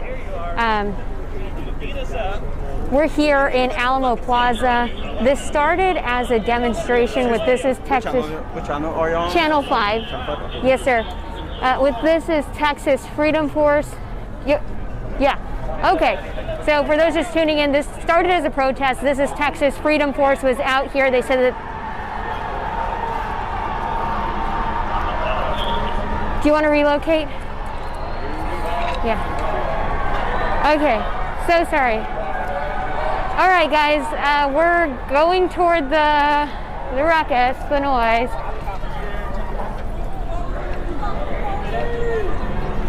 This started as a demonstration with This Is Texas Freedom Force. They were out here. They said that they were here to protect the Alamo after it was vandalized early yesterday morning. Okay, hey, all right.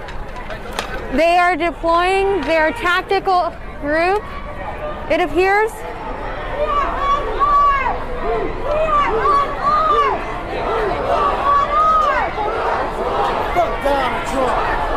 All right, guys, for those just tuning in, this is a very fluid situation. It appears that the group from Travis Park is now encountering the group from This Is Texas Freedom Force. This is Texas Freedom Force came out here today. They said they were here to protect the Alamo. I spoke with members from This is Texas Freedom Force who told me that they too empathize with those who are mourning George Floyd, who died in the custody of Minneapolis police. Officers are now approaching in tactical gear. It appears there's at least one person. It appears to be engaging these officers. More people engaging these officers. Guys, this is a very fluid situation. Let me go ahead and grab this, Gene. I got you. All right. Oh, thanks, buddy. All right. Officers are telling us to move back. We are obviously listening to these officers.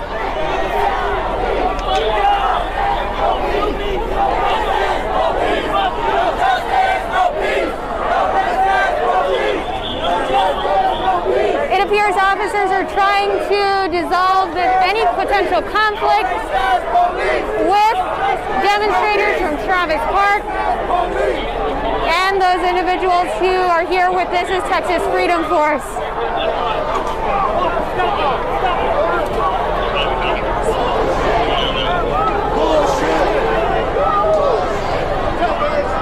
This is at the corner of Houston. All right, guys.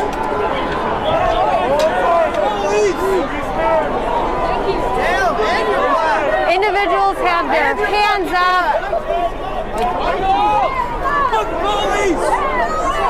All right, guys, we are here downtown. Obviously, officers in tactical gear are trying to separate protesters from the Travis Park side with individuals from This is Texas Freedom Force. It appears they're obviously trying to prevent any sort of conflict. Everybody seems to be complying. Everybody seems to be complying so far, though this crowd is growing. This crowd is only growing.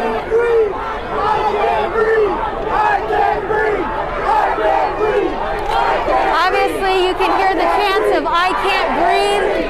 I can't breathe. I can't breathe. I can't breathe. I can't breathe. I can't breathe. I can't breathe.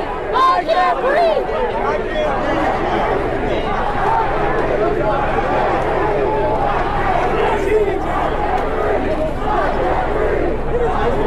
Hey, how many times a nigga gotta say he can't breathe? Fuck, nigga. Get your nigga again up the next. Fuck, nigga. Give me a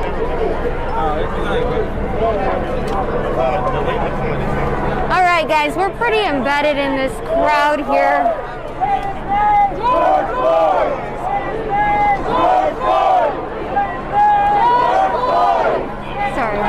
George Floyd! George Floyd! George Floyd! Right now, protesters are currently chanting George Floyd's name. For those that aren't aware of the story behind George Floyd, Mr. Floyd died in the custody of Minneapolis police, and a former Minneapolis police officer has been charged in connection with his death. That officer has been charged with third-degree murder along with manslaughter. People have signs that say Black Lives Matter, Black Futures Matter. A lot of people just demanding change and they're angry. It appears so far that everybody is complying, staying behind this line of tactical officers. Earlier today, we saw these officers assembling here on Houston Street near Alamo Plaza, and it's now that they're deploying. Just minutes ago, we heard one officer telling this group of officers in tactical gear to be ready. And shortly after, they started to come toward us, forming a line, telling members of the media, of course, to move back, demonstrators to move back. And so over behind these officers are individuals from This is Texas Freedom Force, armed demonstrators. They said earlier today that they were here to protect the Alamo cenotaph. Now that cenotaph was vandalized early yesterday morning. Authorities believe they have somebody in custody in connection with that vandalism. We're going to go ahead and try and get you a better look at this line of officers in tactical gear. We have some more officers coming over here. This is hundreds of people just behind this line of officers in tactical gear. We apologize for any foul language that you may hear on this live feed. Obviously, this is a very fluid situation. We're around hundreds of people. Gene, do you want to try and get behind this line of Okay. Are we allowed to go behind this line, officer? Nobody comes back in here? Okay. All righty. Come right up over here, brother. Okay. So for those just tuning in, authorities are telling us that we need to stay behind this line of officers in tactical gear. Totally understand. They're trying to make sure everybody's safe. It appears something is going on over there on the other side of this line of officers in tactical gear. You're on the wrong side of history!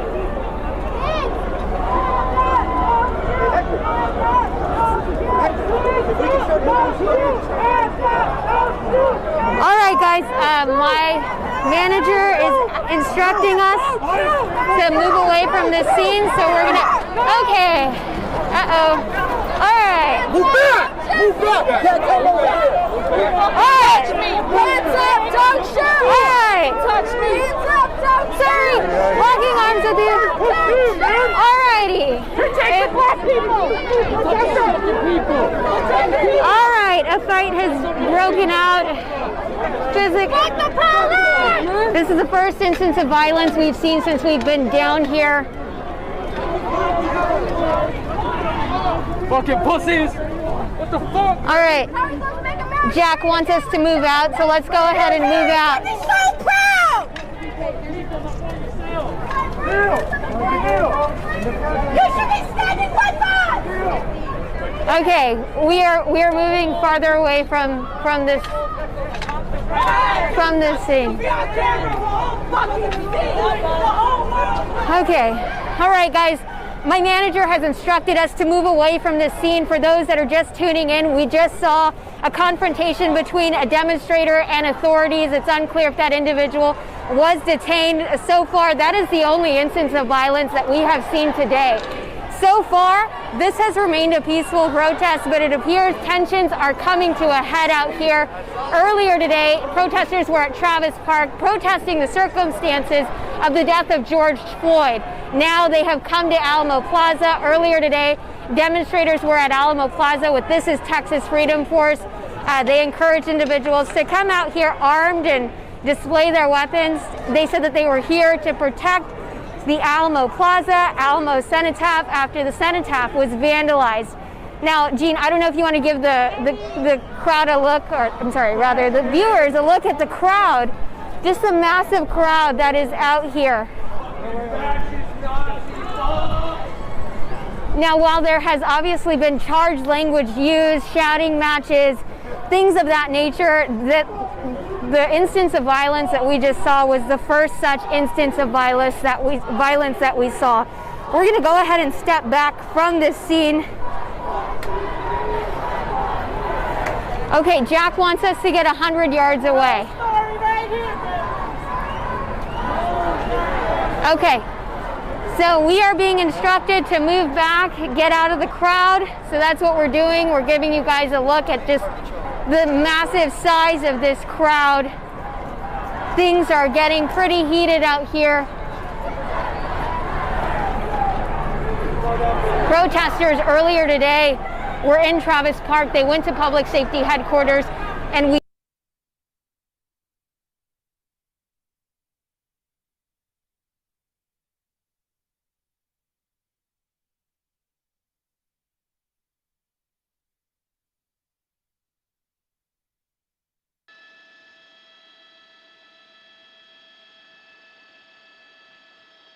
side.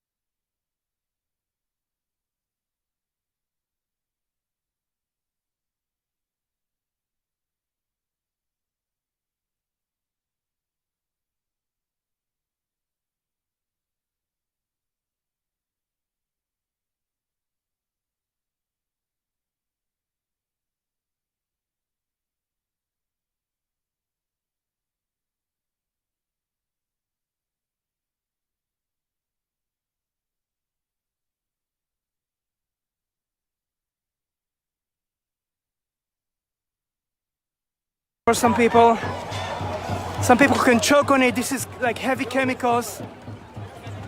Uh-oh, uh-oh, uh-oh, uh-oh. Uh-oh. Uh-oh. Doesn't look good. Doesn't look good. This is the police station in downtown Miami, and it seems that the crowd has declared war on the police station, and the police station declared war on the crowd. They are gassing the crowd. We have 69 viewers. Thank you for joining me. I'm just with my phone over here.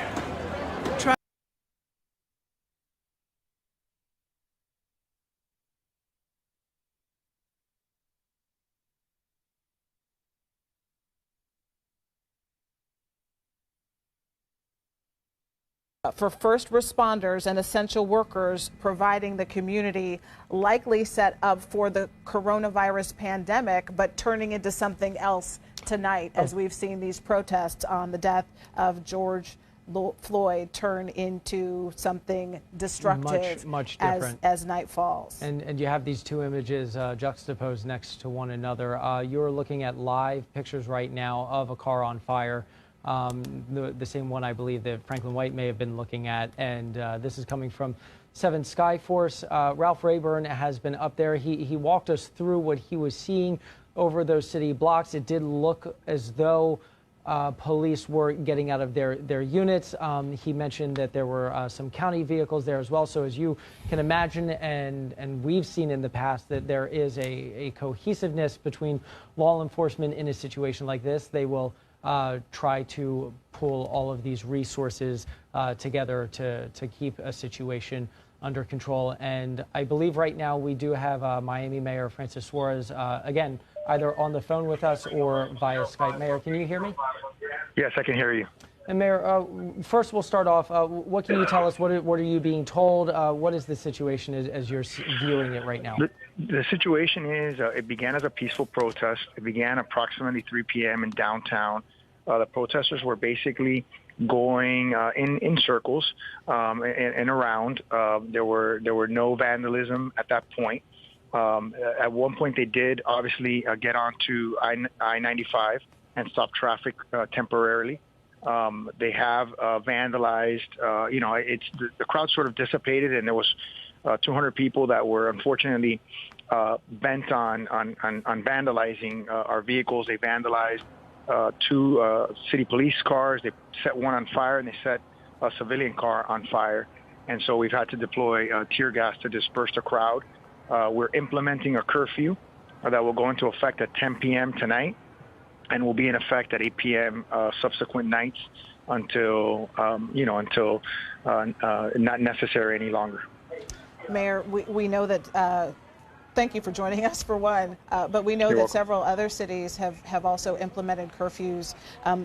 Was there a thought as to why one wasn't implemented before now? Did you not think that we hadn't seen the kinds of protests we've seen in other cities? No, actually, up until this point, and by the way, we're still in time for the curfew tonight, so it would not have made a difference because the curfew tonight is at 10 p.m. But the protest was very peaceful up until about an hour ago, when some of the protesters that were left, who could be professional agitators, were vandalizing cars in front of the police station. And we were forced to go out and rescue the 2 cars that are there. I'm actually still here. I actually went out and spoke to the protesters earlier today. I've been at the police department ever since the beginning of the protest, and they were obviously very upset and very angry over what had happened with George Floyd, and understandably so. And they were very peaceful. They were, like I said, they were marching. We allowed them to march on the streets. We had officers in bicycles, which sort of manage the traffic and manage the flow. There haven't been any arrests. There haven't been any physical confrontation with our officers, and so that's been a positive. But obviously, they have vandalized a couple of cars. Would you describe this? I mean, obviously, we saw the vehicles on fire, but as things stand right now, as you're viewing them, as you're getting briefed by your team there, would you describe the situation as under control at this point, or is this still ongoing that you're trying to maintain this? How would you look at this? It started at about 600 to 800 people, maybe 1,000. It's down to about 200. It is under control. Obviously, there are, unfortunately, a couple of cars that have been vandalized, but we certainly have control of the situation, and really hasn't been, particularly violent. There haven't been any physical confrontations with our officers. There haven't been anyone arrested. There was a tear gas that was deployed. And that's about the extent of it. Mayor, you mentioned possible professional agitators. We've heard from authorities in Minneapolis that possibly white supremacists were involved. We've heard the Attorney General say a far left protesters. What is it that leads you to believe this is a different kind of element than the people who were protesting about the death of George Floyd? I just think the people that were protesting were there to protest injustice, and we're doing it peacefully. And when they dissipated the time that the protest was supposed to happen, which was from 3 to 6, that's what the protesters had called for. This was, it's 8:48, and there are people that are still, they're still in the streets, and they're more aggressive than the first set of protesters that left basically at a little bit later than the 6 o'clock time. So it just gives the impression that that they are, looking to have a confrontation, which, frankly, our police department has done a magnificent job in trying to avoid. Moving forward, as you said, there's a 10 o'clock curfew. I want to let people know a 10 o'clock curfew in effect tonight, and then 8 o'clock subsequent nights. What is your message for people moving forward? Anybody who's watching these images and thinks they want to go down and be around this, do you have anything you'd like to say to anybody that's looking to go out into this? I would definitely tell them not to do that. And in fact, I would tell the people who are here to go home. There were, multiple hours of peaceful protest.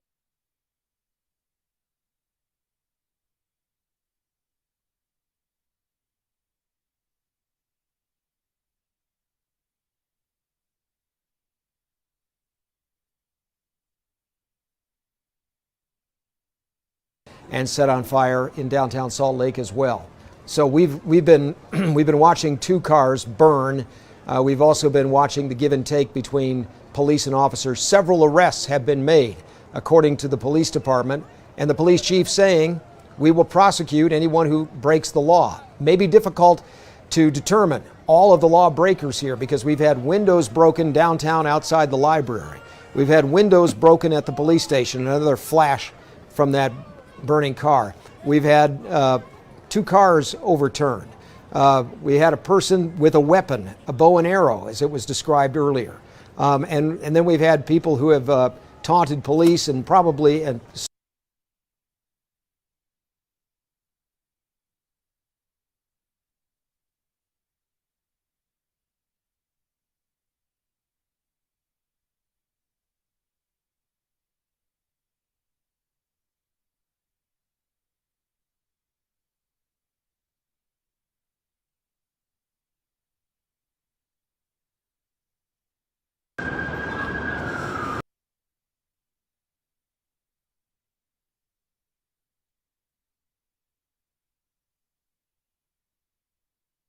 able to douse this fairly fast. But again, this is just a horrible way to end a protest that was peaceful for the most part. Now we've seen looting and now a fire. So we're going to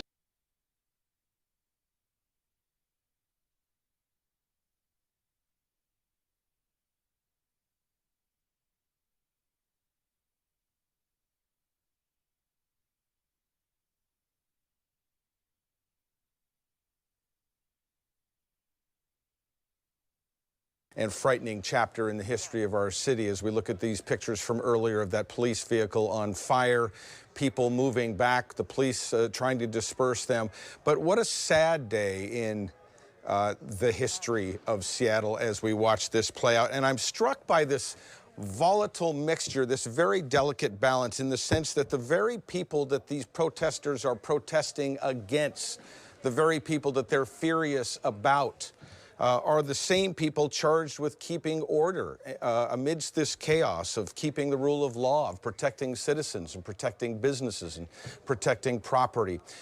It's been fascinating to watch the ebb and the flow of this thing, where these are live pictures now from downtown Seattle. You see a man with his arms up, police on standby. Things seem to have calmed down somewhat. But you know, just the level to which the people who want to create chaos in our downtown corridor, the angles that they are willing to take to create that chaos are really astounding. And again, you know, it's this, you guys have talked about it eloquently for the last couple of hours. It's this tale of 2 marches, a tale of 2 protests. A few minutes ago while you were talking, there were people on their knees praying. And then just down the street, absolute chaos, rocks being thrown, bottles being thrown, cars on fire, businesses on fire, looting happening in the downtown area. It is a sad chapter, and we will look back on it as a sad chapter as we look at this SDOT cam now from up above on this corner. It has been shocking to see. And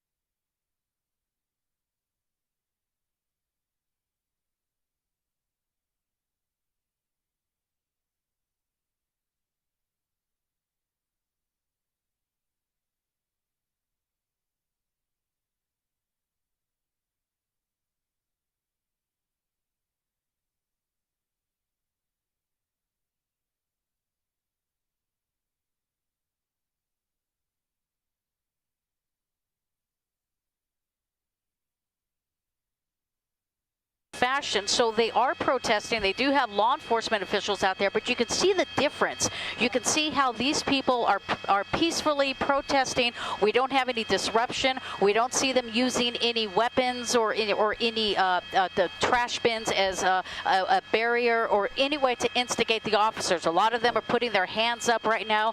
No doubt they are chanting a lot of different things, but you can see the difference with those protests. LAPD, LA County Sheriffs, they want you continue to protest like this. You have the right. Get out there and do that. What the behavior they're discouraging is the behavior that we're seeing here along Beverly Boulevard. These individuals, these are the few that are making this thing just out of control. Yeah, Megan, you know, the mayor saying today the protests that you just showed us, the peaceful protests against that police line, is the kind of protest they are willing and more than willing to protect. It's that these skirmishes, these people who are trying to instigate with the officers and these deputies is what is going to cause them maybe to lose their restraint. They can only have so much restraint in these situations. We want to bring in I-Team investigator Eric Leonard. I believe he's with us as well. And Eric, you mentioned that two officers, at least two, were injured today here in the Fairfax district. One of them seriously. What updates do you have for us right now, Eric? And Jonathan, we'd heard this is now more than an hour ago that two LAPD officers had been injured in some of the initial confrontations between this crowd. That's back at the time when those patrol cars were first set on fire. But it's not clear how serious their injuries were. We heard one was more serious than the other, but no specifics at this point. As you can imagine, there is an enormous amount of chaos in trying to manage this situation. And in fact, you can see in the aerial pictures we've been showing, the crowds of protesters have split off in several different directions, and you've got groups of police officers at some intersections, no officers at other. You have sheriff's deputies that have come in to assist in one area, and then LAPD officers forming the core of the crowd control effort in a different part of this. So because there's been so much to manage, it's been difficult to get specific information out of the command post right now. As you can imagine, the people doing this have their hands full. And as far as who's managing this, well, it's LAPD Chief Michael Moore himself. He rolled up to the scene a couple of hours ago, took over for one of the deputy chiefs that had been in charge of the early crowd control efforts. That's when the protesters that had been demonstrating at Pan Pacific Park moved into the streets. And that's when we saw a number of LAPD cars vandalized, and then at least it looks like about a half dozen of them maybe set on fire at this point. There were initial plans to try to seal off the crowd and begin making arrests, particularly of a group that they felt was responsible for damaging police cars and buildings. But those plans changed. The crowd got bigger, moved in many different directions at once, and it became too difficult to try to corral everybody into one place. The reason they want to do that, by the way, is to make an announcement over a bullhorn. Tell the crowd, look, this is no longer a peaceful demonstration. They will declare it an unlawful assembly. There's a specific language that is supposed to be used, and the warnings have to be given a number of different times, and then an order given for everyone to leave and go home. And once that happens, the LAPD can begin making arrests for people who remain and choose not to go. That hasn't happened. As far as we know, everything has shifted into crowd control, trying to protect the firefighters that we've seen go in to try to put out the fires that have started, try to protect as many of the businesses that are there. And it's just been such a difficult scene to manage with so many different moving parts that no arrest effort has been made at this point, but it's certainly part of the discussion.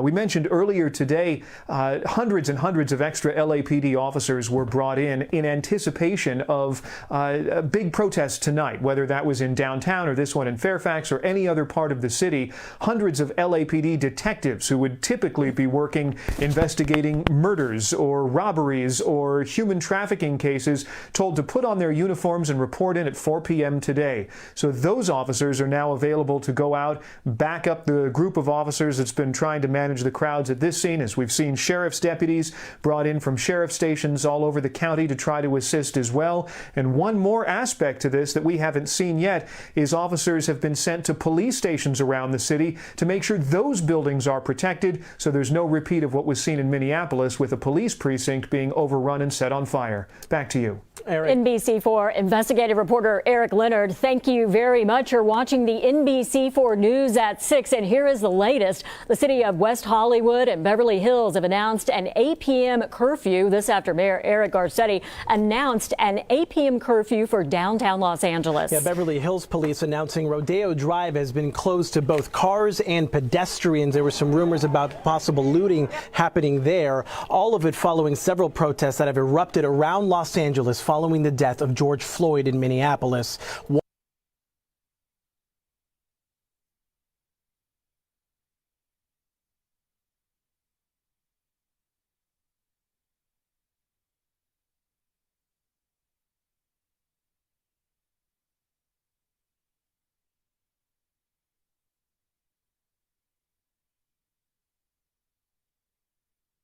We've been following continuous coverage of the protests that are taking place in downtown Seattle.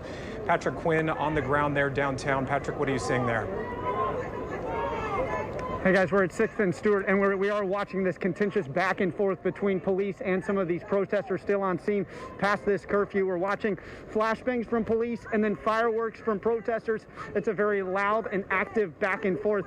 I want to talk to Matt right here. Matt, you've been out here all afternoon. Take me through, why do you think so many people are still here even after the curfew?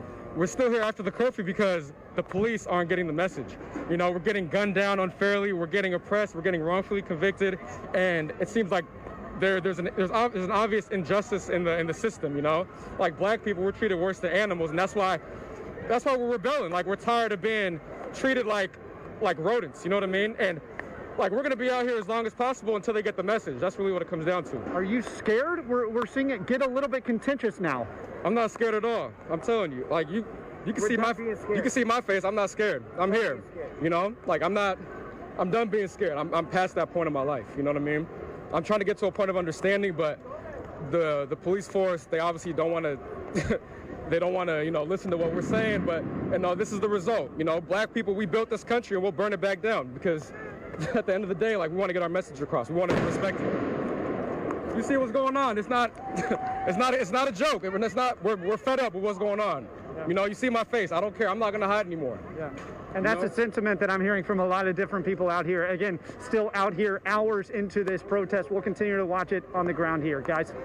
All right, Patrick, thank you very much. We appreciate your reporting on the field, in the field there. And we want to welcome all our viewers. If you're just joining us now, we have been following this fluid situation throughout the day since the 4 o'clock hour and even prior.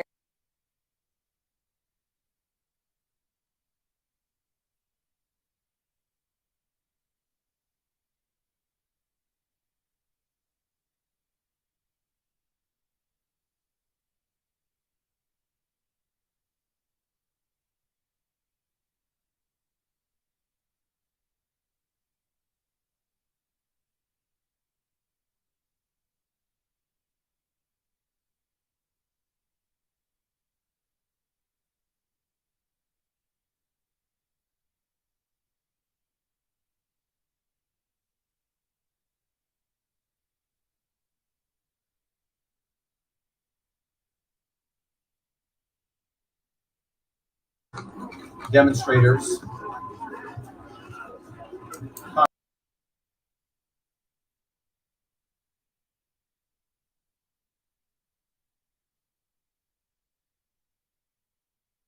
Here at this location myself. All right, Alex Cabrera there live for us from a different vantage point. Let's head on over to Matt Gephardt again. Apparently he has some folks that are willing to talk to him there. Matt? Yeah, hi, how you doing? Again, we're down here right in the middle of it. We're right in the smoldering car is right behind us here. I'm joined by Julian. Julian, where are you from? I'm here from Salt Lake, Glendale. You said you had a message you wanted KSL viewers to hear. Yeah, no, just the message of this, you know, it's not right what they're doing. It's not right breaking the windows and stuff, but, you know, it's also not right killing people, you know, and putting it all over the news and letting it be known that the officer is not in jail, that the officer's house is being protected and stuff, you know. Why can't you sit in a jail cell just like anybody else? Be protected in there, you know. So if this is what it takes, so this kind of stuff has to happen. You're talking about George Floyd, of course. George Floyd in Minneapolis? Well, no, the officer that killed George Floyd, yes. Sure, that's sure. what I'm talking about. His house being protected, he's under house arrest? Yeah, so from what I've heard, you know. Okay. And I just know he's not in jail, and the justice system, you know, is being lenient with that. That frustrates you? Yeah, oh, definitely. It frustrates for me, for all people, you know. I'm brown, so I'm Mexican, you know, but I don't think any race should be put out like that. You know, maybe it shouldn't be so much of a race thing that he's black. Maybe it should be more of a human thing, that the human was murdered and the police officer isn't getting the justice for it. Your message, we're less than an hour away until Salt Lake City Mayor Erin Mendenhall has called a curfew. She wants everybody to go home and they're going to start arresting people. Oh, really? What do you think? I mean, that's probably the only thing that's going to shut everything down. I mean, I was kind of hoping everything would pop off and go downtown with my friends, but I mean, that's just me being young and dumb. No, we all need to go home. This has got to end somehow. I guess that's how it's going to have to end, you know. I'm not. You going to tell all these people to go home? I don't know that I will, but apparently the people with the rubber bullets may. But all right, Julian, hey, I really appreciate your time. I think your message, I think, is one that resonates with a lot of people, right? Like this it is okay to be outraged by what we saw in Minnesota, but we're flipping over cars and we're lighting them on fire and we're smashing up the beautiful library and we're vandalizing this historic building. I don't think that's right. With a lot of the people who came down here to support a cause of alleged police brutality and George Floyd, I don't know that what we're seeing here, it has devolved. Would you agree? Yeah. It definitely surpassed over the top of what it should have been. It's not right, but again, murdering a civilian isn't right either, and no justice being held for it, is even worse. And it being thrown in people's faces that there's no justice. What have you seen out here? I've seen some rubber bullets. I've seen a lot of water bottles being thrown. What have you seen? Rubber bullets, there was mayhem. Matter of fact, there was a guy over here that was honking back at everybody, and the crowds were holding up the streets, and he got out with the bow and arrow and tried to shoot somebody, and he got tackled, got beat up in his car. I have to cut you off. I'm getting a hard run from my Julian. Thanks for talking to me. Nice to see you.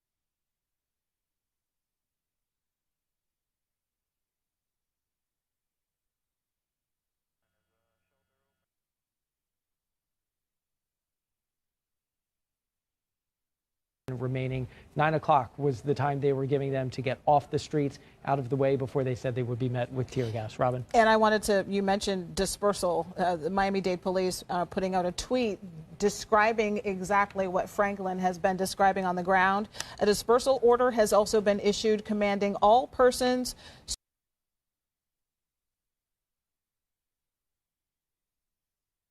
And so as we recover from the outburst that we're experiencing across this whole country, what are the solutions we seek? Once the anger quells, once the frustration is relieved, and once the damage is settled, what are the solutions we're really seeking? I'm a Christian. I believe in the power of the resurrection of the Lord Jesus Christ. So I understand that violence is a part of change. Yes, Christ was crucified.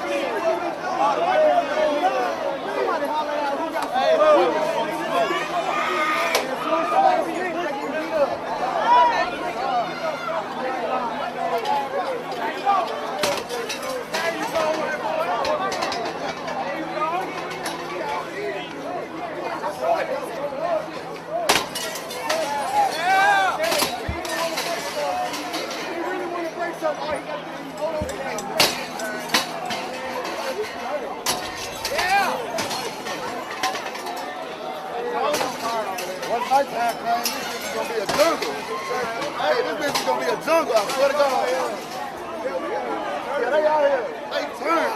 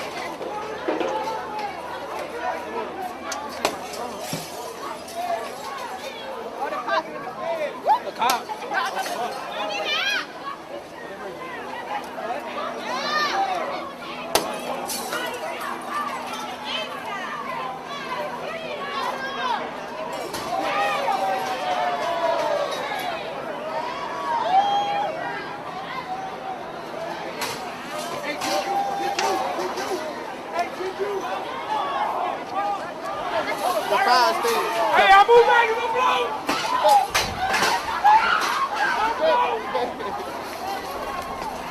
What the fuck is y'all doing?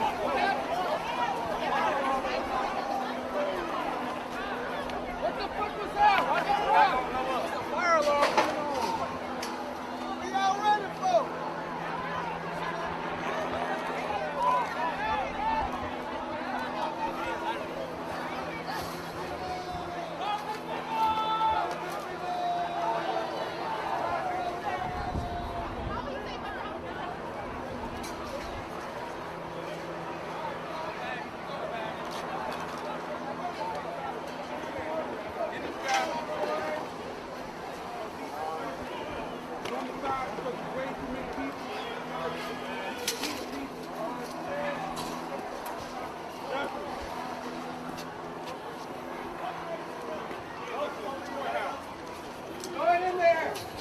Sorry, man.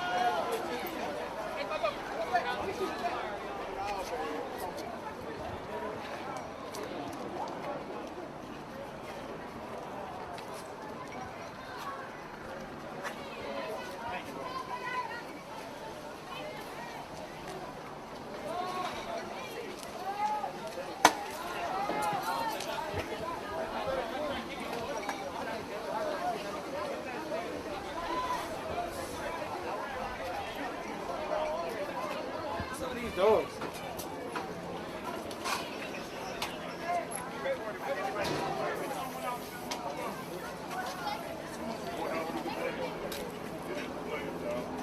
I got my place covered.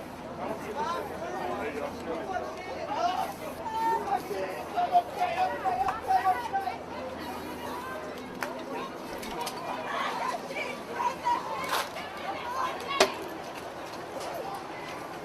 fucking go in there!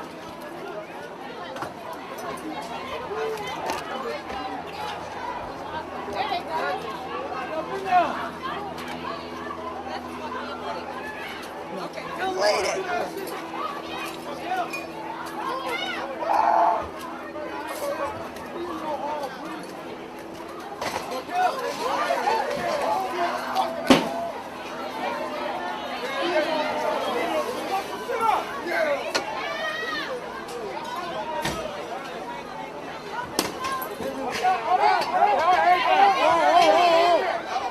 Someone's in there! Someone's in there!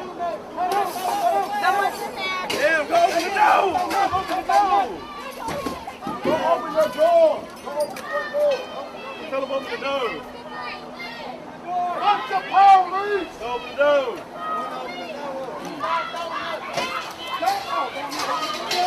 Hey!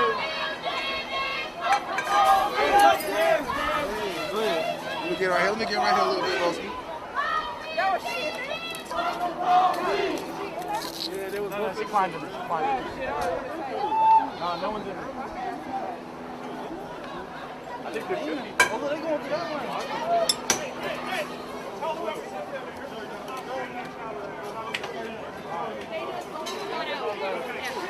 Thank you.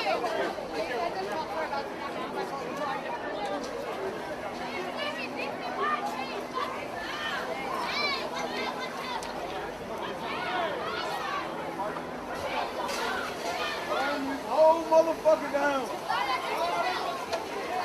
Hey, my brother. Hey, go ahead. All right, dude.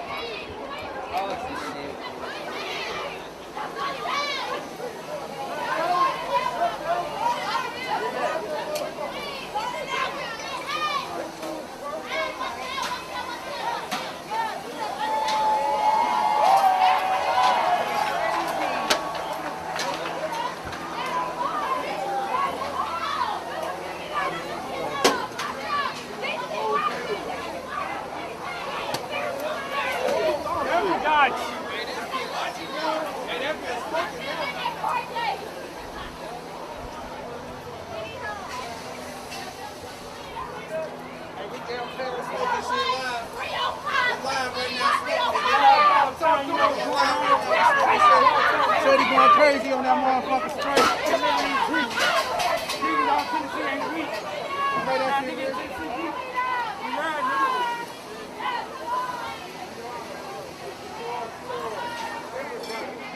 Wow. This shit. Damn, what the fuck?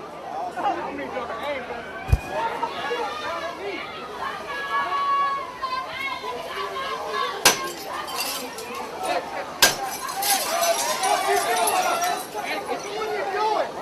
This ain't right. Yeah, this ain't right. I don't need to talk that shit, bro. No, fuck you. Right. Fuck you. Fuck you. This is my city. I pay taxes here. I live here and I pay taxes here. That's fucked up.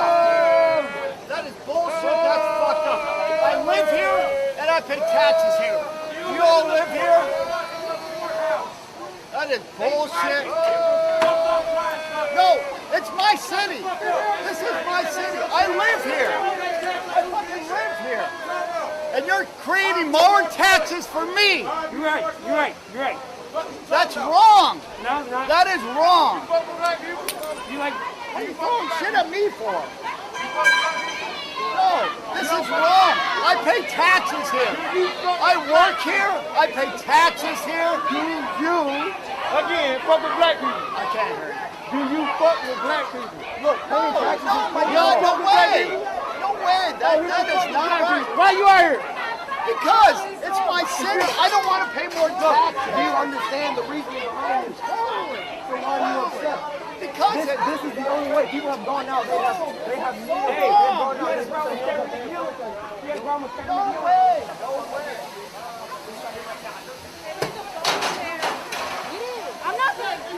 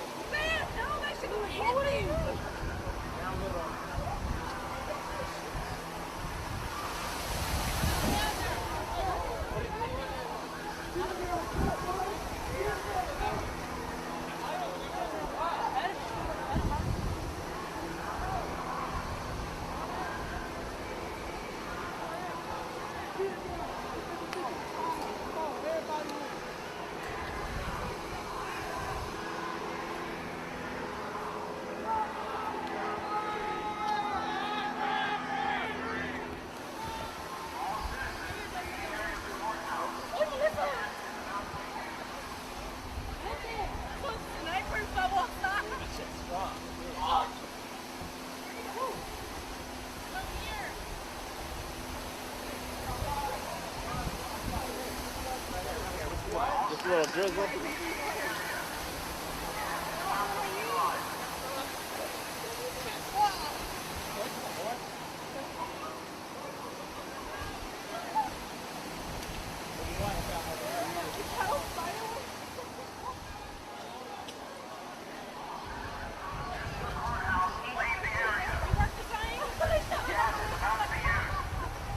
You good, bro? A little bit more.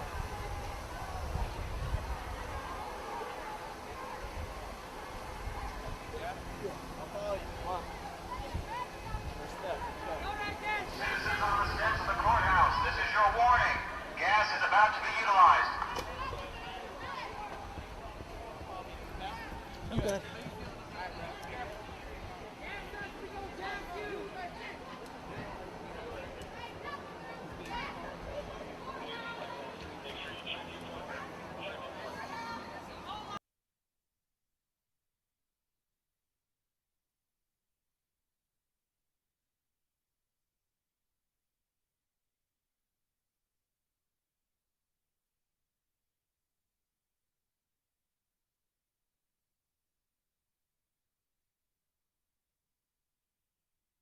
After dealing with what they had to deal with on this end over here, but also some of these other officers that I mentioned.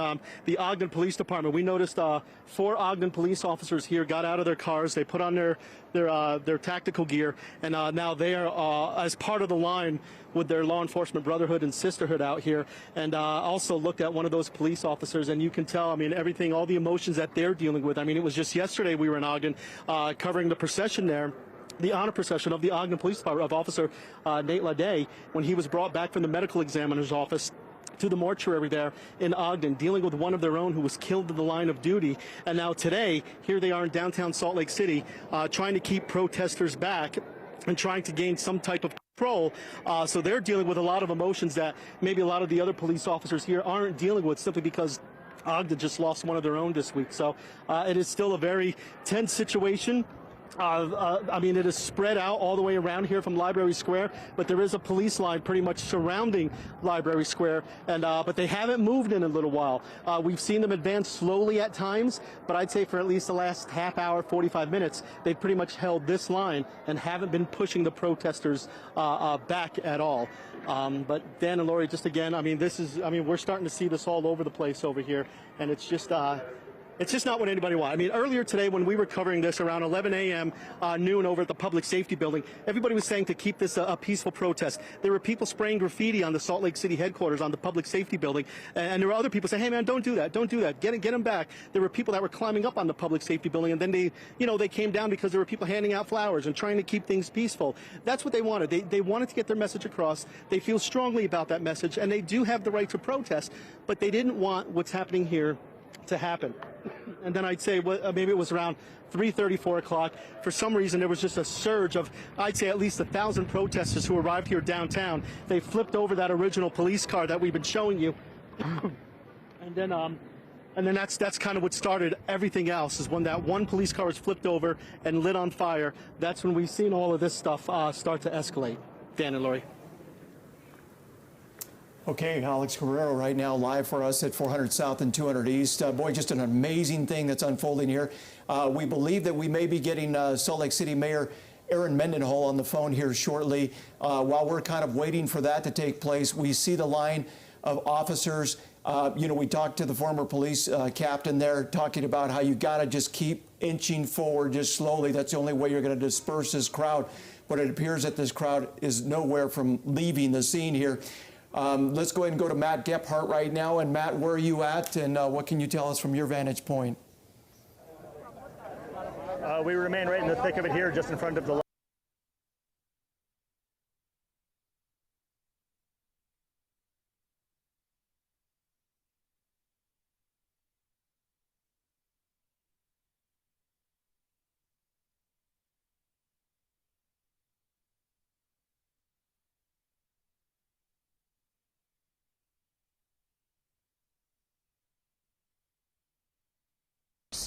So say Miami-Dade and City of Miami Police, telling everyone to clear out of the area around the Stephen P. Clark Center.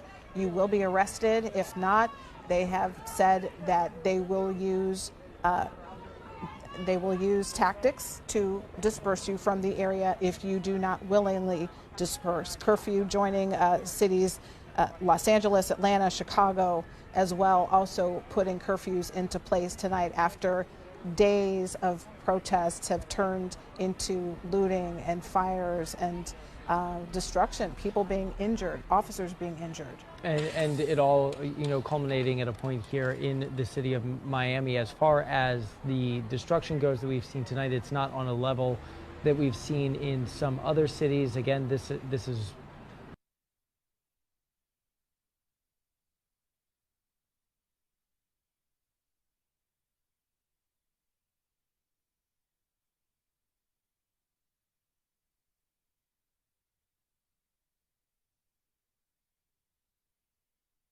now become a concern.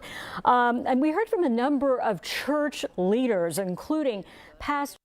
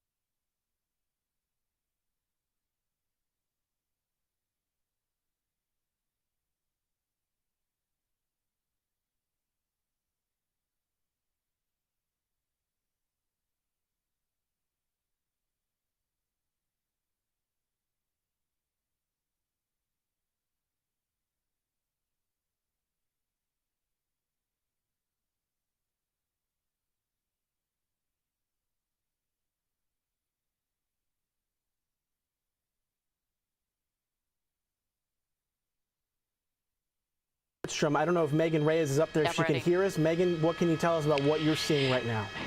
Yeah, look at this. We are hearing about looting at the Nordstroms at the Grove, and indeed, that's what just happened moments ago. They broke the glass at the front door. A few of those individuals, look at these people just coming out right now with merchandise.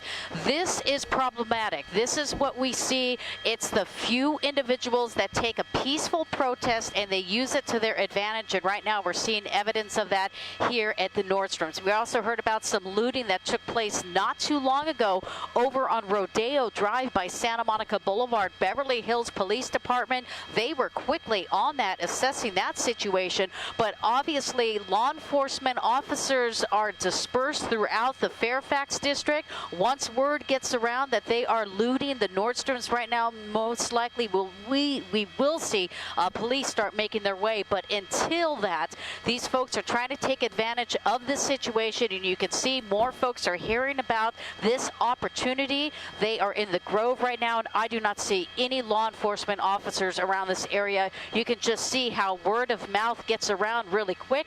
They see people with merchandise, and everybody just starts running. And you know what? Nordstrom's just may be the first store right now. This is just a chaotic situation where they're going to use this opportunity to vandalize as many stores as possible. There's an LAPD airship, so that airship now is calling down for units. But unfortunately, Nordstrom's is falling victim to all of this behavior here down below.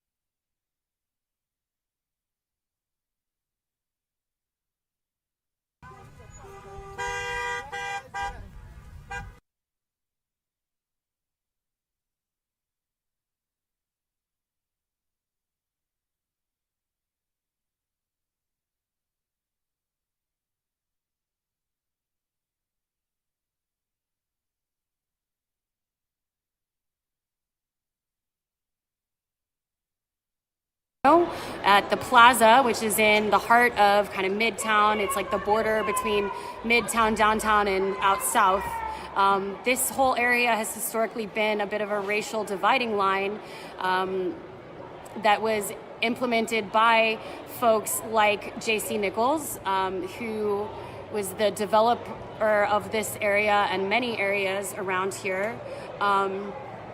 And the Plaza is notorious for being a designed for white people shopping district that was built to get people out of downtown who didn't want to shop with minorities. And so that has been a historically notorious understanding by many people that is what the Plaza was built around in, I believe, the 1920s. Someone told me on this thread. Thank you for fact checking.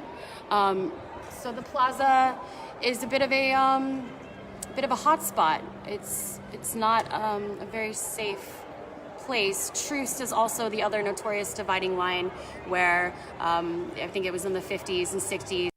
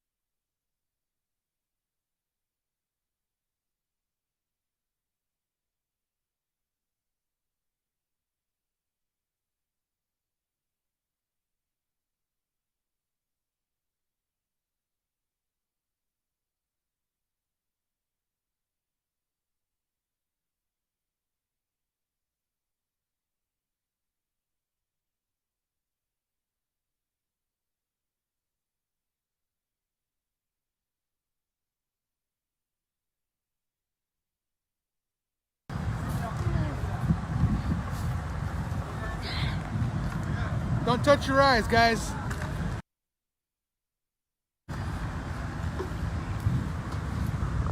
Ah.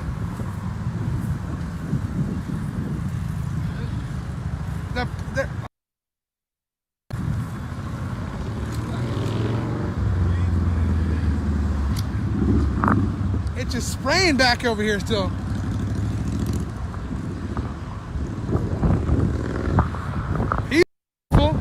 Rocks are being thrown, graffiti.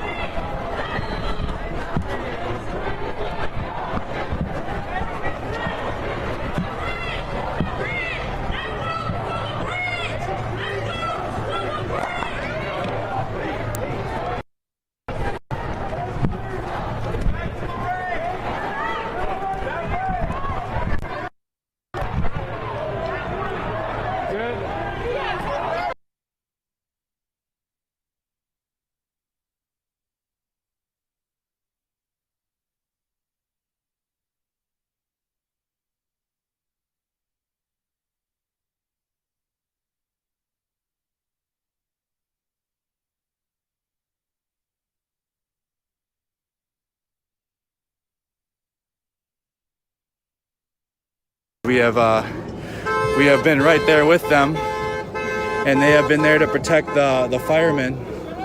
That's been the main mission for the National Guard to this point, has just been to protect the firemen.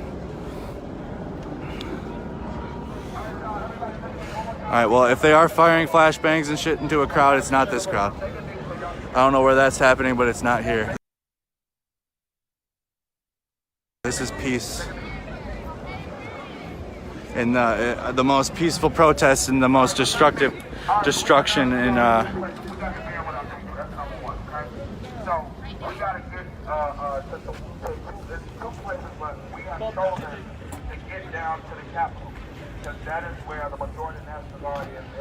we're going down to the Capitol.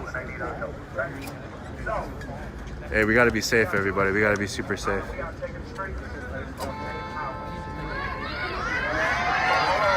We're marching directly towards the warnings you guys are giving me. But that's the point, is we're trying to bring the peaceful protesting and show them that this is what the message actually is. Some might say we're asking for it now, but if we all were to just go home now after what's been happening, nothing would happen, nothing would change. Absolutely nothing would change. If we just left this city burn like this and crumble and then go home, that's what's gonna change. You know what I mean?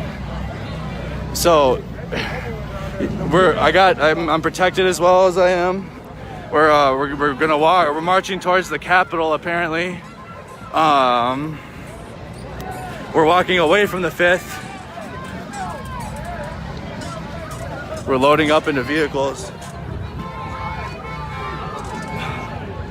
But now you guys, we're going down Lake Street. I don't know what Capitol we're going to, but we're going to the Capitol. That's what he said.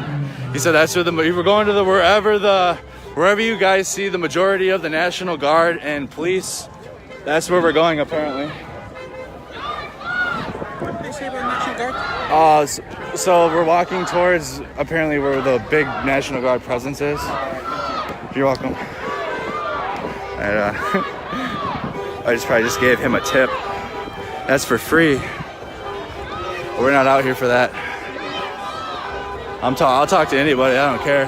If this is the way we can get, if it's not just me, if we can get more people to just show what's happening like this, then we can maybe have less of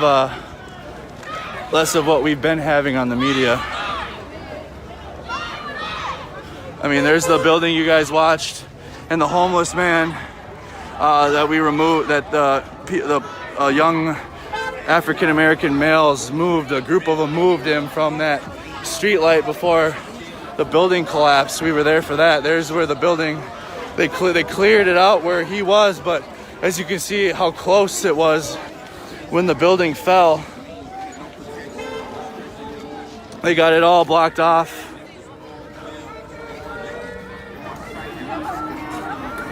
Yeah, I'm gonna try to focus the image as best as I can.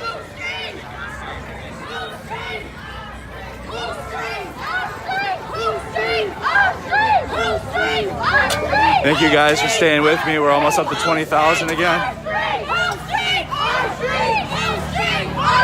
Like I said, you guys, many of the water and supplies have been kind of centralized on in locations. The first night I felt terrible about taking the water that they had because it wasn't it was from the stores that we've been looting, but at this point it's almost kind of unnecessary that we might have to be using some of those stations. But it's okay though, because we'll put the donations right back into the community after this is over. At least this part of it is over.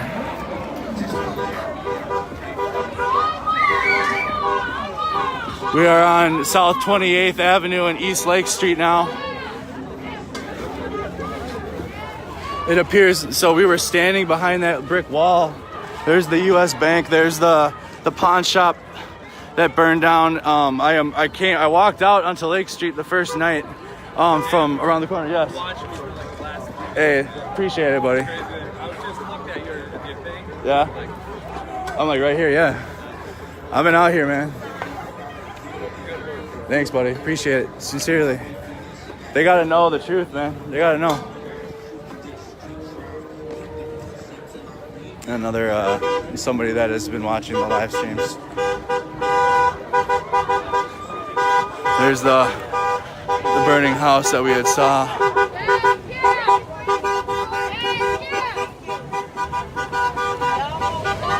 Hey, yo, what's up? My car's right up here. Yeah. I gotta go get into it and get out of here. It's Okay. supposed to be at my fucking superhouse right now. Okay, yeah. So please don't show me running. I got it.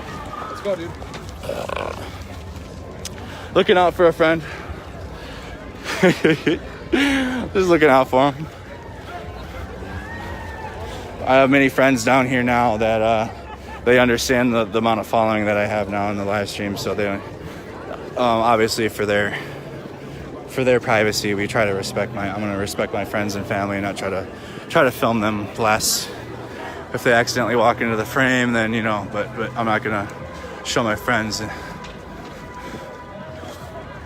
I barely try to even show myself because this camera here you guys are looking through there. I'm trying to make it as much about me, just my eyeballs pretty much. You guys are looking at what's happening through my eyeballs.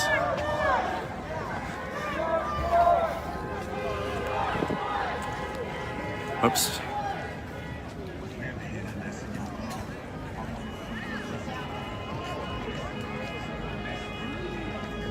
You guys are saying at the Wells Fargo. We walked past 2 Wells Fargos and there hasn't been a single cop there. Just, I kind of want to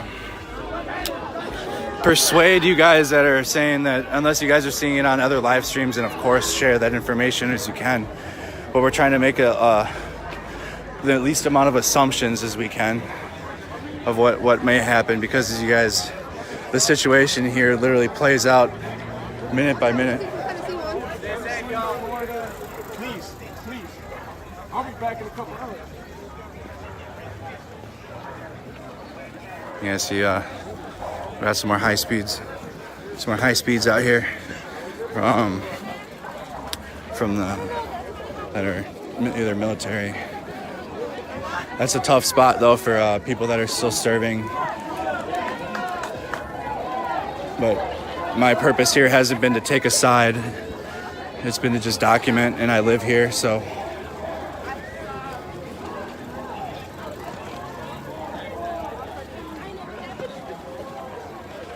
At the Wells Fargo from last night? Okay. I don't know. I was in it. Oh, I'm doing by the 5th precinct. Yeah, we're walking away from the 5th precinct. They're signal jamming there, so I won't even be able to live stream there, you guys. So we tried last night, and we were by that Wells Fargo. I know exactly which one you're talking about now. We were by that Wells Fargo, and we were only able to stay for about 10-15 minutes maybe before my live stream started cutting. So we're not even by that. We're walking away. The word is we're walking towards the Capitol. So, but every intersection we're kind of stopping, taking a break, and letting the march catch up. But this group, as you can see, there's no police, there's no riot police, there's no.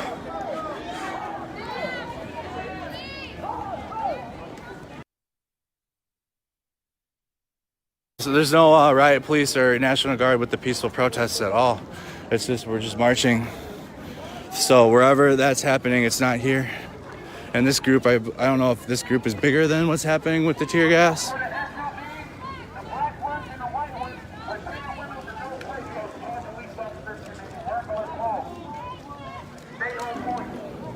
Hey.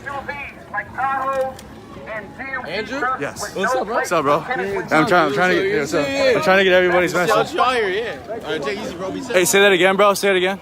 You see that SUV up there? Go ahead. You see a white one up there, you're gonna see a bunch of black ones. Okay. They got tinted windows and no plates. Okay. That's the police. All right. They on point. The Chicago ones. So, like you said, so maybe there might be police with us, but they're not. They're not making themselves known if they're with us.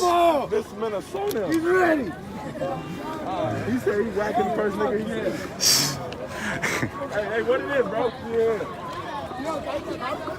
Oh, shit. There you go, yeah. My balls at the crib. Let me get busted in this bitch. Fuck the police. Fuck 12. Fuck 12. Yeah, fuck your sunglasses too, nigga.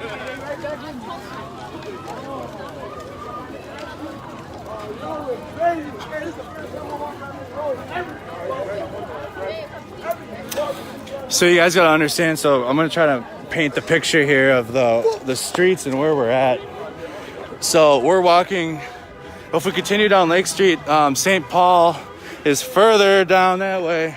The 5th precinct, so we were at the 3rd, and the 5th precinct is about another 10-minute walk even further past that. So we're walking away from the 5th precinct. We're walking away from that. And this group is bigger than what they have at the 5th.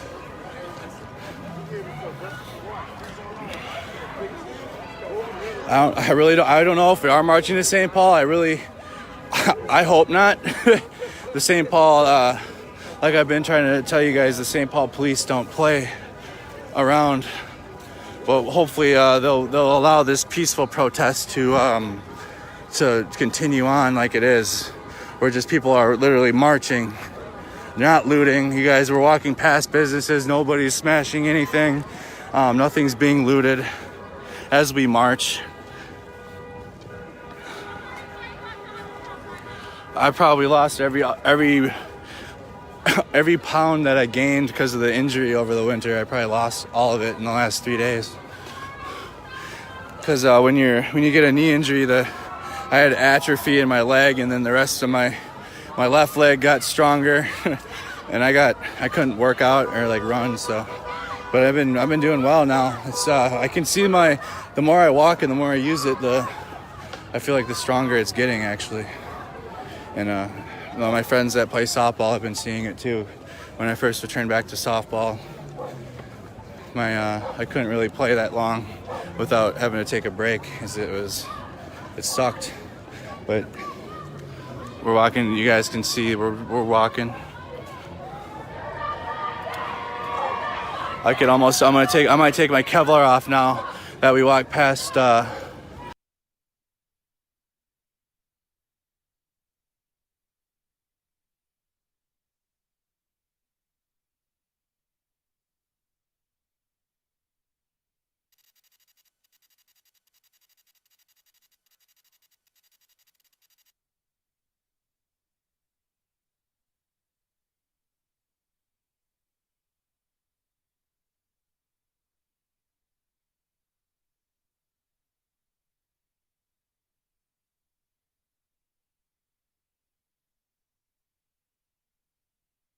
Protesters, but again, rumors aren't necessarily true. We heard protesters yelling earlier. Excuse me, please. We heard protesters yelling earlier that there was tear gas being used, and that, of course, we later proved to not be true. And we heard we've heard rumors that there may be buses on the way. We are, as you mentioned, Dan, we are about 3 minutes away from this curfew going into effect. And we've seen curfews go into effect before. They began to march again, hence the chant of "Hands up, don't shoot." It is so interesting down here right now because on one hand it's incredibly tense. Where we're standing right here, it's incredibly tense. Police are having things hurled at them. Some of them are getting hurt and marched back to the back of that vehicle where Alex has that exclusive view and is able to see some of them going in there. But Cody, come here with me to the left. Over here, we've got people literally partying.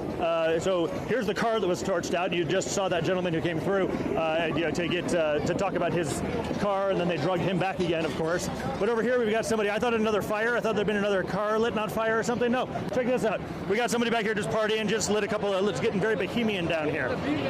So we're dancing, we're spinning things. Right above you, Cody, the National Guard is officially here. In case you had any question, that is a huge. Well, I'm not very good at airships, but that is a National Guard, no question about it, airship that is now flying overhead. To the north, there's also a highway patrol. He's been up there for a long time now. He or she has been up there for a long time now. The crowd has thinned some, but it's also dispersed quite a bit. So they've taken it. And they've, as we heard as we heard Chief Burbank talking about, one of the strategies here is to kind of disperse the crowd. And so we have been kind of pushed into this area that is a little bit to the south. There's another group of people who've been pushed to an area that is a little bit to the west, and another group that's been pushed to the east. The only thing that we haven't seen is anybody pushed up the tracks line, which is where we saw that vandalism earlier, and that police officer's car, which was the first car flipped and lit on fire. By my watch, we are now officially in curfew. I've got 8 p.m. on my watch, so we are officially in curfew here. To answer Dan's question from a few minutes ago, no buses yet. I imagine you'll begin to start hearing announcements from the armored cars. That's usually the way these things go. They'll start to warn people and say, okay, seriously, everybody who's here just kind of acting like a tourist. It's time to go home if you don't want to find yourself in handcuffs this evening. So no question about it. It's on the line. It's very tense. People are mad at police officers. People are mad at the media. People are throwing things at the police officers. Other people are defending police officers. It's kind of fascinating here with, just some polite conversations. Hey, sorry it's getting out of control like this. We just came down here because we don't think what happened to George Floyd was cool, but we're sorry that it's come to this. And so it is the entire gambit, no question about it, going down in downtown Salt Lake City tonight. But we are, by my watch, officially in curfew, and now is the time that the police officer said it would be hard enforced, and you heard Mayor Mendenhall say it was going to be hard enforced, and this is normally when they start rolling people in. As I say that, I now look across the street, Dan, and I see a new armored car.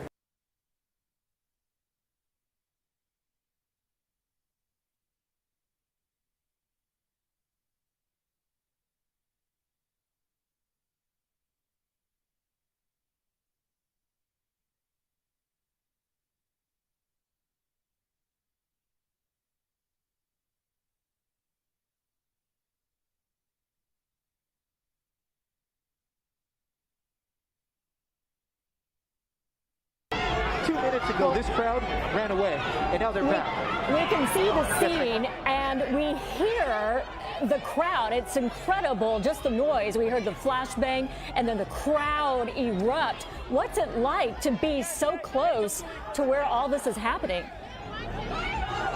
Yeah, so if you can see, this is where we've been told to stand. So every time we get up close, an officer will communicate with us. They just walked over and said, guys, stay right here. So this is about as far as the officer has allowed us to come to the line. Now, this can move very fast. One of the things that has surprised us is how fast this can go from silence to rubber bullets in the air to people running one way or another way. You can see officers now moving right behind me. So.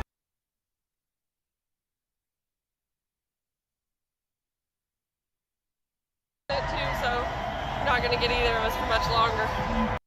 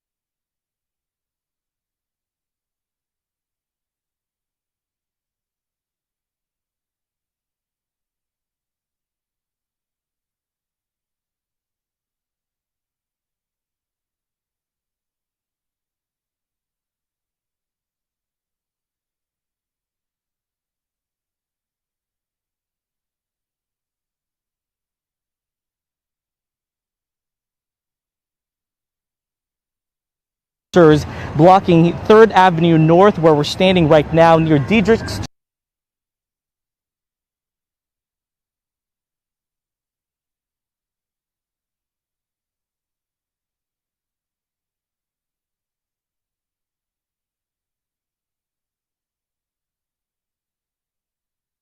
Curfew, but there still is a lot going on in downtown. We'll watch it closely, guys. Hey, Patrick, can you hear us? If you're seeing the looting happening at North Face, yes. Is it just isolated to that store or nearby stores? And do you see police?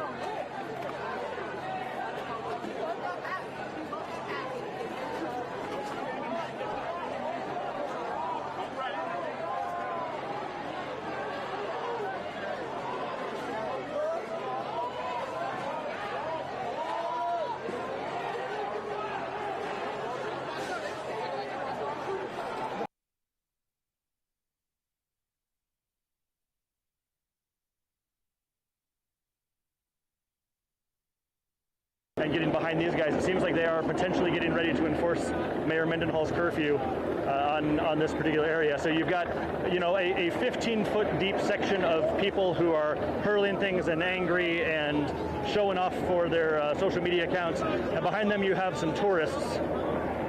We're now hearing sirens. So I'm trying to listen to it because sometimes they make announcements. I don't hear any announcements. It's become harder to hear. The National Guard is hovering over and is now also drowning out kind of the foot noise and the street noise that you have down here. But at this point, you mostly have people taking pictures on top of burned out cars, and every once in a while, it seems like they've mostly run out of things to throw because they're not throwing very much anymore. That's what we're seeing out here. I just want to add. Somebody just threw an iPhone case at the police officers too. So that's kind of where we're looking, I guess. iPhones are in all of our hands.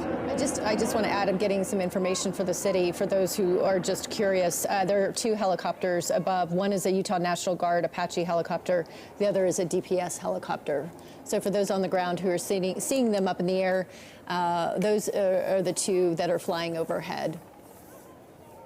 I'd like to go, is Alex Cabrera still standing by? He has a very different vantage point than Shara and Andrew and Matt, and that is because he's behind the police line. We're 9 minutes past this curfew now, and I'm interested to see if he has seen any changes in what the police are doing. Alex, can you hear us? Yeah, Lori. Yeah,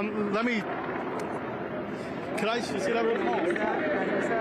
This was, I mean, this just missed me by a couple of feet. Dude, that's from the car, from the burned car? It's charred. It's burned. Yeah, and it's hot. Okay, that's, yeah, that's, thanks, man. Okay, no, Lori, that blade, just as you were talking to me, that thing was maybe right here as it went by me. So, must have got 2 feet, yeah, just right by me. But, okay, didn't hit me though. All right, so here we have the protesters are continuing, and where that second car was burning, there's a big glass. Watch out, guys. That was a glass bottle, but you have some people here standing on top of that second burned car now, and they're starting to stand up there as that car is continuing to burn. Here, more people are getting up there, and they're up there, they're taking selfies, they're doing dances, they're chanting, and they're yelling at the police officers, and the police officers continue to hold this line right here. Haven't seen them advance in a little while, but yeah, Laura, you mentioned that we have some helicopters overhead. One of them, a Black Hawk here with the National Guard, Utah National Guard, is just above the Workday building right there. It's been hovering overhead here for a couple of minutes. Now, what else could we show you over here? I mean, pretty much what's been happening here for the last few moments has been happening here. We haven't seen a whole lot of advancement of the police line going forward. We did see that there was a small skirmish amongst a couple of protesters fighting protesters, and I could have swore I saw one of them punch another protester, knocked him to the ground, and police brought that person back here to get some medical assistance, was bleeding from his mouth. So some kind of fight happened amongst the protesters just on the other side of this police line.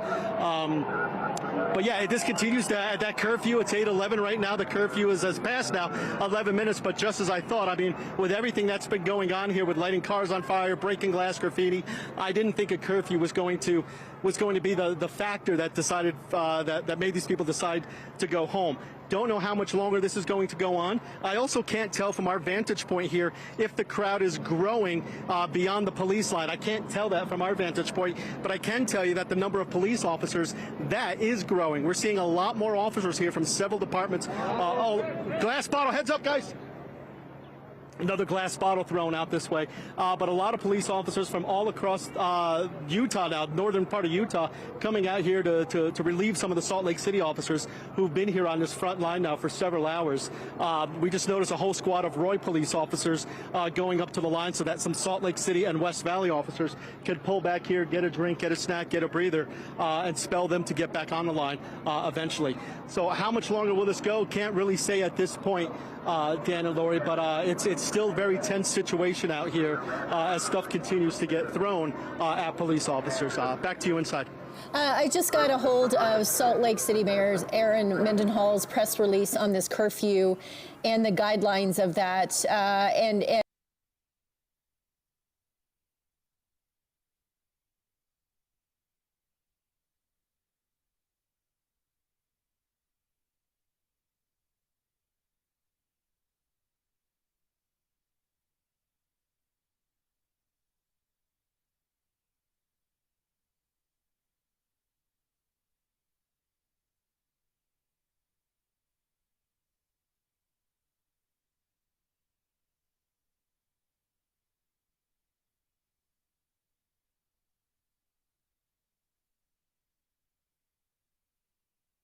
Response to the protests that have now taken a violent turn in Nashville. So we are also factoring that in, as well as you mentioned, in addition to the curfew in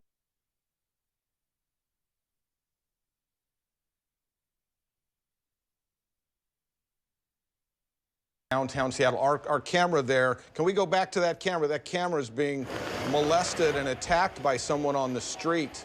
I mean, this is not only unlawful, it's not right, it's downright extremely dangerous in downtown. And it's very discouraging to see the lack of police presence. It's heartbreaking.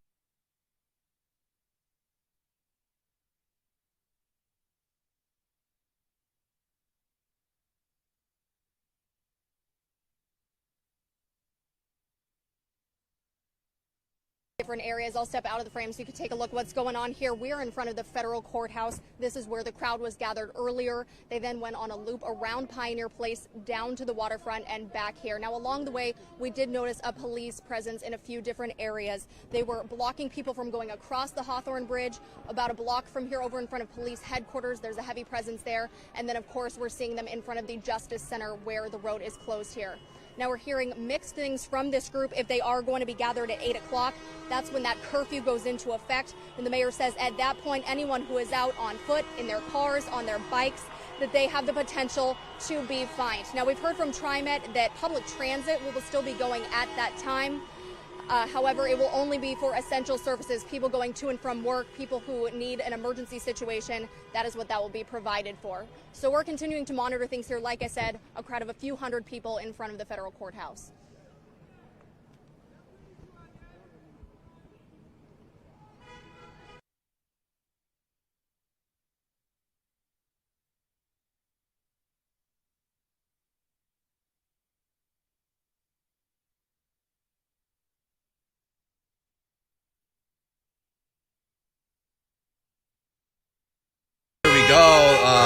More and more vehicles are entering Lake Street and picking up the protesters,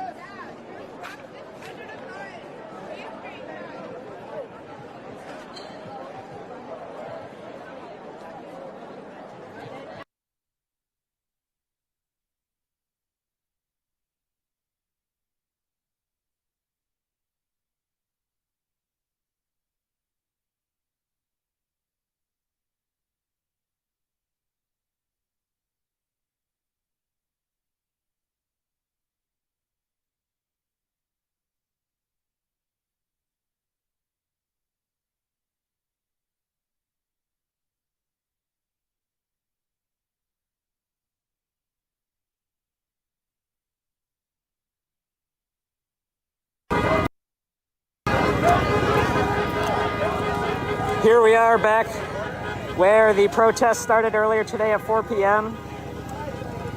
in front of the Detroit Police Public Safety Headquarters. As you can see across the street, whenever there is a gap of people, that there are police lined up preventing foot traffic from going to or from 3rd Avenue, 3rd Street.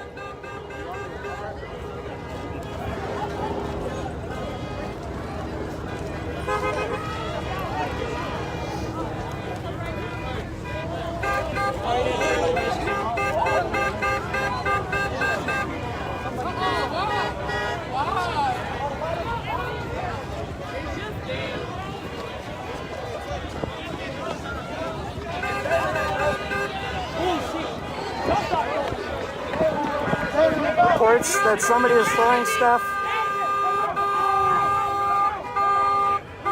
Somebody just threw something at the line of police.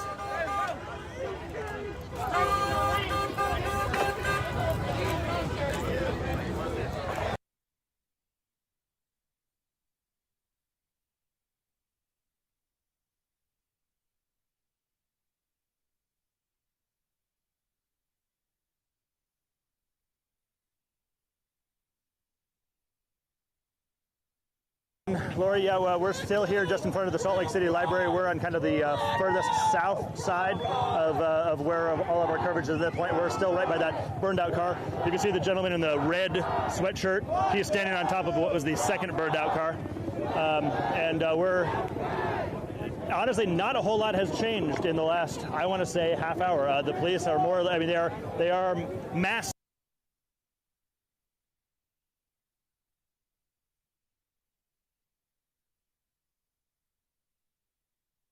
Officers that we've seen moving from side to side. We've been here for the past 2 hours. We've seen some of these vehicles on fire, and we have, when we started, by the way, we were not behind the police line. We were out with the crowd, and some of the officers talked to us, and they asked us to come behind. It's been much safer that way, but we have seen things go from silence to craziness in 2 minutes, and it is just a world of confusion with officers trying to spread.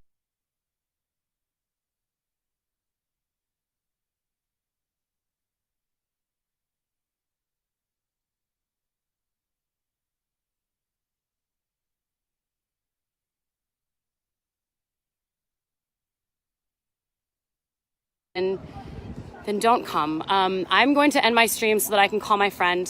Thank you guys for watching. Stay safe. Make sure we're doing this with integrity and with compassion and love, even when we don't understand what's going on. So, signing off.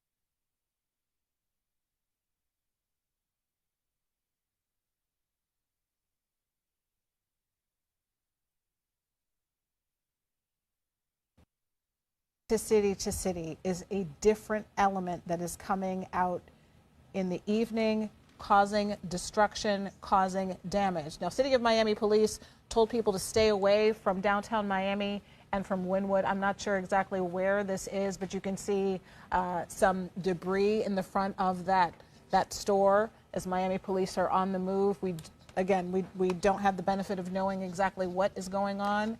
I wasn't sure exactly where this is. I don't know that we've seen. I believe this this might be 26th Street that we're looking at. I was trying to get a look at the signage there, but Robin has. Yeah, I see North Miami Ave, and I don't know the cross street. But it is City of Miami Police. And what you're seeing here really is just them doing what they do. I mean, sweeping through. You can see the front of one of the businesses was smashed there, what we saw at Bayfront Park. And a lot of the boxes from inside the store were then pulled out onto the street. So clearly this is a police presence responding to what was likely an alarm in that area. And you see somebody being loaded into the back of the police cruiser at this point. Police going through that shopping center. Very quickly, you saw about 4 of them going through the back, guns drawn. They were sweeping through. You saw them approach that car. It appeared as though they quickly checked somebody out, that person letting them know who they were. They then moved on. But now here is another person being placed into the back of a cruiser outside of this business that appeared to have somebody broken into it and maybe grabbing some things. It looks to be the Wynwood.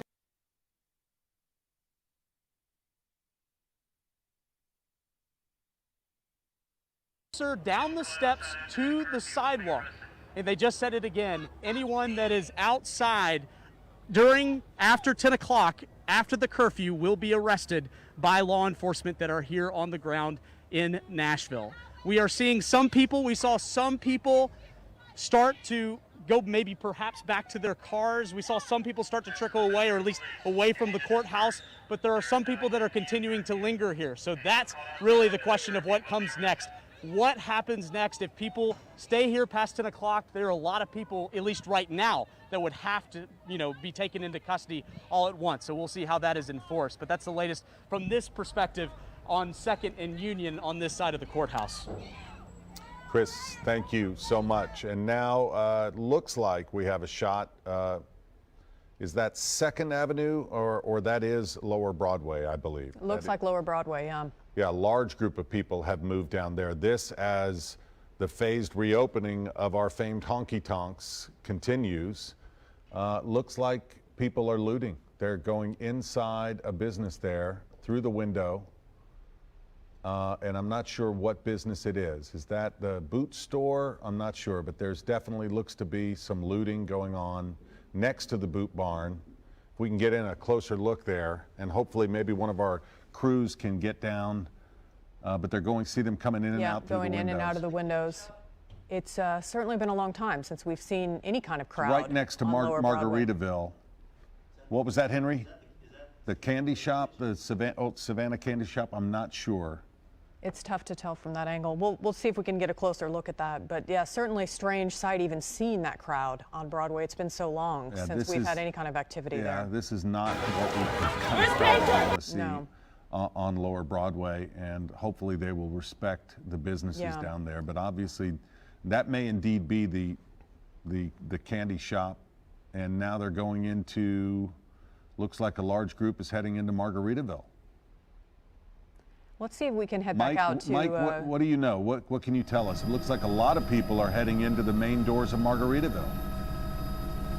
Yeah, stand by. Let me reposition the camera here. So, yeah, as we saw the crowd dispersing from the courthouse, they made their way down 2nd Avenue. We actually saw a single, like a police officer in a patrol car kind of by themselves, and a big group of people started pelting that car, and he was able to drive away.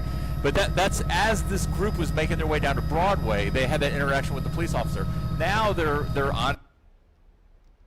looting Margaritaville, the store next to the boot barn, like you said, the candy shop. They've just kind of made their way down here and just trashing the front of these buildings, smashing out the storefronts. You know, they're pushing the trash cans over, anything that they can kind of break loose and throw through these windows. They're doing that. So again, quite a surprise for anybody that happens to be just down here visiting. This crew just descended on this area maybe less than 10 minutes ago, and you know, this is what the police are going to be chasing all night. Speaking of the police, Mike, it looks like there may be one or two officers, some lights flashing in the middle of Broadway there, some police cars. Do you notice any police presence at this point? If not nearly the force that we've seen in other places, so these could be kind of the first officers to respond, and backup will be coming shortly. I'm sure they're from place to place. And again, as we've been monitoring these little hot spots downtown, Lance and I have noticed off in the horizon these columns of police cars making their way into the downtown. They may be coming from other police precincts like Hermitage or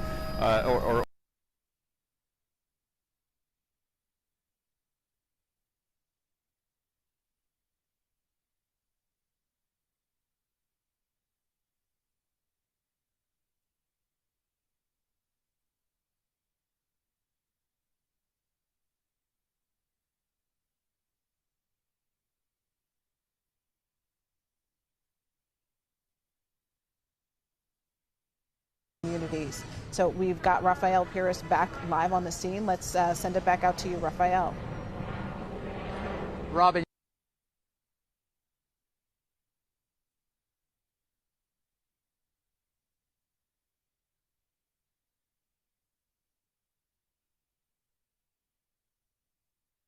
All right, everybody.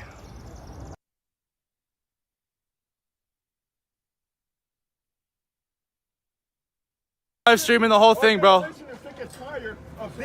Yep. Yep. I was live streaming from the Cup Foods. You guys are not gonna get too close. You guys can see the tear gas on the bridge. We're regrouping in the Minneapolis side of the bridge, and we're gonna figure it out. But you guys can see we don't want to get too close. They're shooting. Hey, back away from that. Back away. Sorry. You guys can see that they're tear gassing on the streets.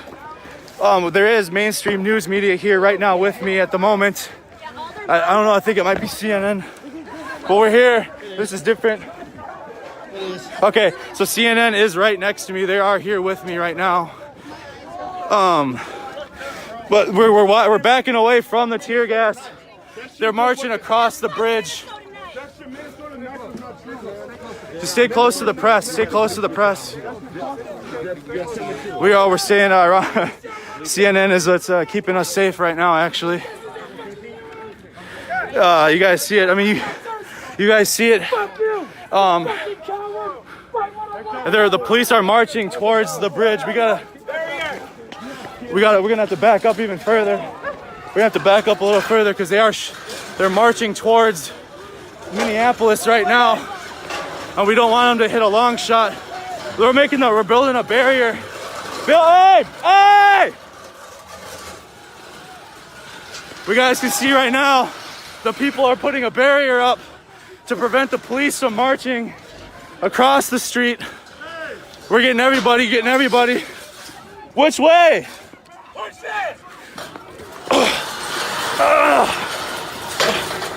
All right, we're moving.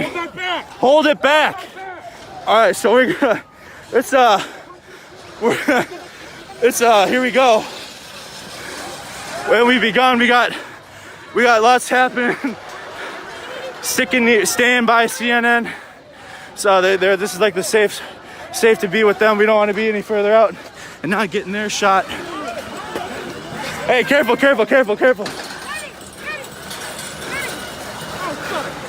It already has escalated. We are grabbing. We are about to stand against the police on the bridge between Mississippi River, the Mississippi River. What keeps Minneapolis and St. Paul separated. Hey, help me stand it up. No, other way. All right, one more.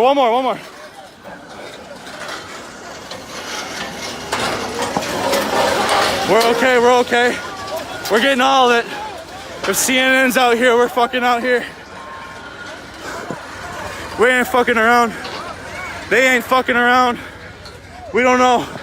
But we're barricading the Minneapolis side of the bridge at the moment. Even the CNN reporters, hey, we're staying back, but we're getting as much as you can. Whoa. Oh, sorry. We got our masks on. We have the community is barricading the bridge.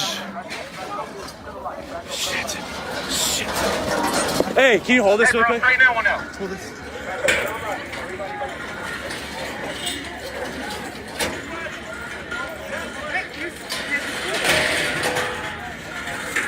Using their shit against them. Here.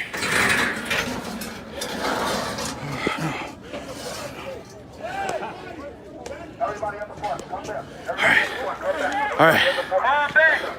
Here, can you plug this back in for me really quick? Plug it in, plug it out. I have 1%.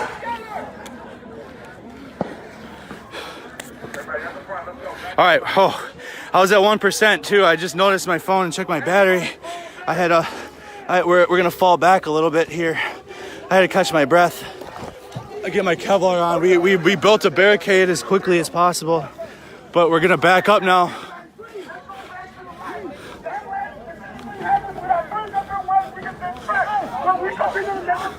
Okay, let's go. Let's take it back to the light. Take it back to the light. Hey, we got ways of fighting you. Yeah, we gotta regroup, bro. Woo! We gotta regroup, man. Take the barricades back. I'm sorry. We're falling back. I'm carrying my stuff at the same time.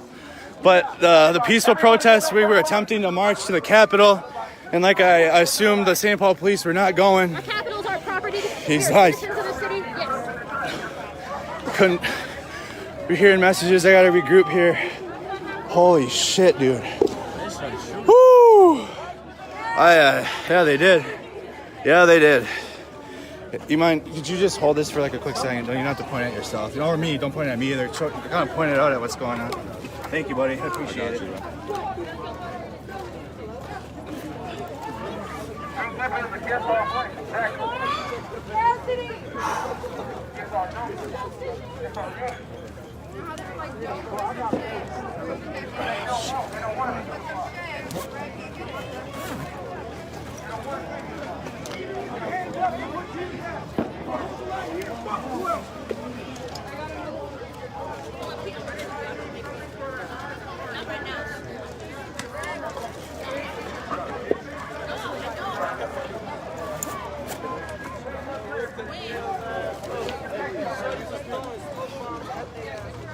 Hey, you okay?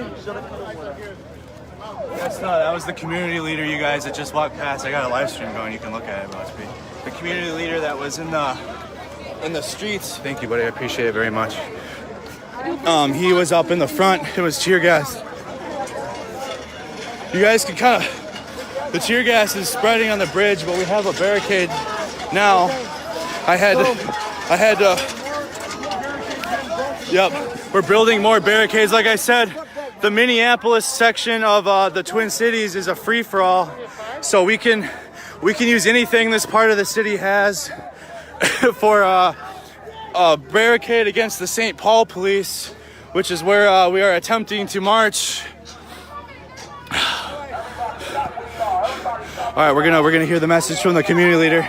The community leader regrouped himself. He was tear gassed himself. You guys saw him walk past. Here. Everybody come on in! Everybody come in. Everybody come in. Come in. Here we go. Hey, I can't, so I gotta get out of the way.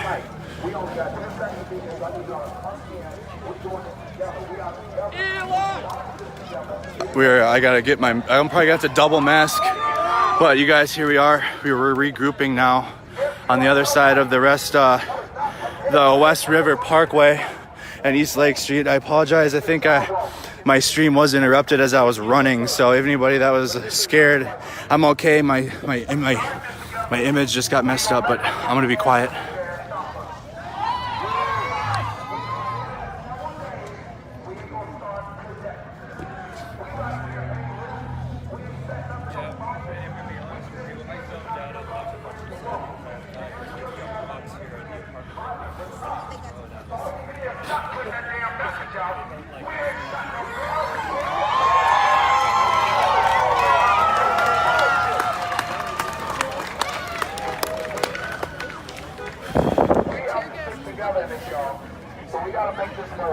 The people united will never be defeated.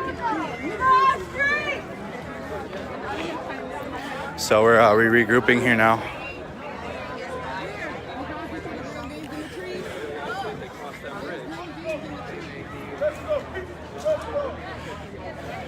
Sorry. I would also encourage my friends not to ask silly questions like why I was helping with the barricade, because we were marching peacefully the entire time. You guys watched. Nobody was looting.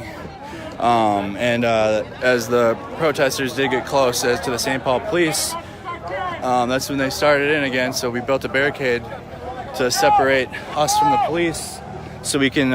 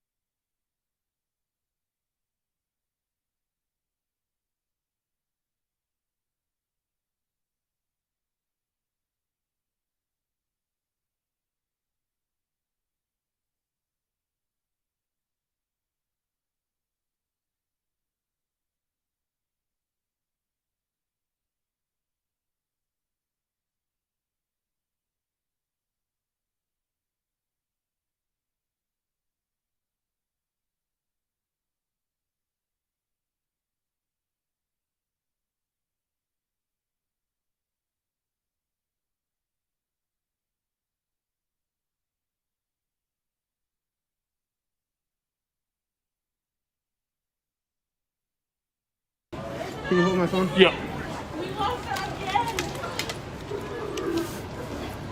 You guys need milk? No, I'm good. Thanks, though. Thanks, man. Hey, hold this. Yeah. I'm gonna get my phone out of the bag. Okay. Hold this. I'm gonna get underneath here. Hold up, let's hold on for a second. Hold on for a second.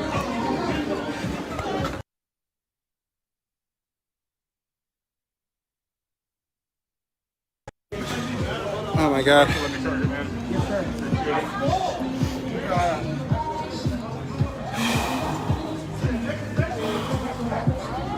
Oh my fucking God.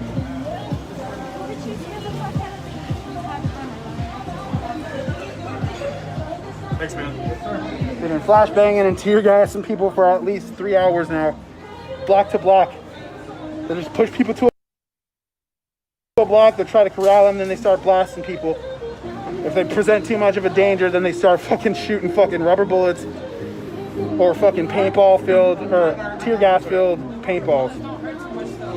Yeah, but not that bad. Yeah.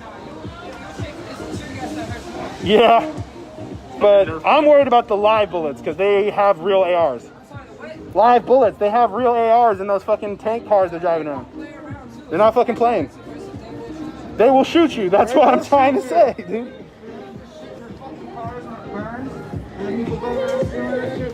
They will shoot you. Hold this. All right, we're out. Yeah, we're rolling to our fucking checkpoint so that we can check our people. Yeah, all of our gear is getting real tired. So thank you for tuning in, everybody. Thank you. You guys.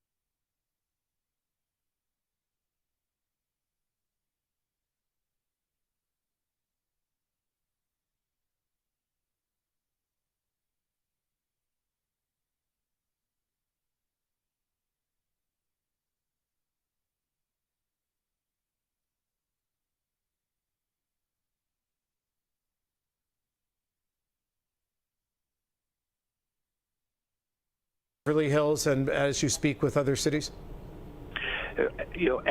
Obviously that's an issue that we're going to address tomorrow. It is something that has not been determined, but if there are the numbers, we anticipate there are going to be numbers like today, that the answer would be yes. Colleen? I'm kind of surprised. We hadn't heard that the groups were so large in and around Beverly Hills. 2,000 to 4,000, you said, Mayor, and perhaps as many as 1,000 there right now? The 2,000 to 4,000 was during the day, and that was cumulative. Yeah. There were different waves of people coming in. Right now, I would not say there's 1,000, but I would say that earlier, perhaps an hour and a half, 2 hours ago, the answer is yes, there were approximately 1,000, maybe 1,200 people. You've seen some of the damage that we saw last night in downtown L.A., some of the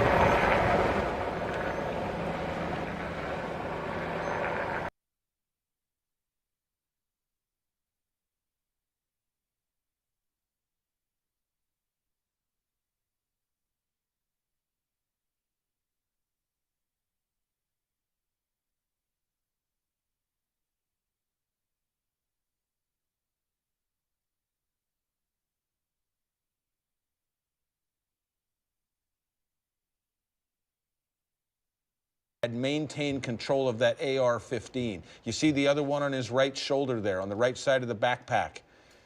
He took both of those away, and who knows, possibly, I dare say, probably saved lives. And Seattle police have acknowledged that that was one of 2 that were taken. That one was recovered, but they still haven't found the second AR-15 that was stolen from a police cruiser. Now, if you're just tuning in, this is video from earlier when the crowds were much larger. Really, at the beginning, when cars were set on fire, police were using flashbangs to try and control the crowd. The sad thing in all of this is that the narrative of the story has changed. It went from peaceful protests, it went from trying to get a message across, but now it has turned into this. I think the governor of Minnesota said it best. Minnesota has seen days of violent protest, and he said, quote, "We are under assault." This is something I think many people in downtown Seattle would agree with. Now we have an analyst joining us live on the phone. Is that correct? Cindy West is joining us. Anyone familiar with law in this city knows the name Cindy West. She's been around for a long time. Cindy, from your vantage point, from what you're seeing, tell me what you think about this. I think it's absolutely crazy. But I've been watching your program, and I see you guys have had quite a few questions about why aren't the police going in, and it just seems like they're letting the rioters do whatever they want. And in a sense, it is. I've had quite a bit of experience both on bike patrol and regular patrol as a supervisor working protests or things that have gone wrong, more like this, violent type.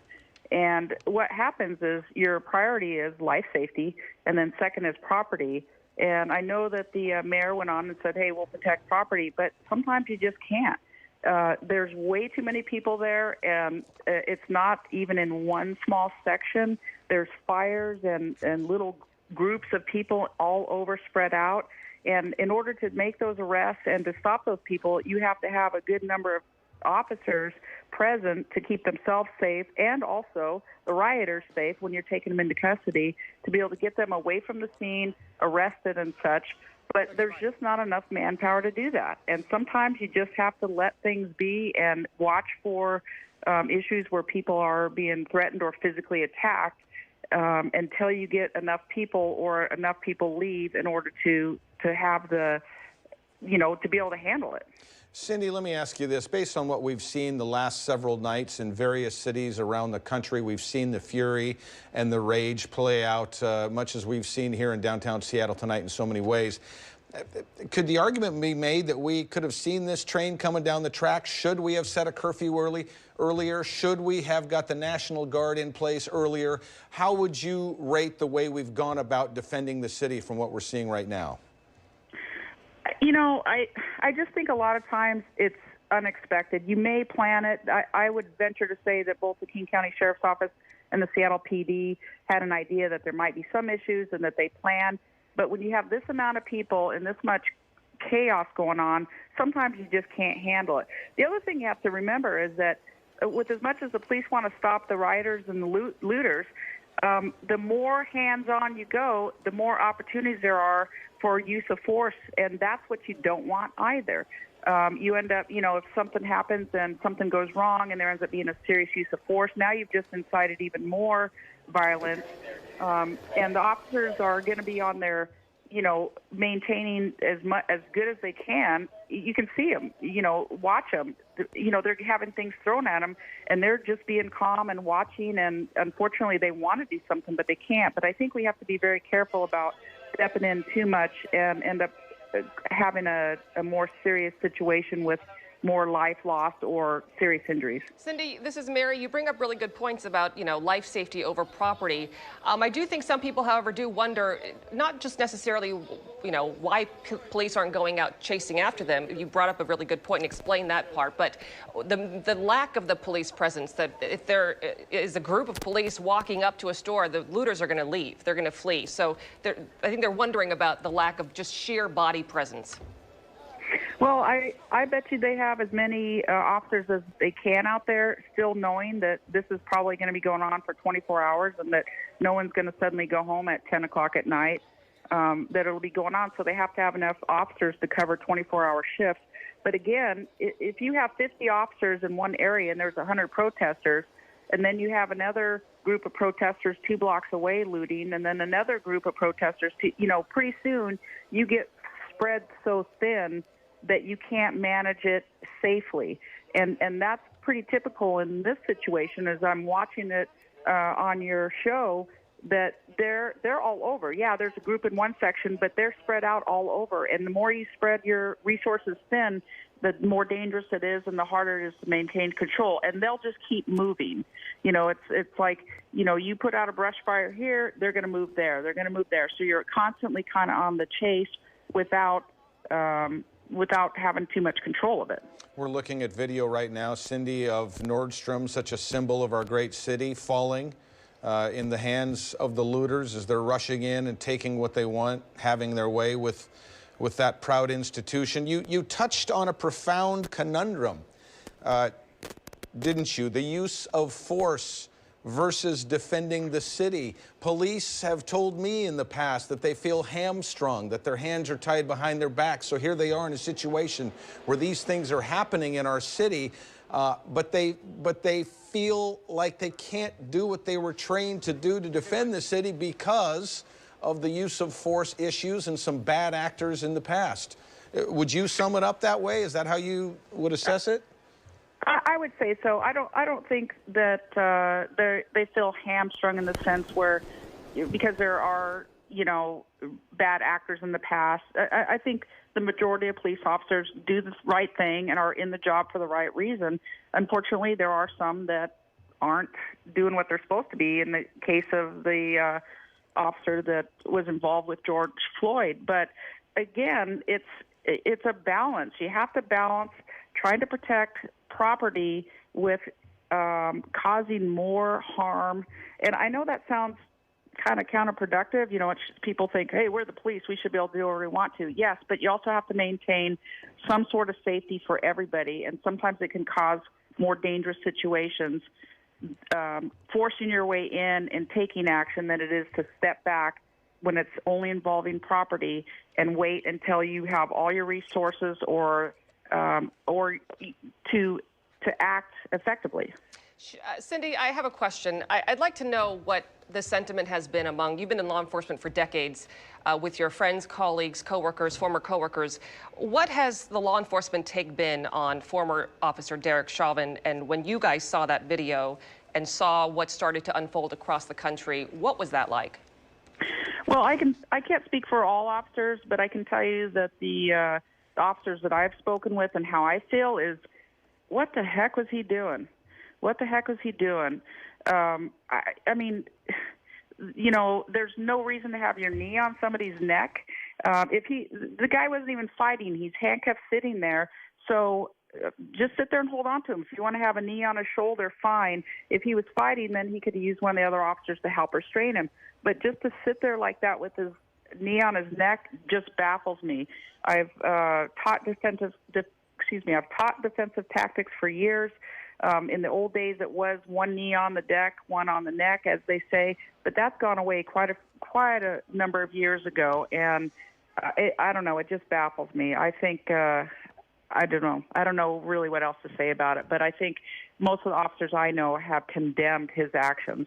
Cindy, I can't thank you enough for joining us and giving us your point of view and your assessment of what we've seen tonight. Some really invaluable insight from you. Thank you so much for joining us. I want to right now read a tweet that just came out from Seattle Police Department. And it involves what you're looking at right there, that AR-15 rifle. The tweet says, earlier today, 2 rifles were stolen from SPD patrol cars that were set on fire. We have since recovered both rifles. We currently have no reports that the rifles were fired while they were out of our possession. So that is great news. We can all feel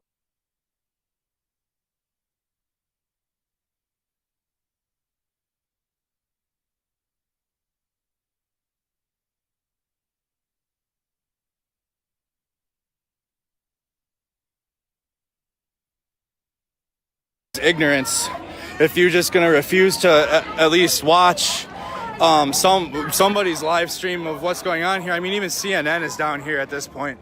You know, when you see the mainstream media out here with us, it's turned into something different, because they were not down here the first couple nights until the morning after.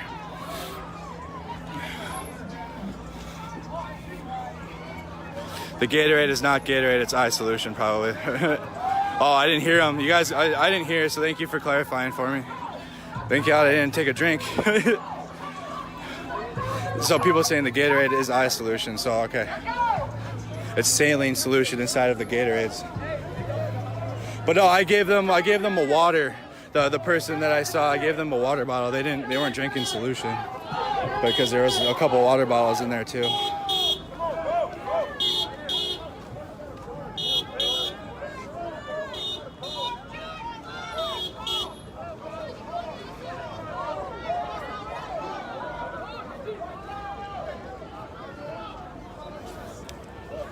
My only concern is the group thinning out as I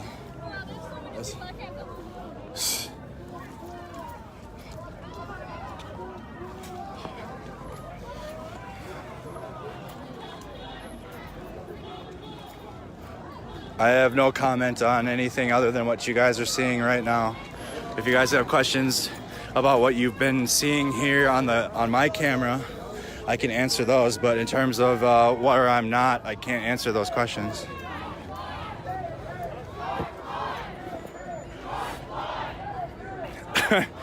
I mean, all right, so anybody that just might be tuning in, we attempted to cross the bridge into St. Paul from Minneapolis, where Lake Street turns into Marshall Avenue.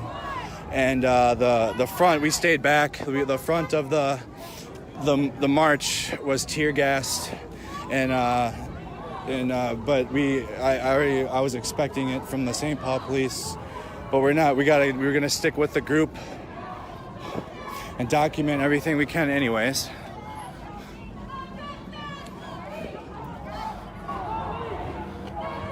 Okay, yeah. Thank you guys for clarifying that for the saline solution. I almost took a drink too. I was thirsty.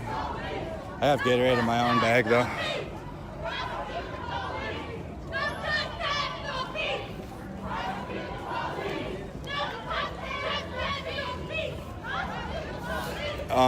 Anybody there's really no excuse for ignorance anymore, or ignorant opinions. I'm keeping my own personal opinion off of this, but my own personal feelings have significantly changed.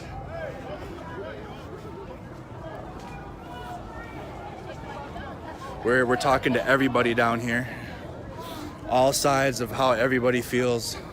We're here with the people.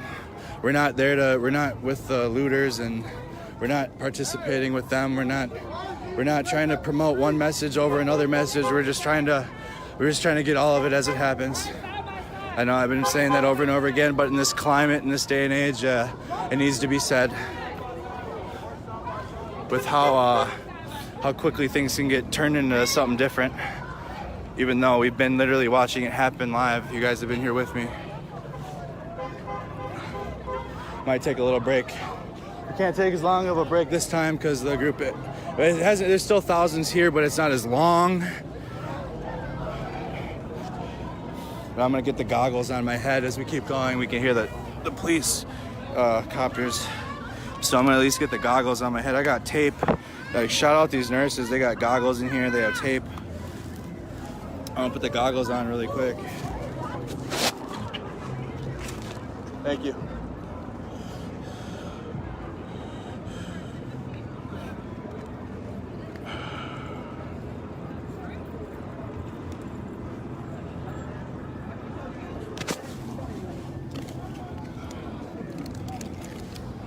Yeah, there is water in here too, so I wasn't handing people out saline solution. Great job, you guys. Gotta give the CNN crew credit for being right there. They were right there with me. And they were actually keeping the peaceful protesters safe at the time. Okay, so I even got, look at that. So we're extra set up now. Where we can put in some better work. We're getting set up. I'm gonna see, all right, so here we go. Yeah, so all the vehicles that had turned around. We're gonna catch up to the crew now.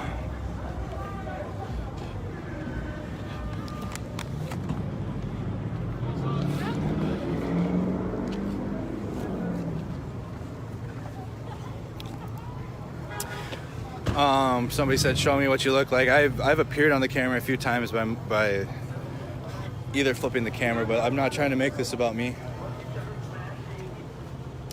If I didn't have a camera in my hand, it would just be my eyes seeing this anyways. And I've said I feel as if once you see me in the camera instead of what's happening. Oh.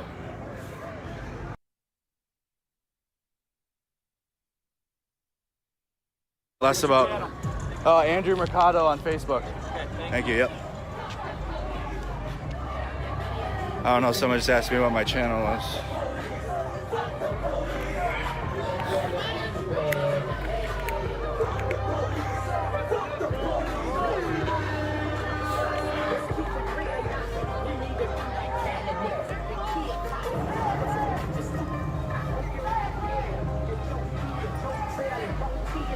I gotta change phone chargers again.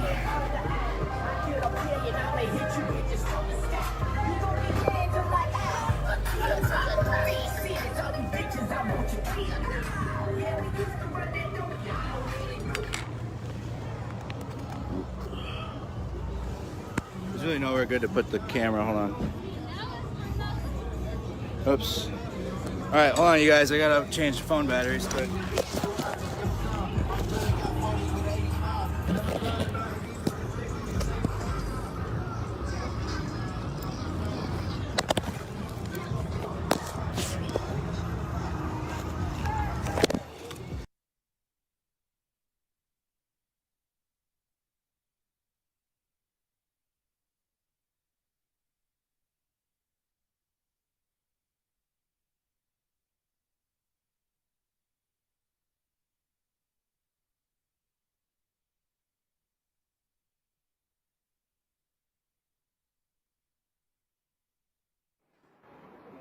Rosie, we're live. Can I ask you a quick question?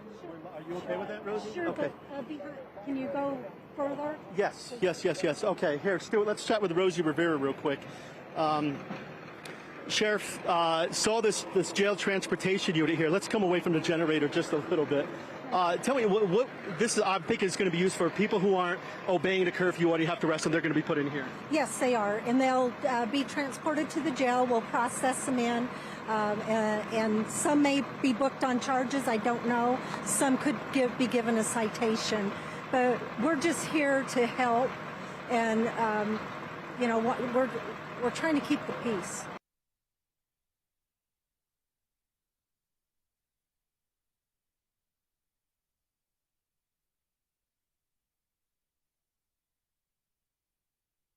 About this curfew going into effect right now. It lasts until 5:30 in the morning, and Santa Monica also now implementing the same kind of a curfew. They're really hoping to stop this in one night. But Robert, what are you hearing? We understand the mayor of LA says they'll extend it if they have to. The mayor has more to say than that, Kathy. When we spoke with Mayor Garcetti an hour ago, he had to get off the phone to get on the phone with Governor Newsom. And when he spoke with Governor Newsom, we can now confirm Mayor Garcetti has asked for the National Guard to be deployed, saying that this is no longer a protest. Now, if we could just go back real quick to that sneaker store, that flight shop, anyone that has been in this area, you will always see a long line of people outside of this flight club, and that is because it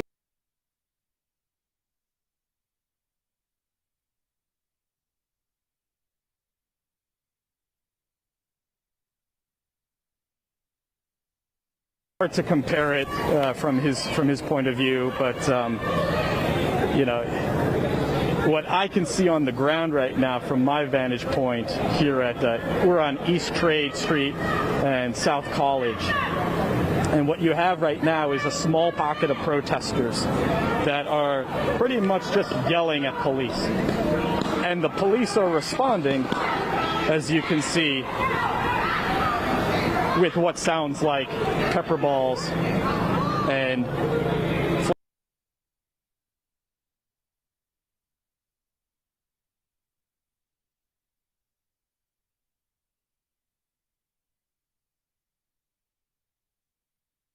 Sensing the sense that there may be about to be some movements on the side of law enforcement. They seem to be preparing for something. So let's stand by here if we can and see what may take place.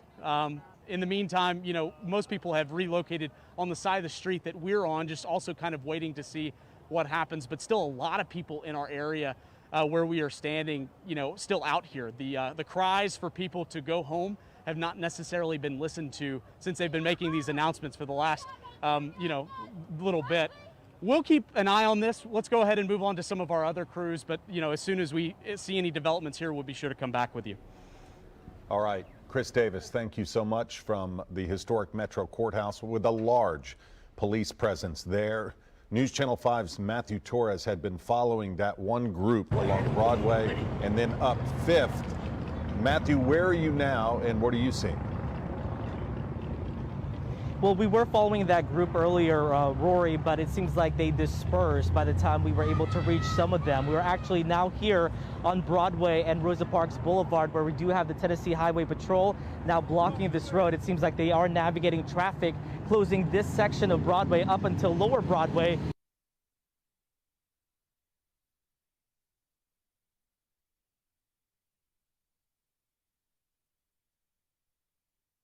There was violence, and it probably, I'm not sure about the time, 5 o'clock, 4:30, a police cruiser was set on fire. We apologize for some of the obscenities that you see scrawled across the windows of downtown Seattle. But a police cruiser was set on fire, and then another one, and then the polyclinic was set on fire, and then recently, in the last couple of hours, we've seen looting taking place in our city. No serious injuries to report, though. I'm kind of surprised by that.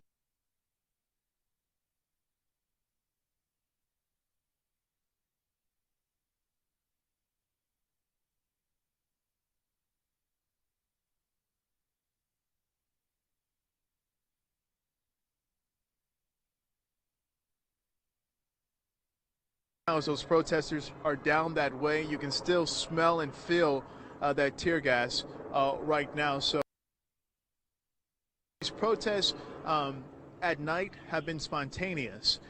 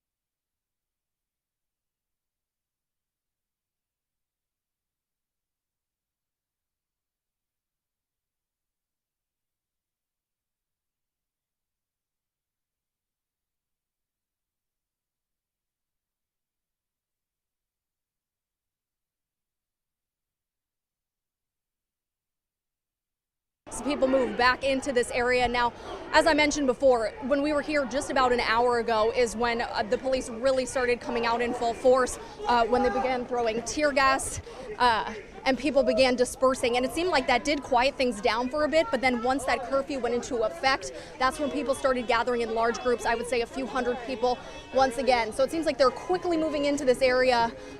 We're just continuing to monitor as we move with the crowd here. Yeah, definitely police moving into force right now. Megan, thank you very much. And we talked about this with the mayor this evening as well, because there were some complaints from folks who said police were not there in force as they should have been last night and appeared to be ill prepared. The mayor said they did the best they possibly could. And then who could have predicted something like what unfolded on the streets of Portland last night? We heard from Deputy Chief Davis, who's been in command, in fact, because the chief of police is being furloughed at this particular time. Deputy Davis saying one of the worst nights in Portland history, talking about last night. I'm sure a lot of people would agree with that. Want to go back to Keaton Thomas. And before we do, Keaton, just keep in mind, just be careful down there, both you and Megan, as these folks again protest and this thing escalates tonight. Let's hope it doesn't and is much more peaceful than last night. But tell us what you're seeing.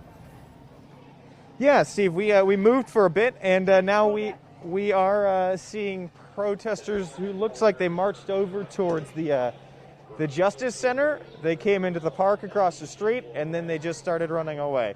You can hear police, and you can see police over there just to my south out in front of the Justice Center. I guess protecting their home base at this point. They're telling folks to go home.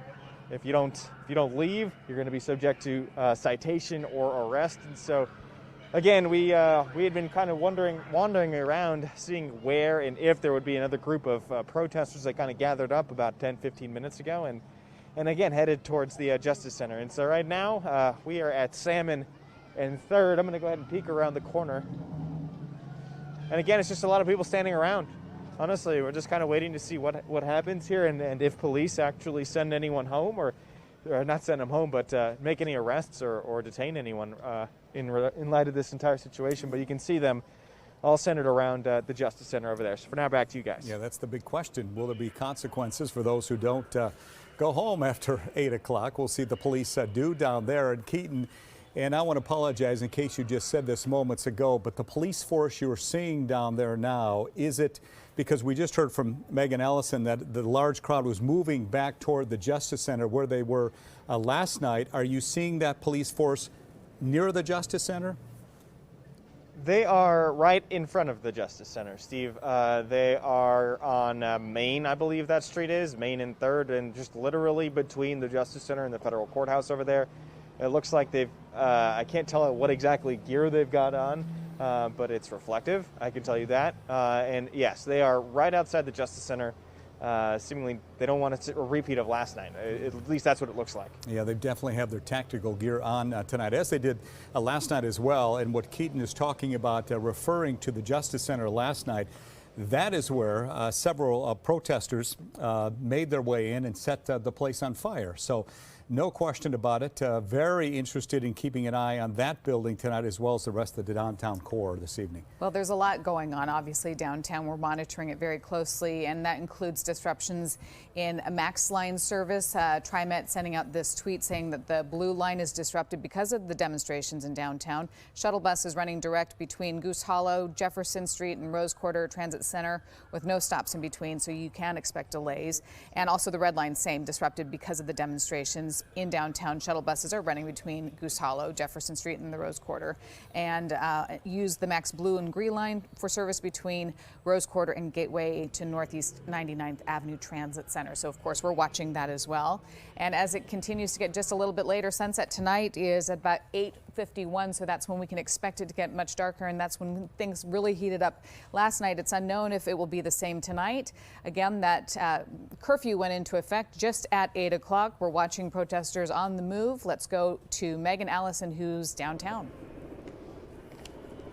Yeah, Deb, that's exactly what we're seeing is just continual movement from this group. They were going towards the Justice Center, but as we've seen over the last few hours, there is a heavy police presence in front of that building since they're continuing to see crowds out there.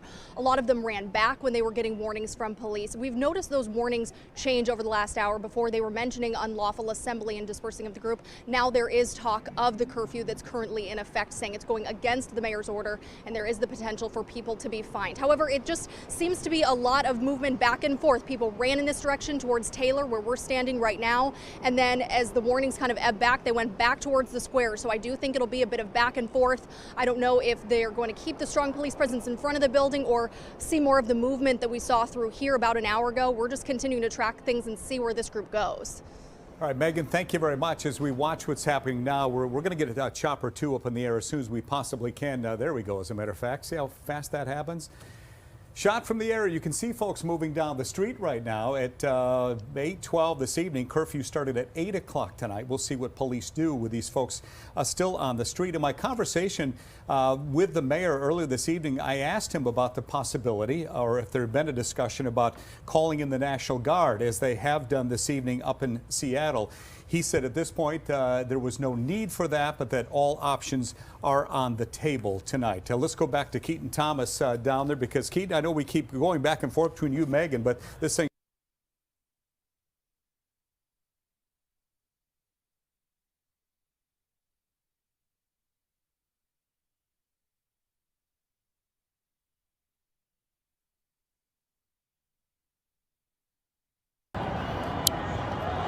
Hello, everybody. My name is Casey Harrison, here for the Detroit News. Protests continuing throughout the night here in Detroit. I'm at West Jefferson and Griswold right now. Police have just chased, as you can see over there to the left, protesters down.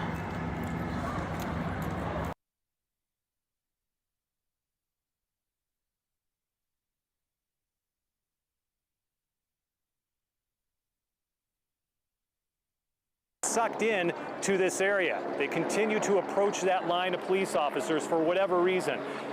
So that's what we're seeing from up here right now from this vantage point. There's moments where people leave in masses and then they gradually come back. Back to you. All right.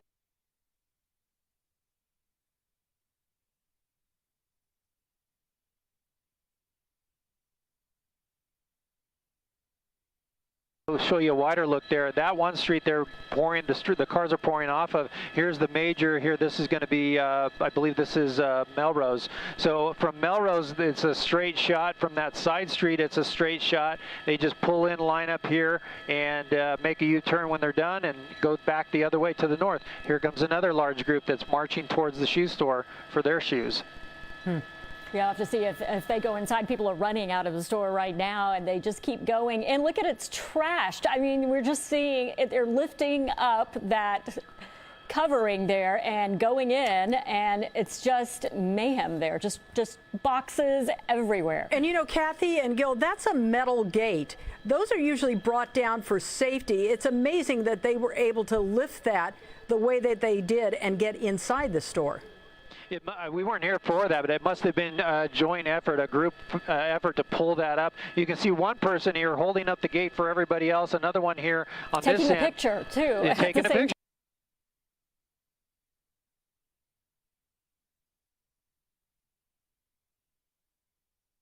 Firing tear gas or those pepper bullets, and the police just started advancing, and it looks like now they're trying to help. It looks like now there's a crowd of officers trying to help whoever fell down into that hole. We don't know the status of their injury or not, but definitely people.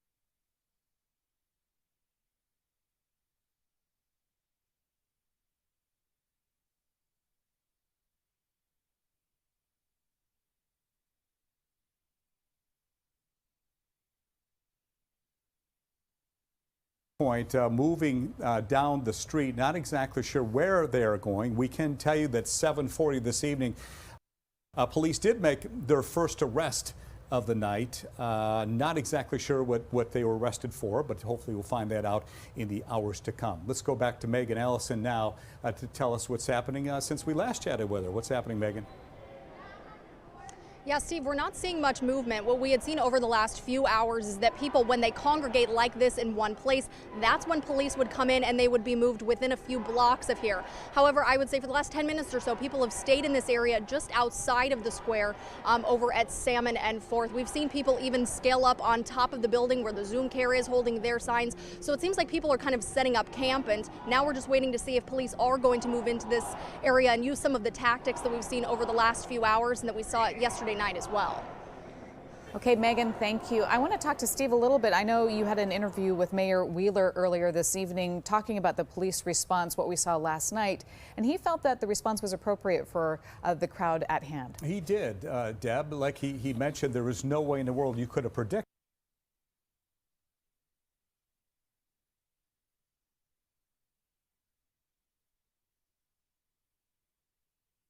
Maybe Shara, who might be kind of behind on the other side of the line there that is being kind of pushed. Shara, are you able to kind of see from your vantage point the crowd moving or listening to officers?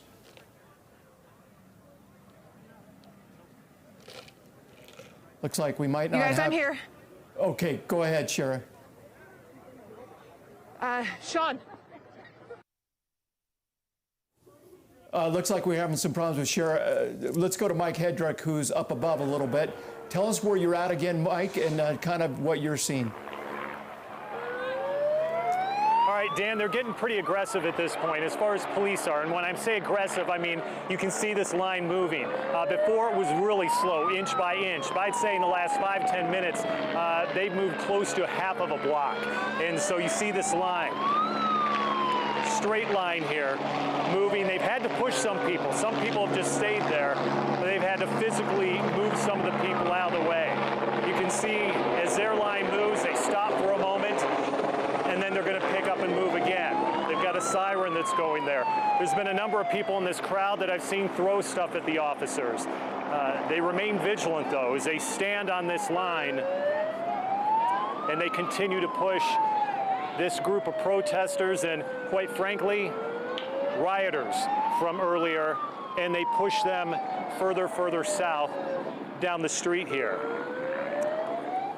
Again, we have these moments where everyone just scatters. We've heard a couple of pops here and there. Where that's coming from, I'm not sure. If it's on the police end, if someone else.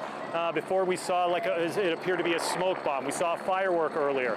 That was probably 45 minutes ago. When you have those moments, all of a sudden people scatter. But what has been the story here throughout the evening for the last hour and a half, as people are pushed back, you have them slowly make their way back to this line. Now, we probably got, I'm just guesstimating here, you've got less than 100 people at the core of this group right now that have refused to leave. We just got an emergency alert that probably all of you got on your phones about the curfew, starting at 8 o'clock, which was an hour plus, an hour and a half ago, until 6 o'clock in the morning.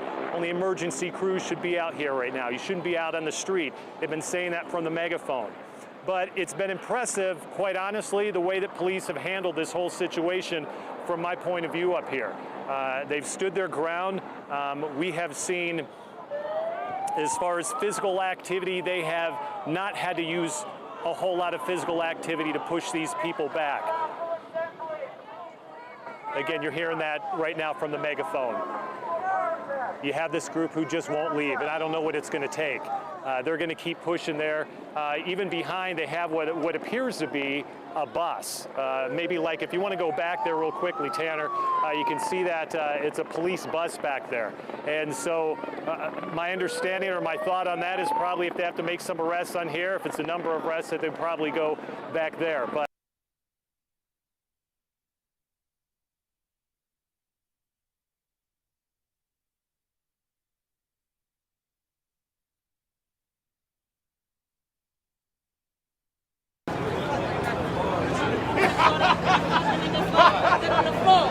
That nigga set a firework on the floor. And then I saw him tossing and I said, oh, fuck those niggas. Fuck those niggas. That nigga said, smile. I said, no. Fuck that. Nobody else. Right.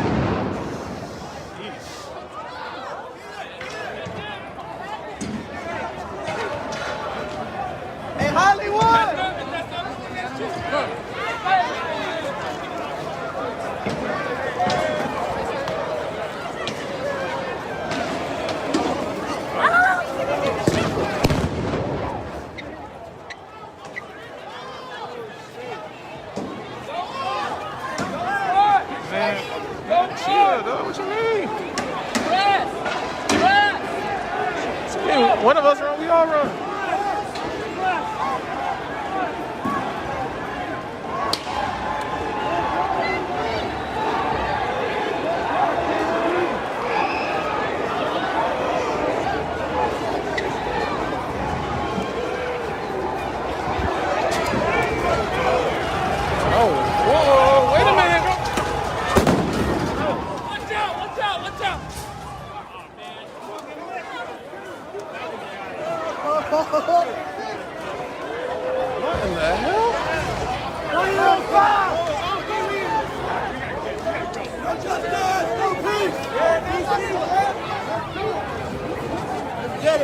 They on here.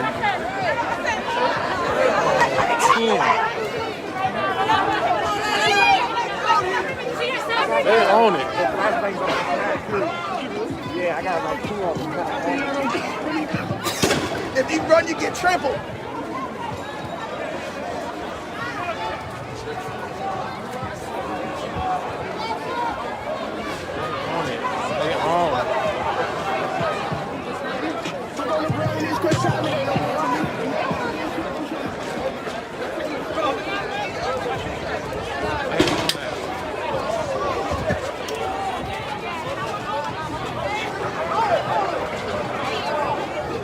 You good? You got hit? They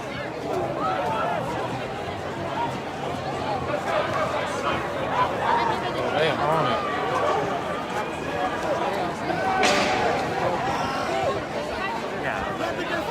There's 1,000 people in Guatemala. 1,000. Good.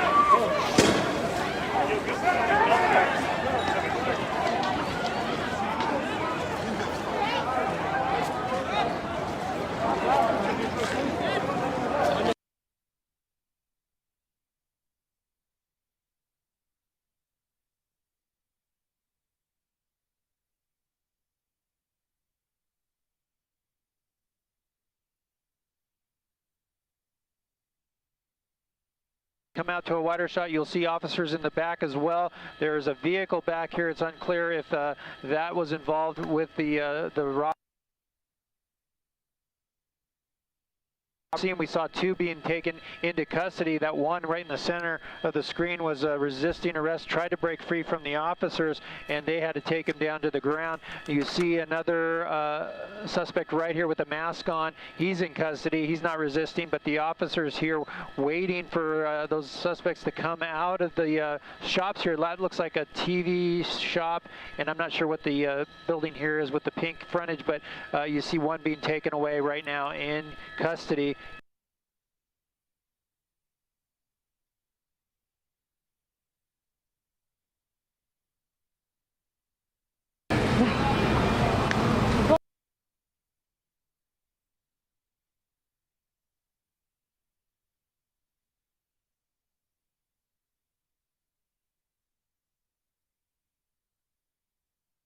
Some of the crowd has dispersed, most of the crowd has dispersed, and police definitely have made their presence known, especially once that small group of agitators moved along Lower Broadway and started damaging businesses there.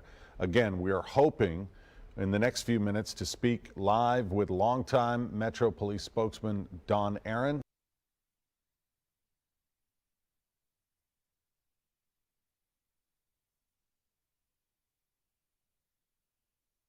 And destroyed because of these fires. They spread very quickly, as you've seen on the news around the nation.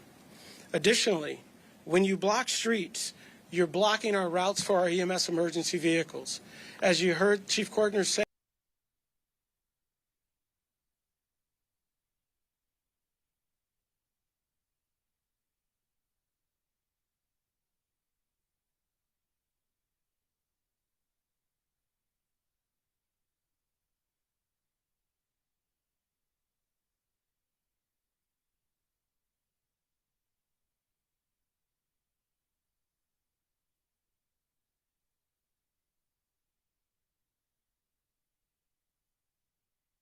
Every black voice, we're gonna get angry. We're gonna do it the Malcolm X. Exactly. We're gonna do it the Malcolm X way. You don't want to. You want to silence. We don't go Martin. We go Malcolm. By any means necessary. Hey, here's the biggest thing. The biggest thing is that we have caught these white men out here. My brother was supposed to come out with us, and he got chased back home by people in a big truck that said white power on it. And so now he's afraid to come out. He wanted to stand out here. That's what I'm here for. That's what he's here for. I know I'm out here if he's free to come out. Yeah, so that's what we're here for. I'm here to protect my people. I saw you yesterday when the Wells Fargo was going up. protecting the building that used to be the Famous Footwear, Yeah, whatever. that was right? me out there. And it was other folks besides white folks that you were saying stop. Yeah. Don't do things. Because I just want to make that clear that 100%. all of this isn't just like white supremacists. No, it's not. Okay. No, a lot of We it is had a 1.5 days of this. After This is 1.5 the days, fifth we were day. done. Yes. This is the fifth day, And so it was then at least people, 3 the days. outsiders started coming in. Here's my thing. Here's the biggest thing. The first 2 days, we tried it the peaceful way. We got fired upon with tear gas. How do you expect people to respond? Exactly. When you saw me out there, when we approached, when the march was done, how long was that march? That was 100% peaceful. What was y'all 3 in miles or front of the so? store? Which place was that you guys are in front of? It was the building right across from the Wells Fargo. Yeah, it's like a Famous Footwear. But here's the thing. We tried it the peaceful way. When we showed up there was white men that were breaking in, and that motivated all the angry voices to start looting and start being bad. Okay, so that's what you're saying. Yeah. Okay. What do you hope to come out of all of this? Right now, we're on day 5. The military's here, it's cracking down hard. Do you hope that this continues on some level to where the voices are still being allowed to be heard? What is your feeling about how it goes? I hope our people do not stop being a motivation and stop being a good force, standing up for the right thing, not burning down these businesses, not doing this stuff, standing up for what we believe in and saying, I don't care if we have a curfew, I'm going to stand here with my hands up until we get justice. My dad got harassed by the KKK. My dad got his dog ran over in North Carolina. And we all know that. And that's why I'm out here, because my dad has my siblings to take care of that can't be out here. That's why I'm out here. My mom's Lebanese. She got called the sand N-word growing up. That's why I'm out here, because I don't want my mom in these streets. I'm here for my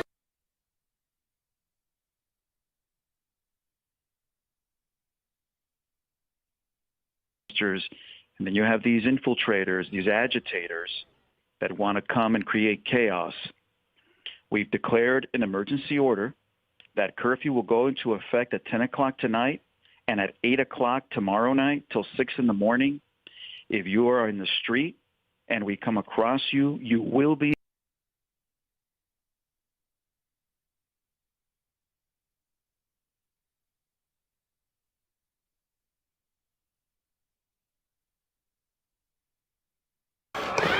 Here they come. I know.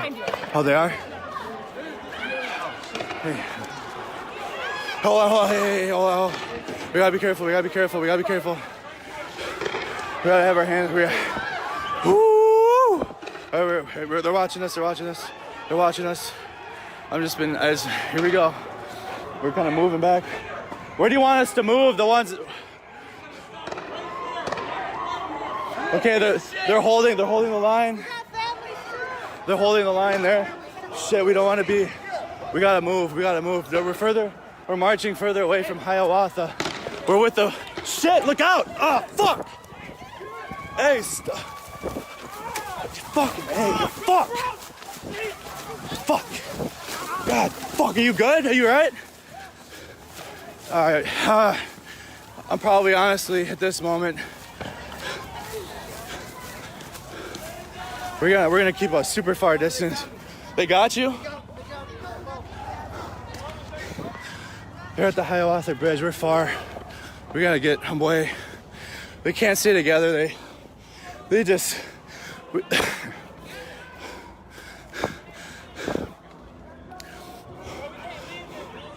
are we gonna do, bro? They separated us.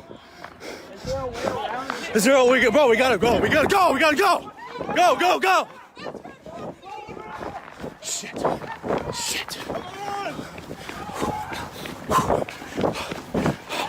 Oh, fuck.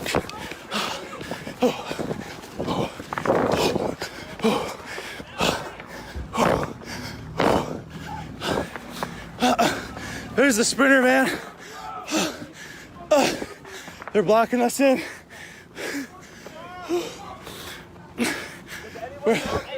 We're staying in the group. Don't worry, guys.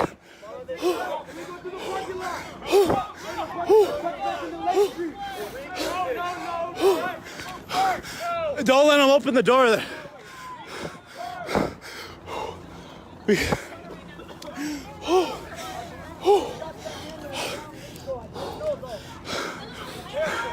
That's where we ran from.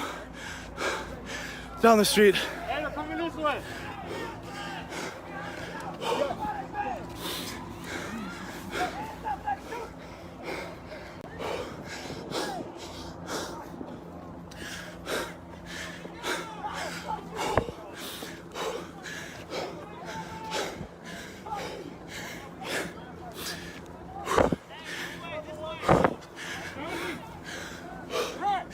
It's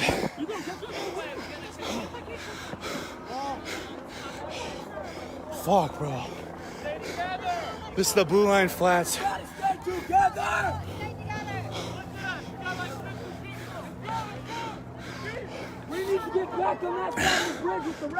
Okay, let's go. Is that where they all are? Yes. Okay, let's go.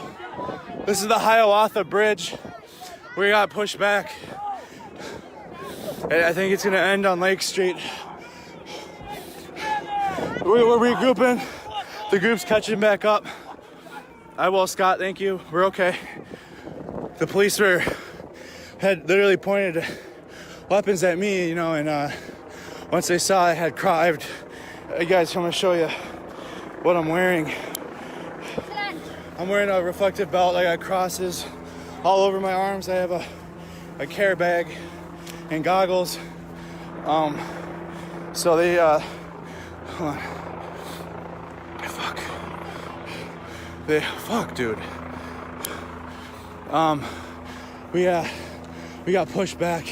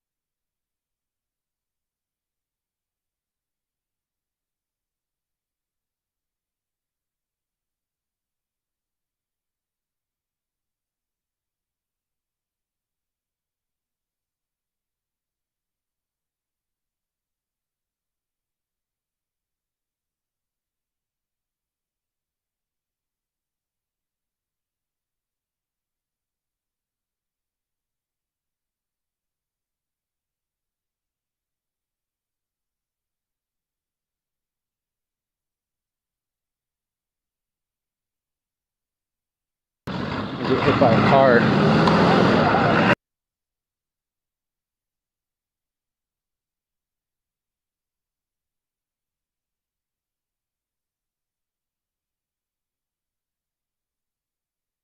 So, and in these tactical helmets, you can see right over here, Cody. So here's an officer's earpiece that's going into his tactical helmet. So that's probably, I assume, how they're communicating, though I don't actually know that to be sure. But without question, they are communicating. They are getting command from somewhere, because they instantly, the entire line starts going as soon as somebody somewhere commands them, march forward.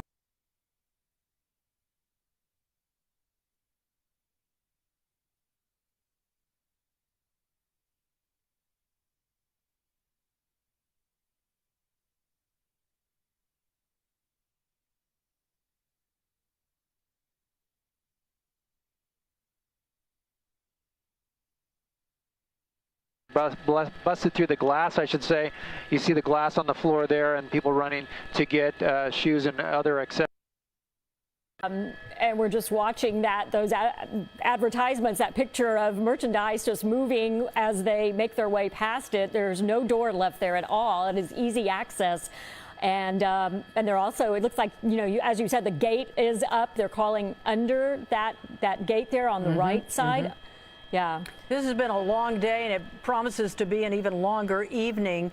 Let me just add this as well. LA Metro, we're just getting word, LA Metro is going to suspend all transit services tonight to resume at 5:30 on Sunday morning, tomorrow morning. They just sent us an email to let us know that. So Robert, once again, you've been tracking some of the information just west of this area in Beverly Hills. What do you have? Do you have anything on the National Guard as well? You know, we can tell you that it's all quiet on the Western Front comparatively to, you know, the Los Angeles. So here's what's going on right now in Beverly Hills. It appears that they are dispersing. There's pockets of trouble here and there. That's what they tell us right now. Just spoke with the city.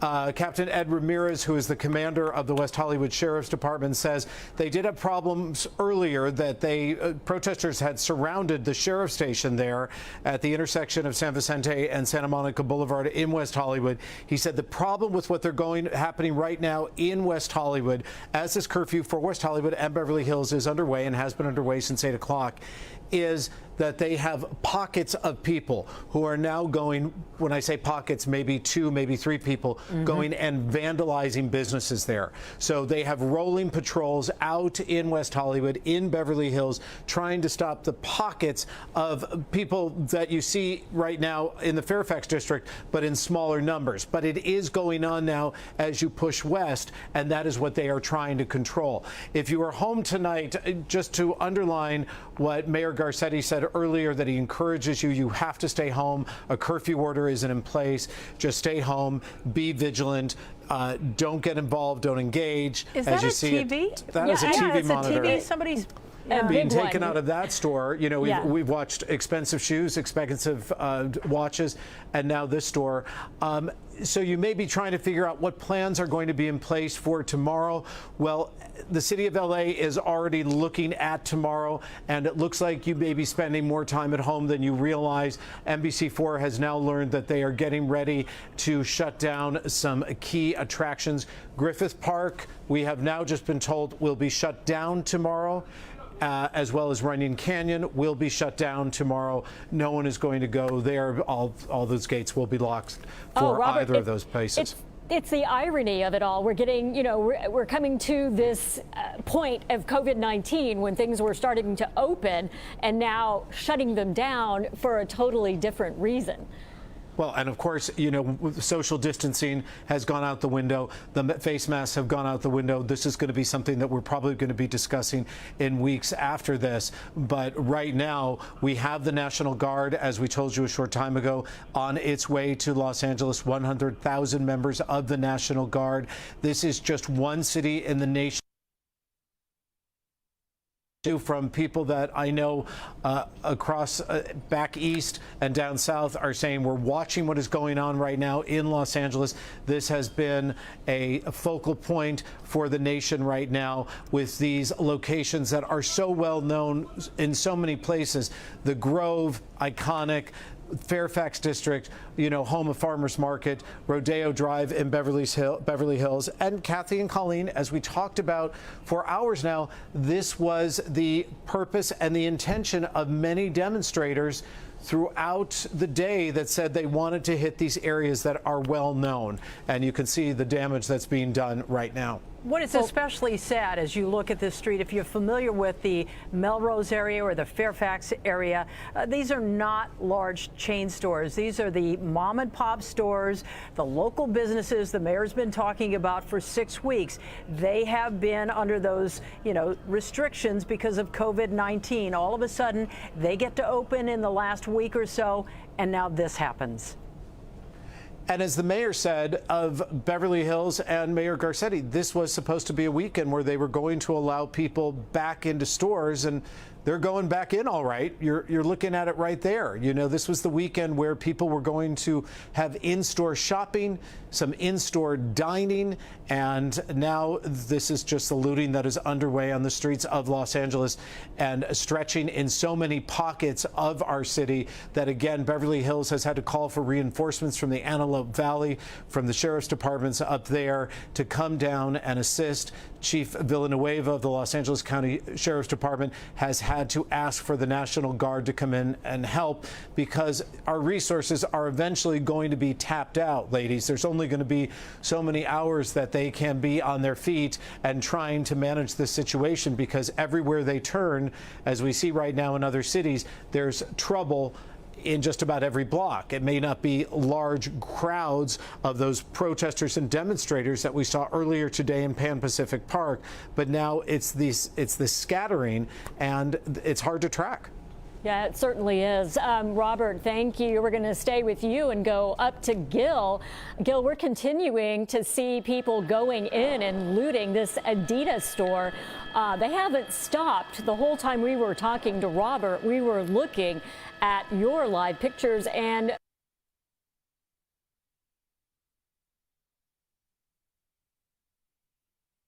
they just continue to go into the store, some loading up cars with boxes of shoes. Kathy, yeah, we're watching the behavior here. Cars pulling up.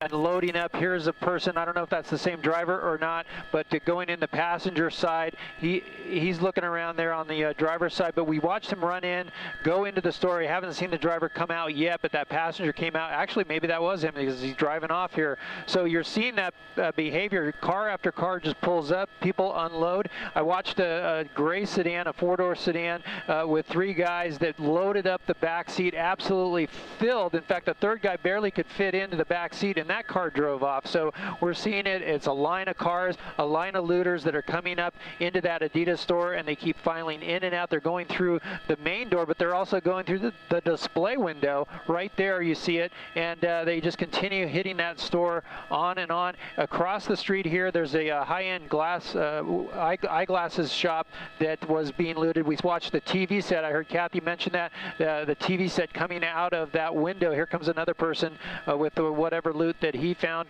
But again, these 2 stores, at least on this part of the 8,000 block of Melrose, just being hammered with these looters. Yeah, it was Colleen who had the good eyes on that TV set. All I saw was some large What I object noticed was out. it wasn't boxed, which would indicate that somebody walked in there and took it off the wall and then walked out with it. I'm curious to see what else would come out of that store. We were watching that when you saw that. I was really amazed. But what we're really seeing being hit hard is this Adidas store, just like we saw that other sneaker store. And then we saw the watch store also being hit. But they're still pulling out boxes. And look, this guy loses his load. He has so many. Yeah, and they just come scrambling out of there like cockroaches, and they run to their cars with the boxes. They load them up, and then the next car pulls up, and the same thing happens. Some of them run quite a distance away to awaiting cars. You see how many cars are circling the block here, and it's unclear, how many of these cars are just innocent people trying to get to their homes, and how many are actually belong to the looters. But there is a traffic jam basically here as these people continue to hit these businesses along Melrose, one after the other.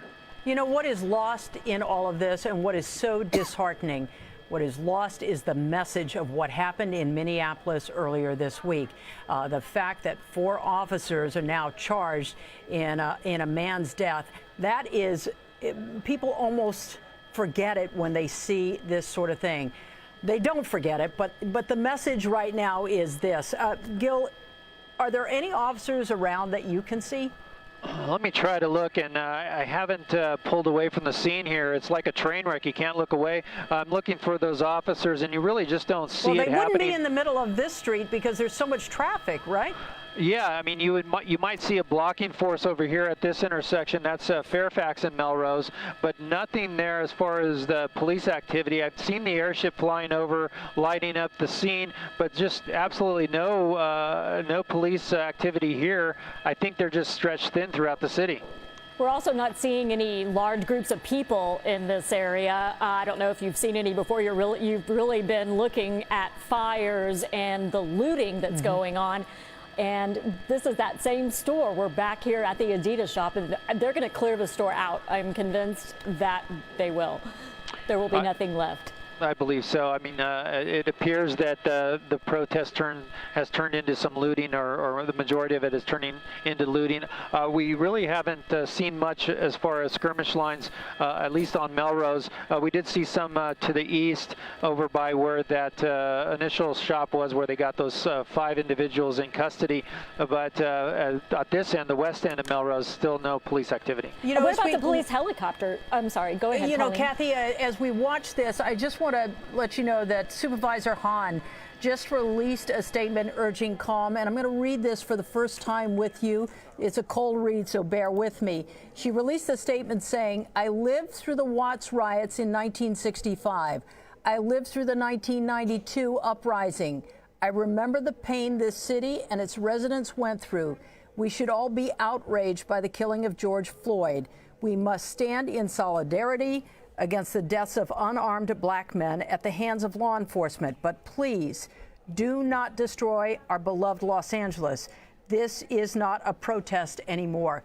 And that was really the thought that I had a few minutes ago, is that it's heartbreaking to see this happening because the message of what prompted the protests and the civil unrest earlier today and the last couple of days almost seems to be lost in this.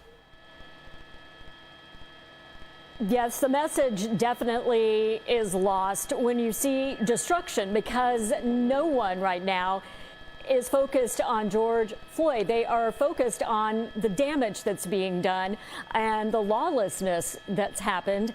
And you're right, Colleen, earlier it was about a peaceful protest. And now it has turned into something completely different, but it's not everyone. It's these few individuals who came with an agenda. And that agenda, as Robert said, I saw it too out on social media. It was obviously clear they knew what they wanted to do. And even the city of Beverly Hills looked ahead and they boarded up businesses knowing that there was a plan. And that plan was on the part of a few people, not the greater good of the people who came out to peacefully state their purpose and to ask for justice for what happened in Minneapolis. That was not the message that the people we are watching tonight and that we watched earlier at the Nordstrom, at those shops there at the Grove. That's not the message that they had. Yeah, you know, I'm going to throw this out to you and Gil, and we're coming up on 9 o'clock here. It's 8:50, and so we're well into the curfew here. Does this almost seem like targeted hits? I mean, we've seen 2 high-end shoe stores. We've seen a watch store. This is not vandalism anymore. This is looting. So it almost seems like some of these folks know exactly where they're going.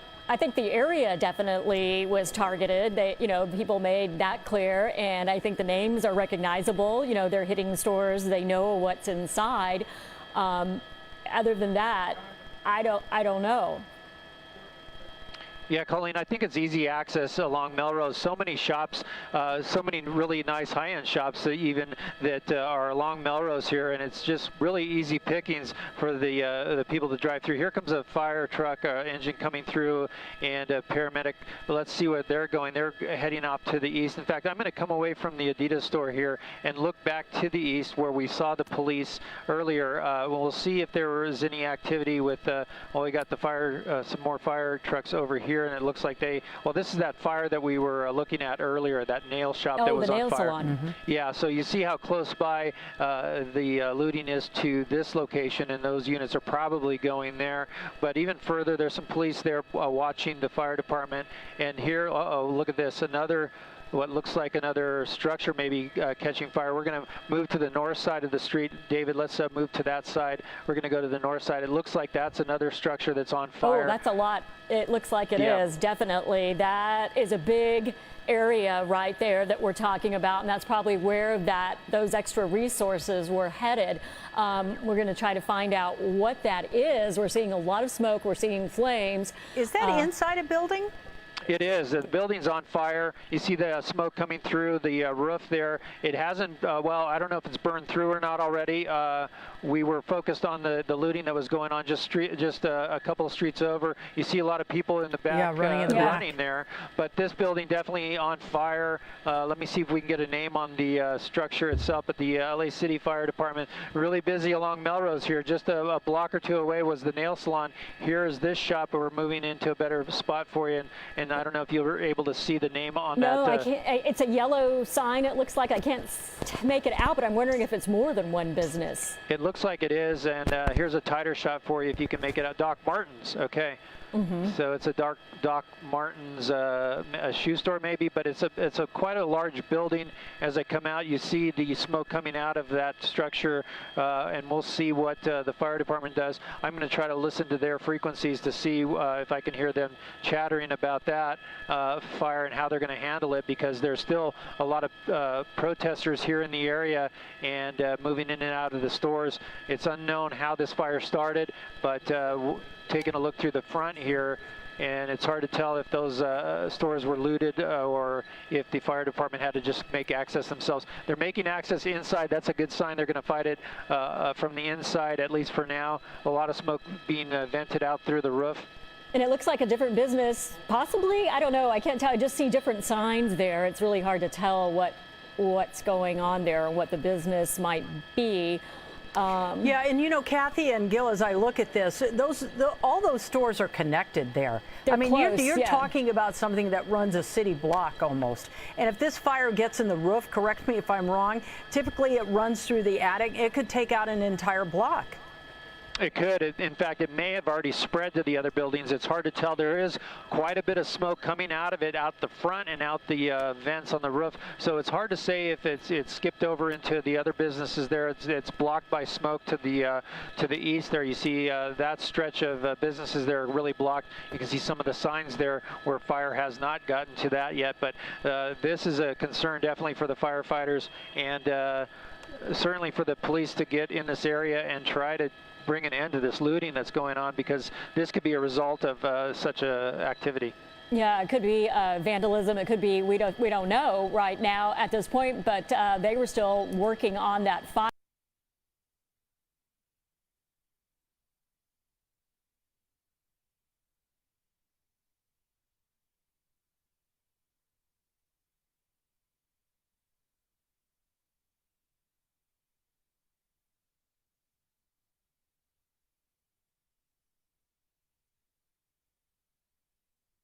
And we were trying to get out of the way as rocks were being hurled towards us because we were next to these officers. And it looks like they're once again advancing here. And this is unlike anything I've ever seen before. I mean, layers of police officers, the armored vehicles behind them, advancing south on 200 East. And it really is something I have never seen here in Salt Lake City. And it's I'm down here and what it was like. Shara, I know you don't have a bird's eye Take your own view here, perspective so and views from that. This may be a shot in the dark for you, but are Rest they in peace, pushing George Floyd. the protesters in one particular direction? Black Lives Matter. Well, that's hard to answer because we are on 200 East and there is a big force coming at us here on 200 East. Again, I'm going to walk us over so you can see. 200 East is right here as these officers are all advancing. And it looked like they were trying to go west at one point, but then the crowd continued south on 200 East, and so the officers advanced. I can't see if any of those protesters went down, what is that, 500? 500 South. I don't know if there's a group of officers advancing that direction on west on 500 South. This is all I can tell you is where we are at here on 600 South, 200 East, and there are row after row after row of police officers advancing down, trying to disperse these protesters, and it does appear to be working. As we continue to get further south, it looks like people are starting to break up in different groups and go different directions, and that is the purpose of all this. They're trying to get these people to disperse the further that this moves south, and there is just a few more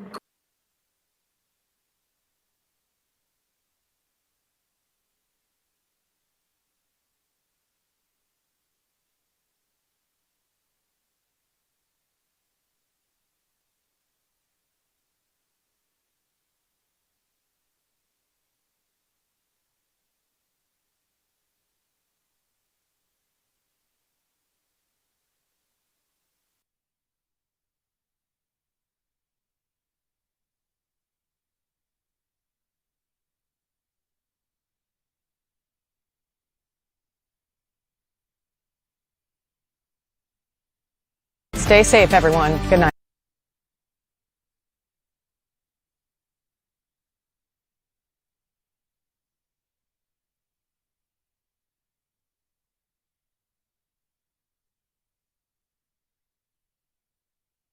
This is very much spread out, and it's a lot more looting. It's also a lot more looky-loos who are coming by and honking their horns.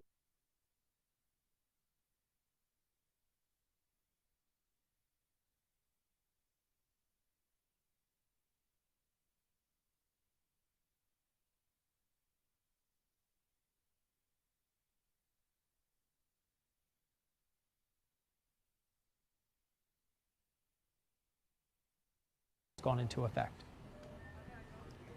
We continue to watch the situation on the ground in the city of Miami. And if you are just joining us, you are watching 7 News at 10 o'clock. We have been following a developing story tonight. Those peaceful protests about the death of George Floyd in police custody, those have escalated. And because of this, the city of Miami and Miami-Dade County officials have put this curfew into place. It is now in effect. It just went into effect.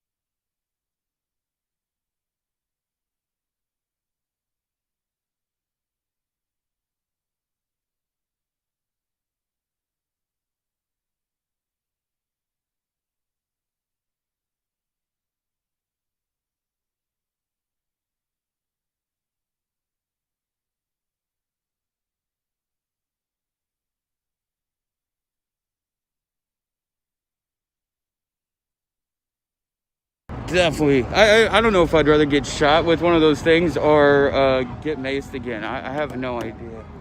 Probably the mace. I don't know. Here they come.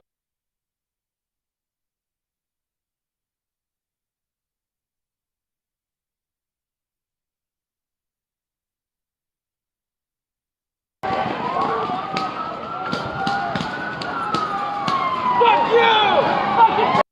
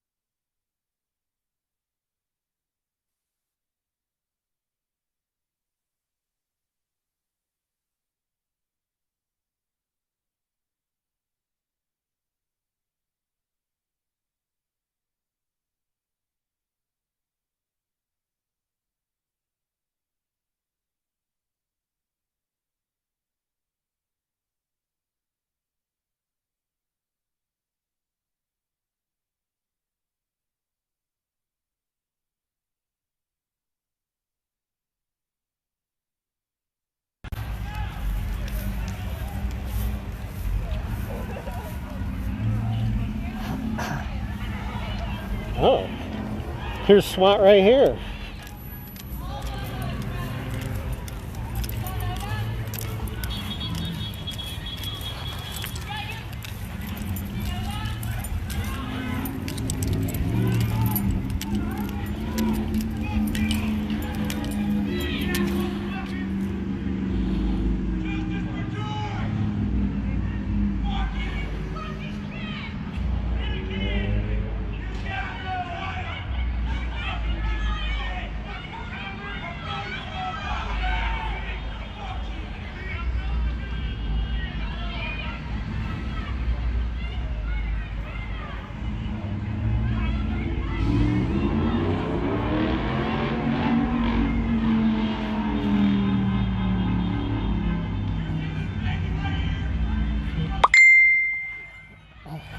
Yeah, I don't know if you guys can make it.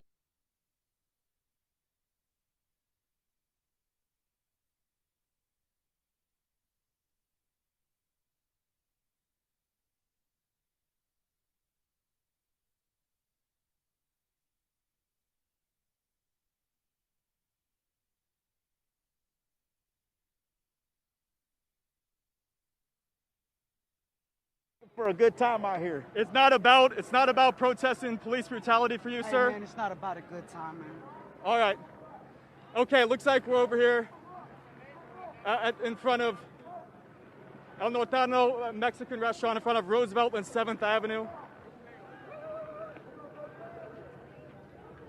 Let's see what's going on up over here. We're gonna keep coming up.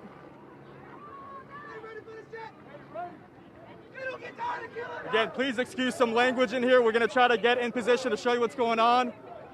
They're marching. They're avoiding police over by the entrance of 10 East. Now we're going behind. We're going behind and we're marching behind this Mexican restaurant in front of 7th Avenue and Roosevelt. No idea where this protest is heading. How many more was they going to take, yeah?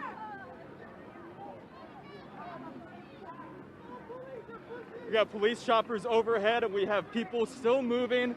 It looks like police is guiding this crowd somewhat by closing off some streets. Very fluid protest here.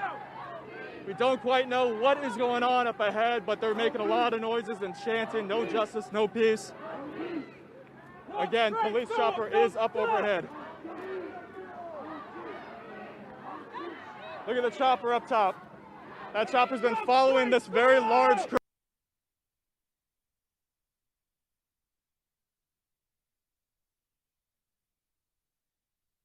Violation of the city curfew now, and that they will be arrested if they are in violation. Now, we noticed a second jail transportation bus has just arrived here on scene as well. There was that one earlier, but as people were getting detained and putting in that bus, now there is a second bus here as well for anybody else that may need to be detained as police continue to make this push south here on 200 East to get these people, to get these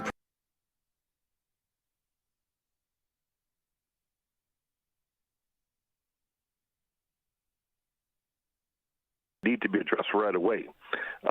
If you see some folk that are armed, you bring the proper resources in. When I say proper resources, folk like SWAT and things of that nature, people who have training in that type of for those type of environments.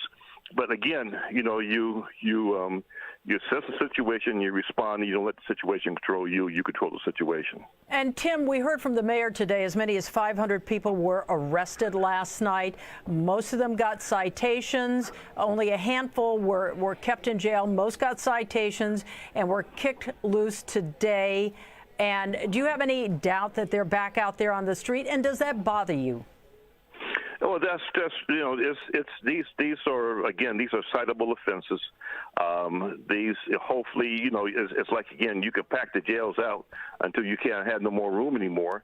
But you cite them, and if they're out there again, then that citable offense may not be a citable offense. It may be a booking offense because, obviously the cite didn't work. And you go from there. But the thing is that you make sound judgments. You put them. You make their arrests. You cite them out, and they'll have their day in court. And at some point in time, when the courts open up after the pandemic and after what's going on within all the cities across the country. Well, you have a lot of experience, and you've been through similar things before. How confident are you that we will have any control by 5:30 in the morning? Well, it ebbs and flows. You get people, it's like anything else. People get tired and they go home. And then you see them congregating again late morning, early afternoon, and into the evening. And so the thing is that, as you deal with this thing on a day in, a day out basis, hopefully you want to deal with it too much longer. But as long as you're dealing with it and you gain the resources that you need, identify the leadership or the agitators that are there, deal with that, then you gain ground. You want to gain ground, from day to day, and making sure that businesses aren't destroyed, making sure communities aren't destroyed, and those who are doing it get detained and arrested. Tim, when we spoke on Wednesday, that's when the group had moved up on the 101 freeway, just shy of Alameda there. They took over both sides of the freeway, and they had some problems with CHP officers. They moved in on the cars. Somebody broke out the back window with a skateboard. Another one was a piece of board. How problematic is that for officers in looking at video a couple days down the road and trying to track these folks? Well, that's a problem. We're supposed to be doing to the pandemic. We're supposed to be wearing masks, but we're not supposed to be out there tearing up our environment. I believe in peaceful demonstrations, but I don't believe in tearing up, your environment where you have to live and shop and eat. You do the best you can. There may be some cameras where individuals were caught prior to putting on their masks. You can identify them by clothing they're wearing and so on and so forth, and you may be able to get some identification from there.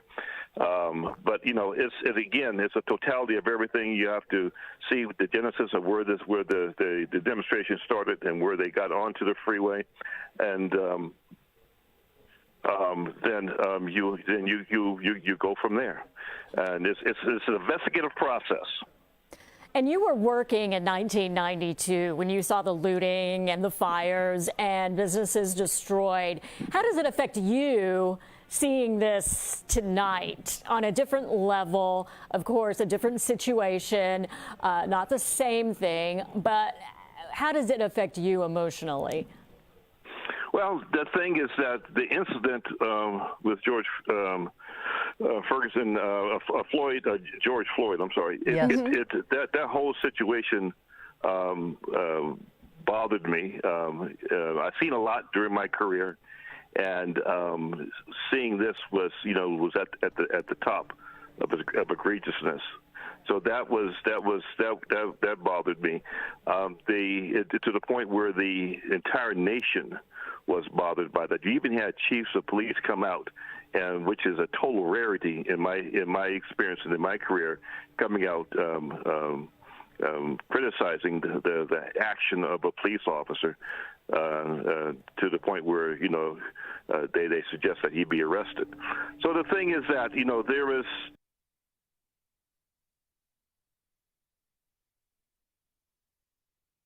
They're not going to tolerate this any longer. That's what it appears like at this point. We have been quickly running down the street to stay ahead of them, not to get caught up in them and what is happening. But we have seen at least maybe a dozen, maybe 24 people placed face down on the ground, and then they've been taken into custody. And they clearly keep stating this is an unlawful protest. If you do not leave, if you don't disperse, you will be arrested. And they are quickly making their way south on 200 East. And the crowd is dispersing. But Sean, I'm going to have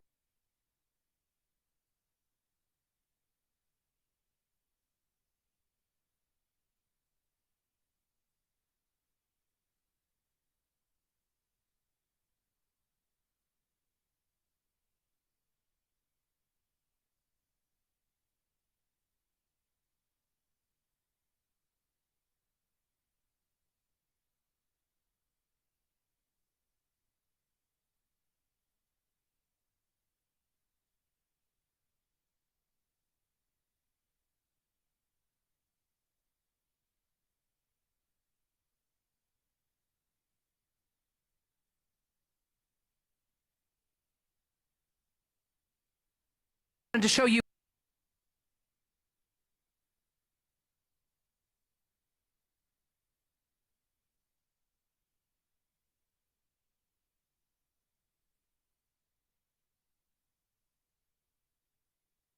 Past this hour is going to be considered an unlawful assembly, and people will be arrested.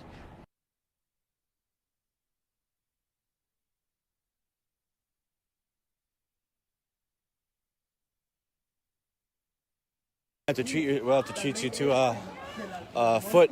What do they call that? A pedicure. Right now, a pedicure. I want to be so like, ow, ow, ow, you know. Yeah. Stop! Stop! Stop! Stop! Stop! Ooh. Stop! Oh shit. Yeah, I'm not calling out at this point after what we've been through tonight with the peaceful protest. How are you doing? I'm doing good. We're not gonna call out streets. No, I've stopped doing that now. Yeah. You chose the right time because I just drove an hour to get here. For real? Yeah. Are you a nurse or anything like that? Oh yeah. First Yep. aid, You're first yeah. aid. I'm not putting anybody I'm speaking to on the camera anymore either. So you're just your voice. Training, first aid certified. Okay. So I've got some supplies, gloves. Hell yeah! Some of the nurses before when we were on the bridge, understandably they wanted to get out, so they left me some of their supplies. Like I got goggles in here and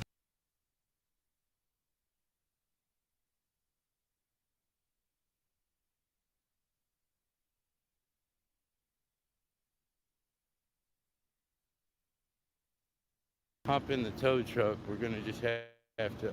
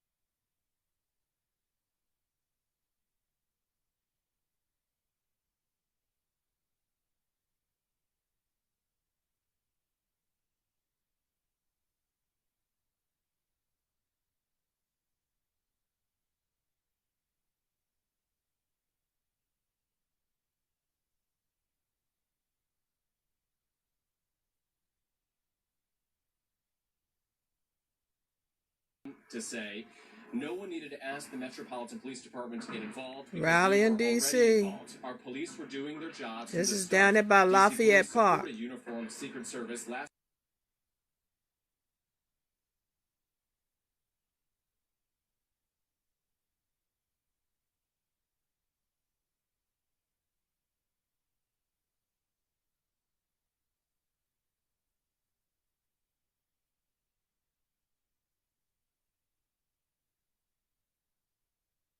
Crazy. What?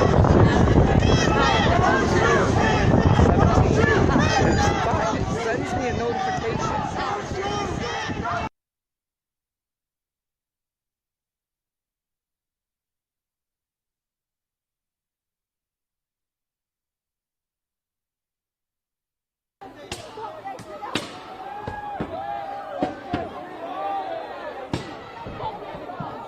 Guys, it.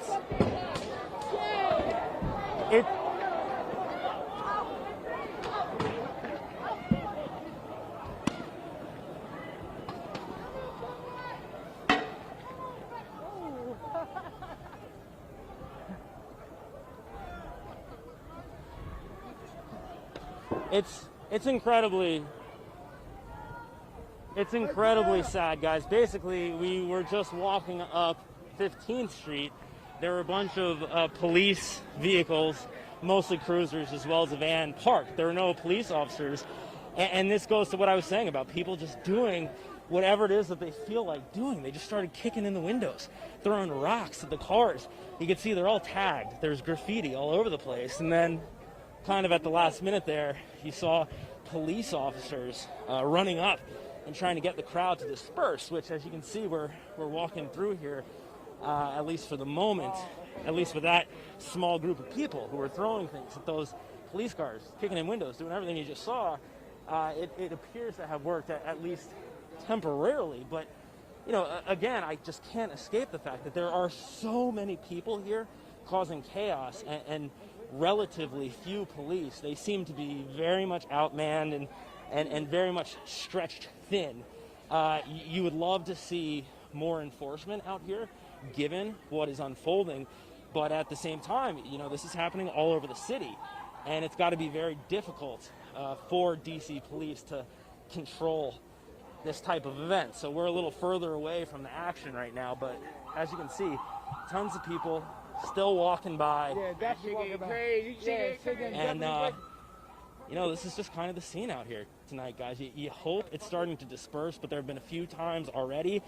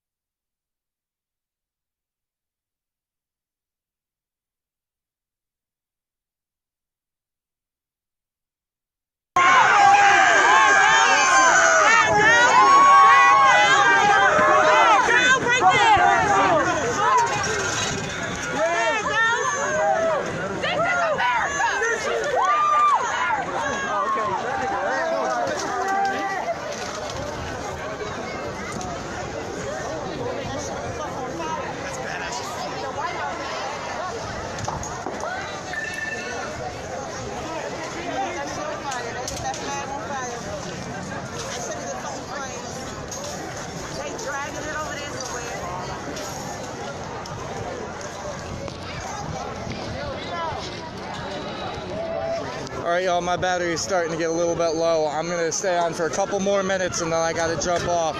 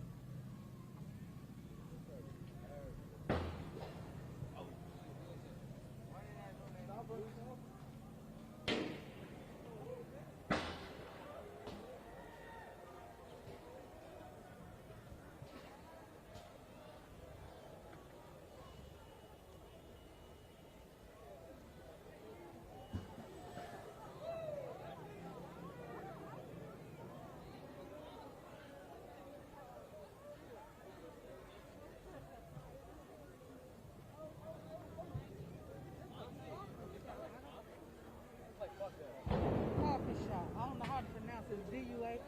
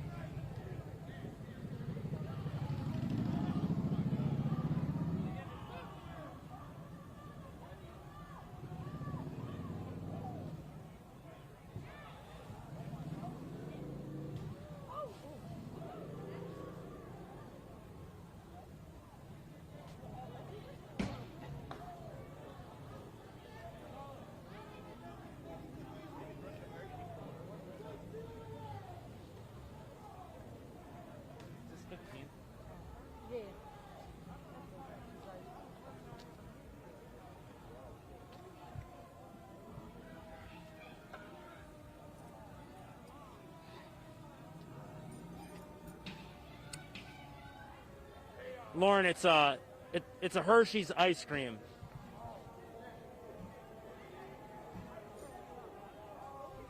It's Lauren, it's Josh. That's a Lauren and Shrin. That's a Hershey's ice cream store, and basically, as pardon me, you hear a fire truck coming through here. Basically, as some of these people were moving back, walking away from 15th and H, they were throwing rocks, slabs of concrete through several businesses. So there's a coffee shop over here that had its windows smashed out. What you were just talking about was a Hershey's ice cream shop. It appeared to me, it looked like somebody was actually trying to get in there after breaking through the door, but I believe left once those sirens came down the street. And this is just so difficult to look at. And it's interesting. People were kind of just picking up whatever they could, walking back up the street and throwing it at whatever they could. So we actually saw a lot of the people in this group getting into their cars because they had parked along this street, only to find huge dents or broken windows because some of the people who they had been, walking with in this large group doing whatever they were doing picked up stones, whatever they could find, and threw them into other people's cars. So it's just madness out here. If there's any, I don't even want to say good news, but kind of good news for the moment is it does appear as though this push that we've seen from police officers has at least spread people out. So while there may still be as many people around here, it's not as large of a group, and it does appear as though, to some extent, even though we're still seeing violence and we're still seeing some destruction, like people throwing stones through windows, it does appear that this crowd is at least spreading out. And I think that may be starting to help things, although, again, it's still a very dangerous situation, and we're still seeing a lot of damage all over the place here in downtown D.C. You guys with Fox News? No. Who you guys with? My friend is at home. Who you guys with? Channel 5. Channel 5?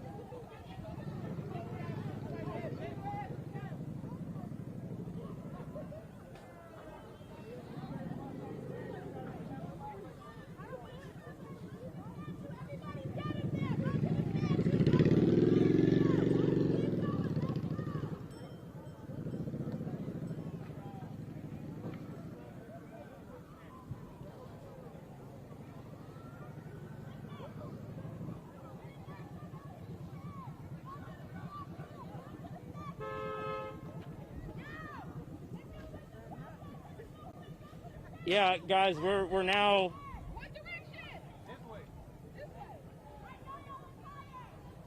I'm sorry, Lauren. I was just going to set the scene for you. The intersection that we just walked through is K and Vermont.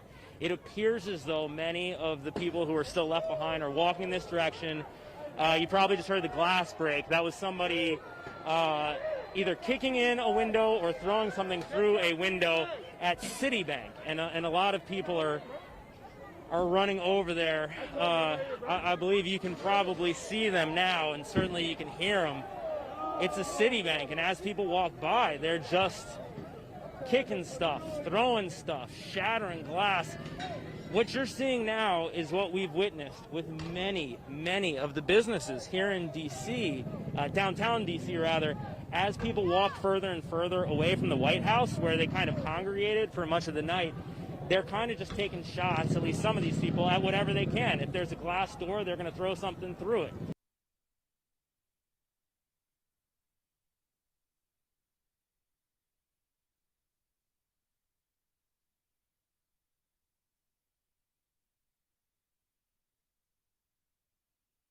And heading south. So it seems like the tensions have definitely de-escalated out here.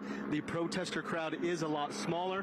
And then these police officers here that are on this line, they have replaced some of the officers that have been on the line for a couple of hours as well. So Dan and Lori.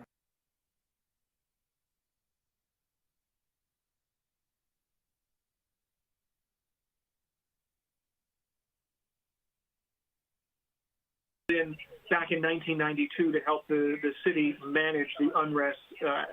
And there were, when the incidents and the planning and the events were all looked at days and weeks later, it was clear that the National Guard then was not well prepared to do the kinds of things that the LAPD really needed assistance with. That's changed. There have been many more recent discussions about how to integrate the military, National Guard in a catastrophic type incident. This is not the type of incident that was being considered when those discussions happened. It was far more along the lines of natural disaster planning, but nonetheless, there.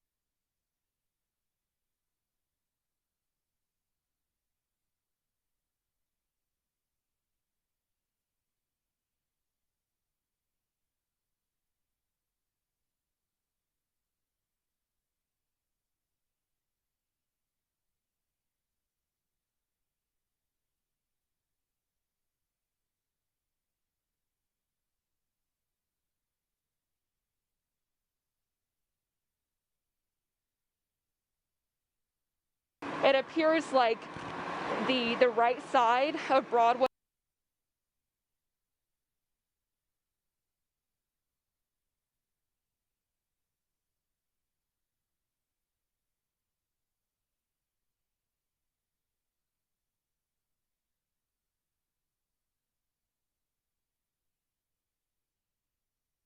Shut down some parts of the intersection here as this protest sits in here on Van Buren and 7th Avenue on downtown.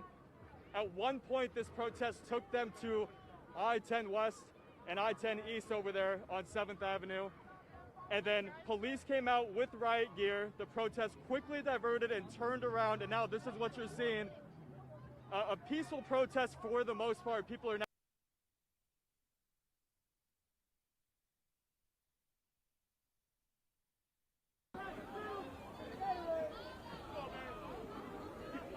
Come back.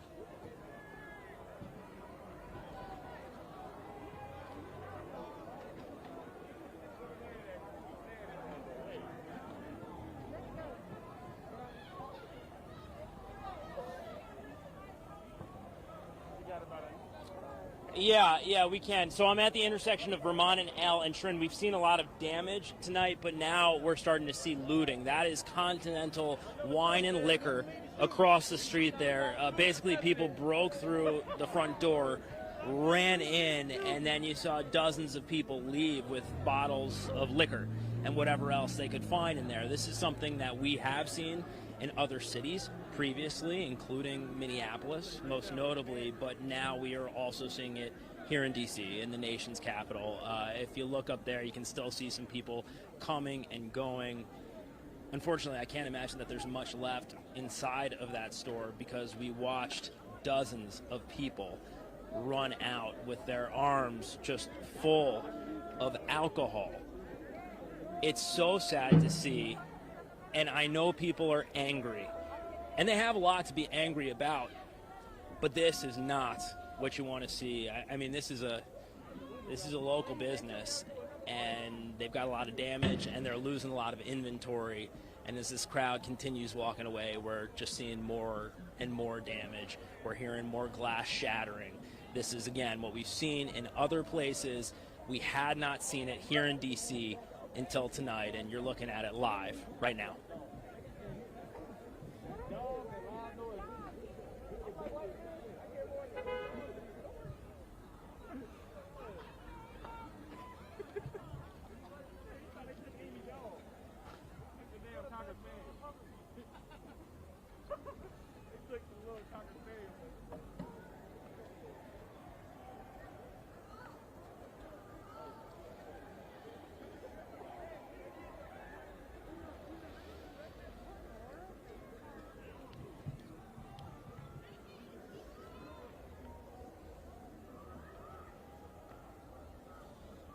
Yeah.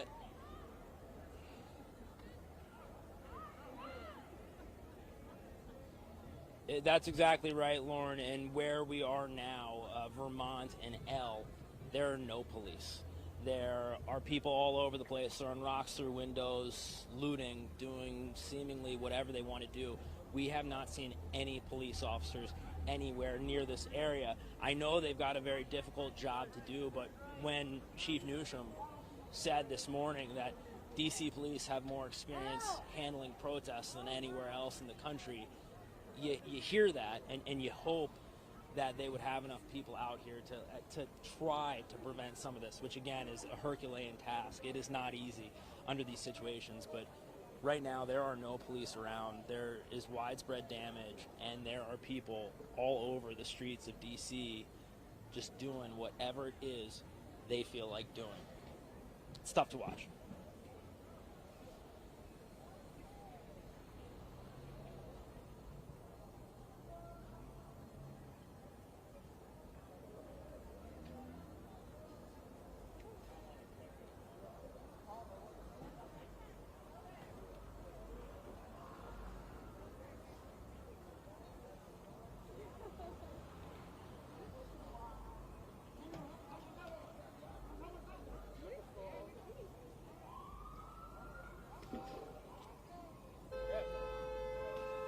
Sharon, that is such a good point. Follow me over here. We want to see if we can get over here safely, because I want you to see what happened to this liquor store.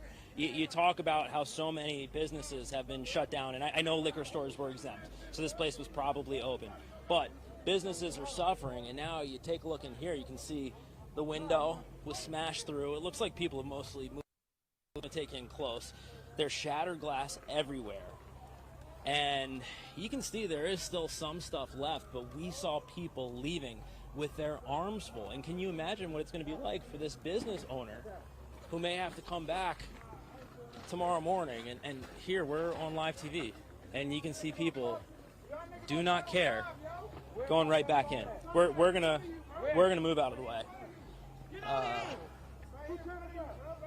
We're moving out of the way. But guys, this is what's happening out here tonight.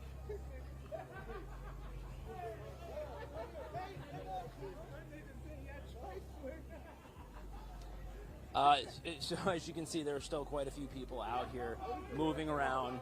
We are safe, walking by, just trying to get an idea of what's happening here in the nation's capital tonight. There are certainly many fewer people than we saw earlier, but it would appear as though some of the more destructive people, maybe not surprisingly, have stayed behind.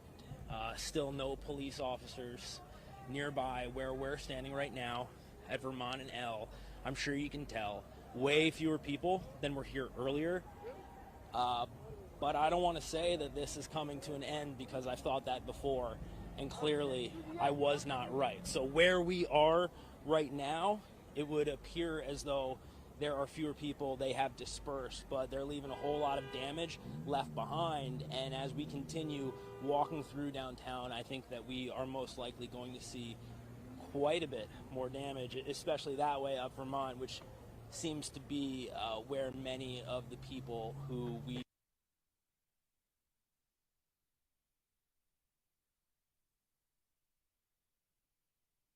What you'll see in the way of federal resources, to be honest with you, will be the aftermath of investigations that will take place with regards to some of the assaults and the looting that's happening. But I do think with LAPD, the Sheriff's Department, the support of the National Guard, who will be in a purely supportive role until notified to do otherwise, I think that the manpower will be sufficient.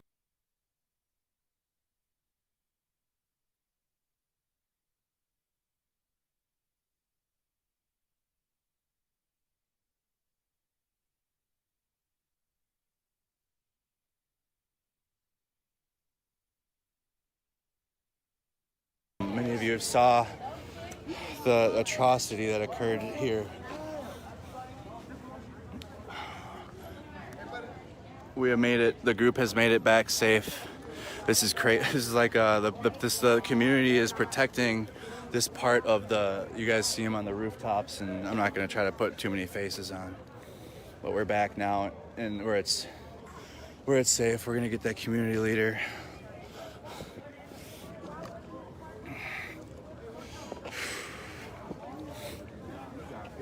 But after this, though, I'm probably gonna call it after we hear what they gotta say.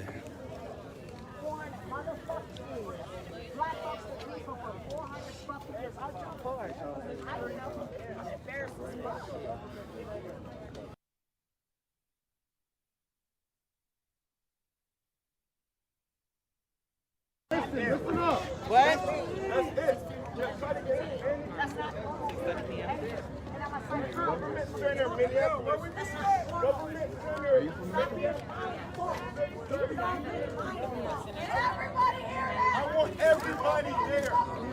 White, black, Asian, Mexican. I need y'all there, and I need y'all to bring everybody, okay? Because tomorrow, we're going to send everybody around the world a message, okay?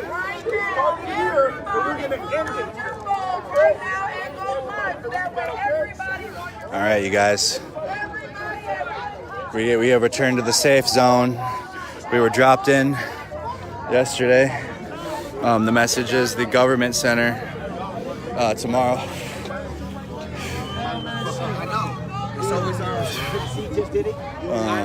I just want to show you guys some of the memorial.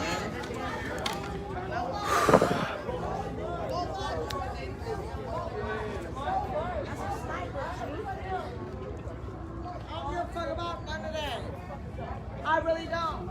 Oh, that look like a brother. No, that's a brother. No, that's a brother. Hey, bro. Hey, baby. You're gonna get some of them.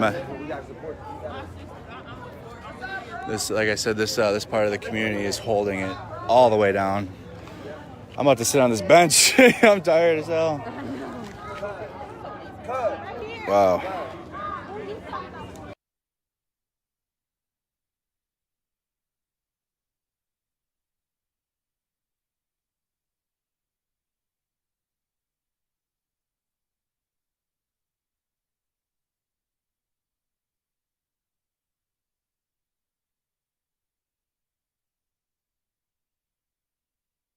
Began. People were throwing things, and now you can see the result of it. Water bottles all over the street here.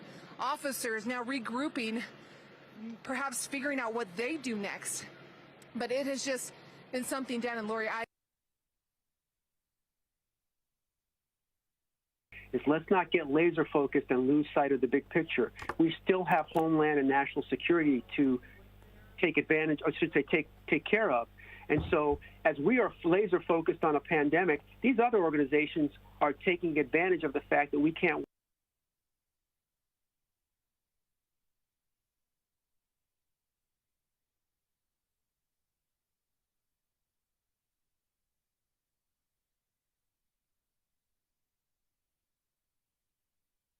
You can hear him in the background.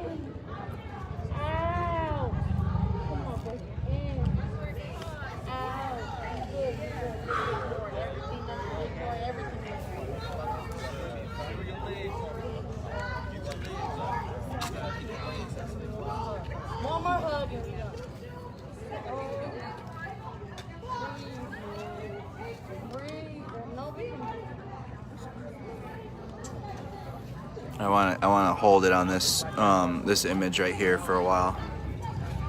This is the reason we're doing this right here. George Floyd was on the ground with the Minneapolis cop on his neck with his knee directly across from us here. And this is the entire reason that we're doing this. And it's deeper than just even George Floyd, as we've seen. But all right, I think I'm gonna call it. Big Floyd! They wouldn't know what to do. Big Floyd! That niggas out this bitch chanting, Big Floyd, Big Floyd, Big Floyd! They wouldn't know what to do, boy.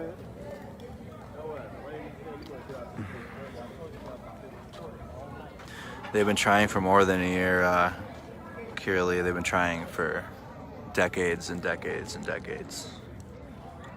They've been Andrew Mercado. Was it? Yeah. Andrew Mercado. Yep. Okay, is that like an O or E? RC80O with the O. Yep.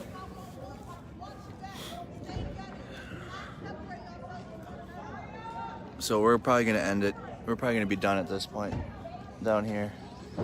It sounds like they're starting other things, but most of the people here are starting to end it, and we're gonna meet back up at the government building tomorrow, and they're trying to get the entire state down there at least, because you guys saw the peaceful protest. We had thousands and thousands and thousands. The whole streets are filled with the peaceful protesting, and we ended up back here with maybe 1,000. Maybe 1,000, definitely a few hundred, definitely more than, definitely definitely a big group, large enough to make sure that they were safe. But we'll start again tomorrow.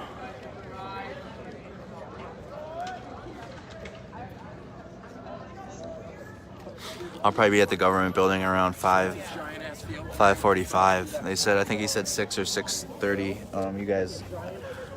You guys were able to catch it. If you guys know the time, just post it. But all right, 6:30. I just heard his voice again. He said 6:30 at the government center. I'll figure out a ride. I got plenty of resources down here.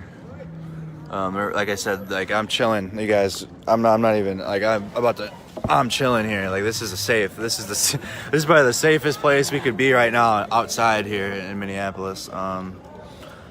From what we've been through tonight. I mean, you got people on the rooftops watching over this the memorial here. I got remnants of CS in my nostrils. I'm gonna take it. And what time tonight? But all right, you guys. Thank you for watching. I was up to about almost 50,000 people watching at once at the same time. And thank you guys for sticking around. But we're gonna end it here. We're all good. We're all safe. Everybody's getting water and finding a way out. They shut down the highways, but there's plenty of ways around. But I want to get this again. This is on the park bench, and then the speedway.